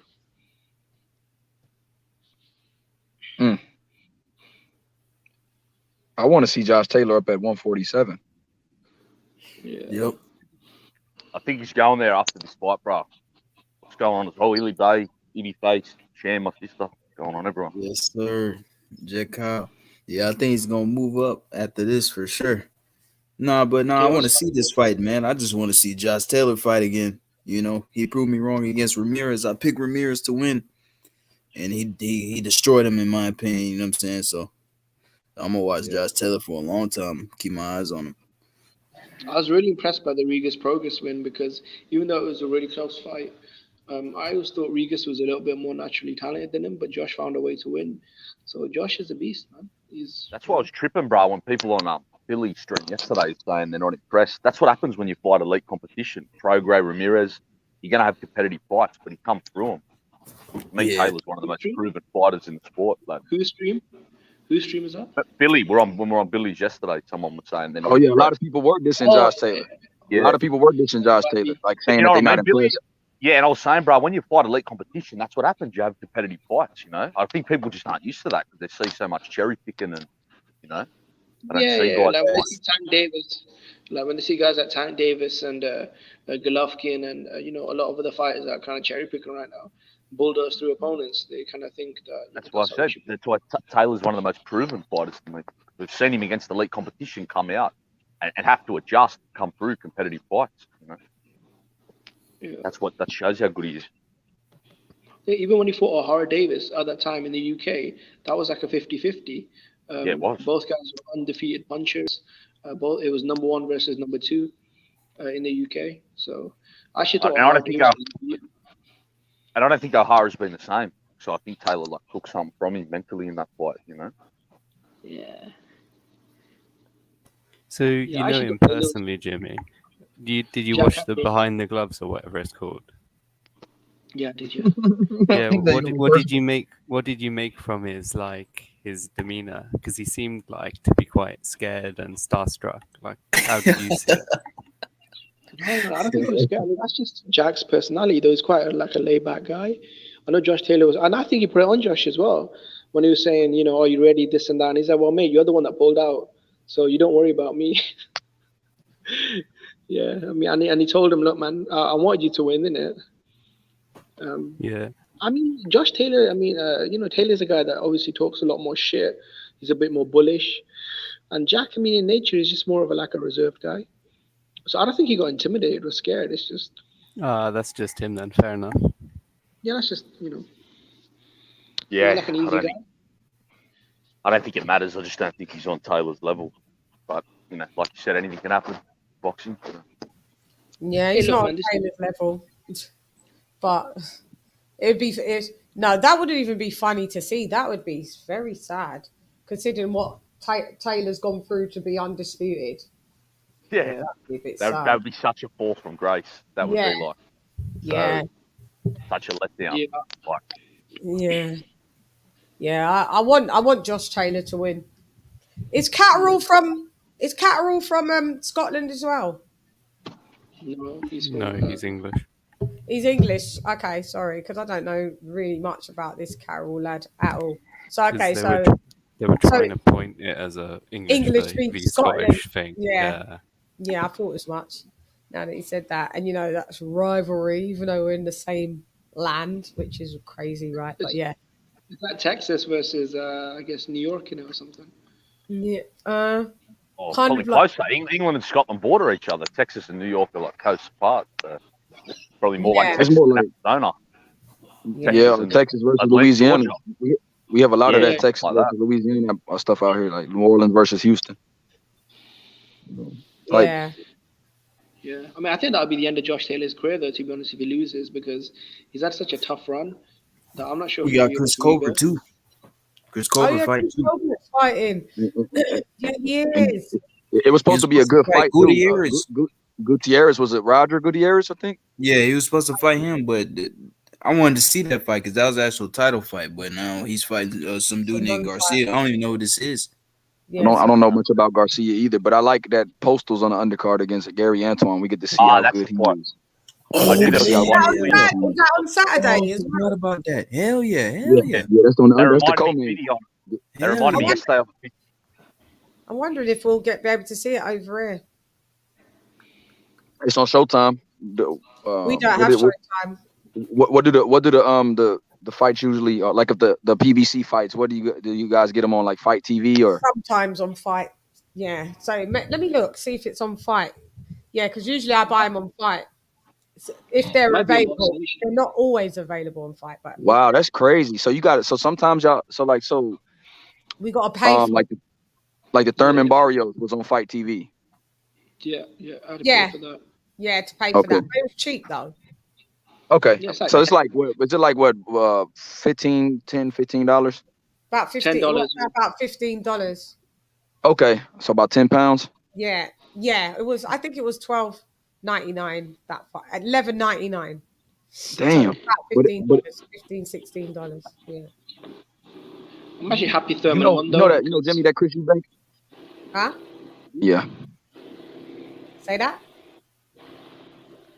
What you saying, YB? Say it again, Jim. No, I was saying that Eubank fight here in America was like $30, man, versus Williams. Fight TV. It was, wasn't it? On Boxer, like on Boxer, I think it was on Boxer. It was like $30. That shit was. Yeah. YB, bro. I think it was. Eubank's looking for. It's called Fight TV. FITE Fight. That's what it's called. Yeah. Oh, yeah, I've heard of that before. Yeah, I've heard that. Yeah. I think that was. Did you buy? I think the Clarissa Shields. Well, I thought card and that was. I thought it was worth the $30, but maybe not to you guys. Maybe not. It was a good fight. It was actually good. I watched it. I got it for Clarissa Shields. I like Clarissa Shields. Yeah. Man, you got to get this box I got. I'll get every fight straight on my box. You know. Do you? No matter where it is. Eubank Jr. actually broke the viewing figures for a Sky Sports regular Sky Sports boxing event. He broke the metric meter for Joshua and Amir Khan. Yeah, Eubank Jr. He broke the record. No, but that was free viewing. Amir Khan and Brook, they did 600,000 PPVs for two past it fights. No. I'm saying Joshua and Khan. You know when Joshua fought Gary Cornish and Amir Khan fought Phil Greco. Sorry, I thought you were talking about. Yeah. No, I mean. And Eubank must be still very popular then. That is tell you, bro. Is he? Everyone, I don't know. Sold out arena, big TV, big numbers on Sky TV. Yeah, man. Yeah, that's why I think Kell Brook gonna cash out just one more time. Why, Eubank? Yeah, in my opinion, I don't think it's a good idea. I think he'll get destroyed, but fuck it, man. To go up to 160 and fight Eubank, you think that's real? He I went mean, he's up already to done it. 160. Yeah, I think like he's already did it for Golovkin. man. He's done it for He's gonna get Golovkin, but destroyed man, if he does it. damn, I don't want to. Look, the problem with Kell Brook At is that weight, I think he can beat Eubanks, but I I don't think he might be able to. at a catch weight. But I don't think he beats Conor Ben. Eubanks ain't that great a boxer. No, that's true. no Chad. underwood. I'm just saying. I think Eubanks just too big. He's younger. Too big You know what for I'm him. saying? I think Kell Kell Brook's Brooks too is damaged. Brook's too damaged. If it was the Brook that fought Golovkin, I reckon Brook would beat Eubank at 160. Yeah, but he's had yeah. damage now done to them eyes. I think that Brook would beat Eubank. Yeah, I agree. I'm telling you, bro, Eubank's gonna wipe out. Listen, Chris Eubank Jr. is gonna wipe out the middleweight division. Golovkin, Charlo, I'll take them all out, man. I'm a big believer in Eubank Jr. What are you Nah, on about? Golovkin will send him to his grave. Nah, come on. I won't. Bring it on. Bring it on. Bro, he lost Come his to Brighton. pen. Where's the pen? Listen, Where's we the got pen? football. No, he didn't lose his pen. First of all, that was Eddie Hearn playing his fucking games. Yeah, Eubank did not lose his pen. Eubank's so scared that Kell Brook had to go up 2 weight divisions to fight him. Don't give me no. And Chris tell him, Eubank. Gredax. Nah, bro. Trust me. It's true. They be lying on Eubank. I don't rate Eubank, man. Did you see what he did to James DeGale? Beat the fucking shit out of him. Who's that, mate? Golovkin would have killed him. Yeah, as well. DeGale What are was you on old as about? shit. Come on, They man. all shot to pieces, bro. He was shot as a motherfucker. The Gale barely got past Caleb Truax to fight before. He had to bring in Paulie Malignaggi to bring his game plan to beat Truax. Look, I'm telling you, you guys are going to be believing in Eubank Jr. I'm telling you, man. Like, if I start up a channel, that's all I'm going to do. Do you really like Chris Eubanks Jr. like that? Yeah, I think he's He's my favorite fighter. He's his You friend. lying. He's his favorite fighter, yeah. He Are said you that. being fucking real? Yeah, I'm being honest. He's my favorite Yeah, fighter. he's serious. He's serious. Yeah, he said this many times. He told me Eubank beats Andrade. You fucking nutter. Listen, Yeah, under Roy Jimmy. Jones. Jimmy, you're fucking crazy. Yeah, Jimmy be on crack. For real. You know what, though? That might be true, Eubank yeah. Eubank would be one of Yeah. Andrade's best wins, though. I ain't gonna lie. Eubank would be one of Andrade's best opponents. No, not Andrade, though. He's moving up. I'm talking about Golovkin. No, Triple G's 40 years old. He looked like garbage against Derevchenko. Eubank is faster, stronger than Derevchenko. Under Roy Jones, he's got a better jab, better footwork. And I think he'll go in there and I think he'll beat Golovkin. Yeah, isn't it a bit embarrassing that your favourite fighter ducked Triple G and then calls him out when he's like almost 41? Isn't that a bit embarrassing? No, it's not embarrassing. I should tell you why. Because I know the truth, bro. And I know Eddie Hearn fucked that fight up. Chris Yeah, Eubank Eddie Sr. fucked it bro, up so no. hard that Kell Brook got it. No, no, bro. No. We can't let I don't that like one you. slide. I don't like Eubank with Roy Jones as well. He fights like a 40-year-old Roy Jones. You know when Roy Jones like shot, didn't have the same legs? That's what he fights like. Except he's got a better chin than Roy Jones at 40. He looks like an old Roy Jones in there. I can't believe Chris. I've He never look like heard an old Roy anyone. Jones. Yeah, He that's what he look fights like like. Jed. He look like Roy Jones versus Joe Calzaghe. Exactly. He's got a better chin. That's it. Roy Jones that fought Glenn Johnson. Yeah. That's No, wild. even older. The 40-year-old Roy Jones. The one that fought Oh, Teddy Green. shit. That's what he looks like. No, that's wild. I've never heard anyone say Chris Eubank Jr. is their favourite fighter up until now. Honestly, he's such an underachiever, man. He's talented as shit. He is talented. Like, I'll give him that. He is talented. Like Shan says, he is an underachiever, though. He hasn't reached his potential. Yeah, he's never been refined, though. He's never had a proper trainer, I don't think. He tried. Yeah, doesn't he? Wasn't he training himself at one time? Yeah, Like he went to the Mayweather gym and then he trained himself, and then he. Damn, he was trained himself. How Damn. can you train yourself? I know that's crazy. Yeah, that's Because crazy. he don't need a trainer. I think he said he doesn't need Listen, one. that doesn't matter now. The only thing that Shit, I'll matters give is him Roy some Jones respect. is I'll in give his him some corner. respect for that, though. I'll give him some respect for that. Sprinkle some of that Yeah, you got- magic. No, he And was training himself. he's gonna beat Golovkin, man. Trust me. The Brighton Football Stadium is on hold. We got Sky Sports pay-per-view on hold. Golovkin needs to come to the UK and take this whooping. Golovkin, like a 42-year-old mate, and you're like, yeah, we're gonna beat Listen, him up. look, you making excuses, bro. You making Is he not excuses. like You drop old or off. what? Oh, I thought you fell off. Someone fell off. When Golovkin in his prime, Eubank nowhere to be seen, mate. Eubank but come on, hiding. what was Why Golovkin? did Come he on. fall off? Who fell No, off? no, but come on, bro. Ahmed. Eubank was a British level prospect, though. Like, come on, like, okay, look, mate. Eubank Senior, if he did steer his son away, come on, he just fought Nate Blackwell for the British belt, bro. You're gonna put a British level domestic fighter in there with a unified knockout artist who's top 5 pound for Hang on, pound. I thought you said that he didn't duck him, and now suddenly it doesn't make No, I'm sense. saying even if he did, bro. Like, no. You're saying that he was old, though. I'm saying if the fight didn't happen at that point, let's be honest, yeah. Eubank was a young kid, right? He didn't have an amateur career. He had less than 20 fights, just for Nick Blackwell. The same Nick Blackwell that knocked out John Ryder, right? But no one gives Eubank credit for beating him. But it's all good. Dude, Eubank wasn't doing anything with Prime Golovkin. Nothing. He getting Well, spark we'll find out. out. We'll find out. I'm telling you, bro. We have the Brighton Football Stadium on hold. We have Sky Box Office on hold. We're not right. We don't. Chris Colbert on Fight TV, $8.99. $8.99. Yep. I'm telling you, he's gonna beat Golovkin. Only $8.99. And I'm gonna make a lot of money. $8.99 for this one. That's the cheapest one that I've. The better fight's Gary Russell and $9.99. So this is Colbert versus Garcia. Yeah, $8.99. So what's and the you got undercard? Russell and you got Postel and Russell sister on there as well. On the undercard on this. Yeah. That's probably the best fight of the weekend. You can't complain for £8.99, innit? Nah, you can't. You just buy it, innit? Even if it's just cool. Yeah, well. CHANN, how come Box Nation doesn't pick up these fights though? You know, Box Nation. It's still an active channel. They gone into liquidation. Damn. Bro, it's not 2015.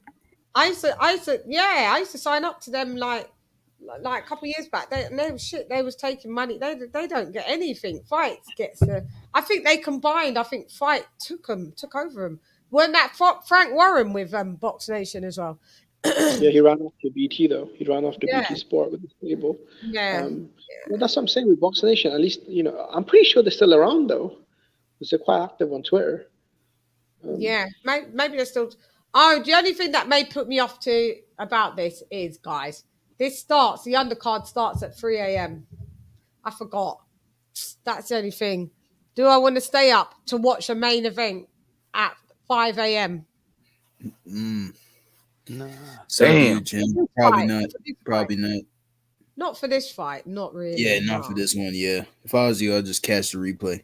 Just catch the replay. That's what I do. Yeah. That's Sorry, what Chris. I did for Brook. I didn't watch it the day it came out. I caught the replay. Why was it too early for you? Nah, it's not. It wasn't. I was at work, and plus, not only that, like the fight wasn't that intriguing. You know what I'm saying? Like I watched Usyk versus AJ at work. That's a fight I couldn't miss. You know what I'm saying? But Amir Khan, Kell Brook is 2-shot fighters. Nah, I don't care. That was what I wasn't interested in either. No, it was a good fight. It was a good fight. Do you know what? It was a UK domestic dust up. We was more interested. For us, it was it was too overdue. If that was 2015, it would have been amazing. But but Joshua AJ fight. It is overdue, but I didn't. But it gained traction, and I mean to do over 500,000 PPVs and sell out in 10 minutes. That's saying something. Yeah, the worst I ever had when that piece of shit Tony Bellew beat David Haye. Because David Haye was actually the fighter that got me into boxing and seeing like my childhood hero. Because I saw David Haye like growing up, like in high school and stuff. Yeah. And seeing my childhood hero get knocked out by that fucking sack of shit Tony Bellew. I would never give Bellew credit for that win. Tony Bellew, he's lost a lot of weight. He beat him twice, Jimmy. What was he training for, Tony Bellew? Because he's gone into some. Didn't he want to come back fight against Logan Paul? He's like calling out the YouTubers now, isn't he? God, don't do it to yourselves. Have some integrity. I hope Jake Paul knocks him out though. Nah. How did you feel when your David Big Toe got absolutely brutalized by Klitschko? How did you feel then? Who's that? David Haye? Bro, that shit was sad, bro. I had to go into like school the next day, high school, and I got into a lot of fights, bro. Yeah, I was running, bro. I'll be honest. I actually thought David Haye was invincible, bro. To me, he was like Superman. Now, when he was telling me that he's gonna his movement alone is gonna overwhelm Klitschko, I believe that shit. Now, I was sick as a dog that. You think he would have beaten Fury? Tyson back then, yeah, I think in 2015, the Tyson Fury that was getting ragdolled by Steve Cunningham, a guy that can't even punch a cruiserweight. I think Fury would have still won. He probably would have got dropped, but I think he would have been able to put his size and lean on Haye. I agree. Yeah, I agree. Haye was already having injuries back then as well. He was already starting to be injury prone. Mm-hmm. Hey, LadyChann, I will say this though about the Khan Brook fight. The fans, I respect the UK fans, man. They support. They had that shit full, man. Everyone was supporting and yelling and shit. Look lit, man. I wish I was there. Best That shit fans, was bro. fun. Boxing, best fans in the Yeah. world. No one can take Yeah, that man. away. Shout out to fans for real. Yeah.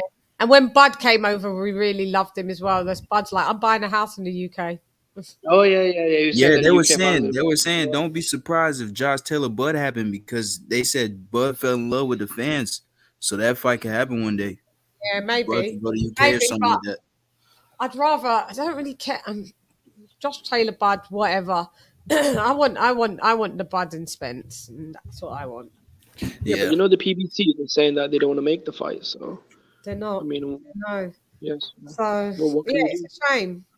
It's a shame, really. You know what he needs to do? He needs to move up because he said that if he can't get the Spence Ugas winner, what he's going to do is he's going to trigger the mandatory. So if he drops his belt at 47, moves up in weight, he can trigger the WBO mandatory for the belt at 154. So that he can fight the winner of Castano Charlo for undisputed. So he might not fight for welterweight undisputed. We could do it at super welterweight. And I think that's a great idea. Yeah. Why That's not a doesn't he bad just idea. drop his belt and get a mandatory for Spencer's belts? I Then think Spence will then fight. he has to fight at 20%. That's the problem. I think if he just accepted 20%, he'd get the fight. But What, you know, who is it accepted? fair? No. Who? Oh, come on, man. What, you mean the purse split? Oh, come on, bro. Didn't he give Sean Porter 50-50, a guy that he called, in his words, a fucking undercard fighter? Come on. Yeah, that's why I'm saying Oh, we man. should just take the lower split and just do him in. Become Yeah, I him. agree, man. I feel like Yeah, Bud but come should on, take Errol the Spence lower. is not Oscar De La Hoya. Errol Spence is not Saul Alvarez. He's Nah, a guy you that barely fucking does. When's he ever had a big fight outside of Texas? Like, you're it's right, all good Jimmy, selling but $20 tickets in Texas. That's great. Jimmy, Sell your $20 tickets, Texas. But come on, he's never had a big rock you're star right, bro. Vegas fight. None of these guys are Oscar De La Hoya. You're right. The Oscar De La Hoya was a cash cow for real, you know. But I feel like Bud should just do it, man. I feel like he could beat Spence. He might as well just do it, man. Bud Just could be take the risk. undisputed Just by take now. the risk, man. You know what I'm Bud saying? could You be got to take risk great. in boxing. Because in the end of the day, if he beats Spence, it's gonna pay him. It's gonna pay off in the end. The Yeah, money will exactly. come. The money He will I don't could think come. fight he'll come. undisputed, and then he could be No, getting 90-10.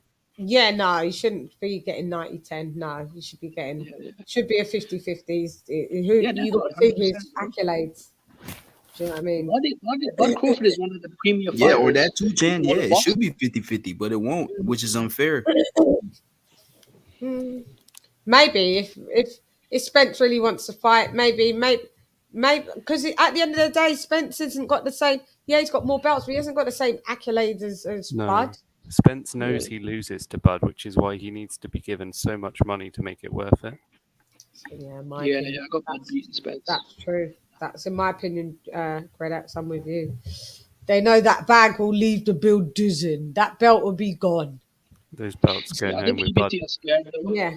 Because when Canelo went over there, beat up Caleb Plant, took that belt. Fury went over there, beat Wilder, took that belt. That's why Charlo doesn't fight Demetrius Andrade, because they don't want Andre going over there, beating up Charlo, taking the belt, because then they won't have anything in it. If Spence loses, they don't have any ticket sellers. Yeah. Yeah. Well, I'd love to see the fight. Maybe, Bud's saying he's going to go up to 54, so I hopefully. think Bud can win that belt at 54 as well. I favour him over both Castano and Charlo. Me too. Yeah, that's a bigger legacy fight. I mean, Bud beating the winner of Castano Charlo, for me, that's more impressive than him beating a welterweight champion. Beating a junior middleweight for all the belts.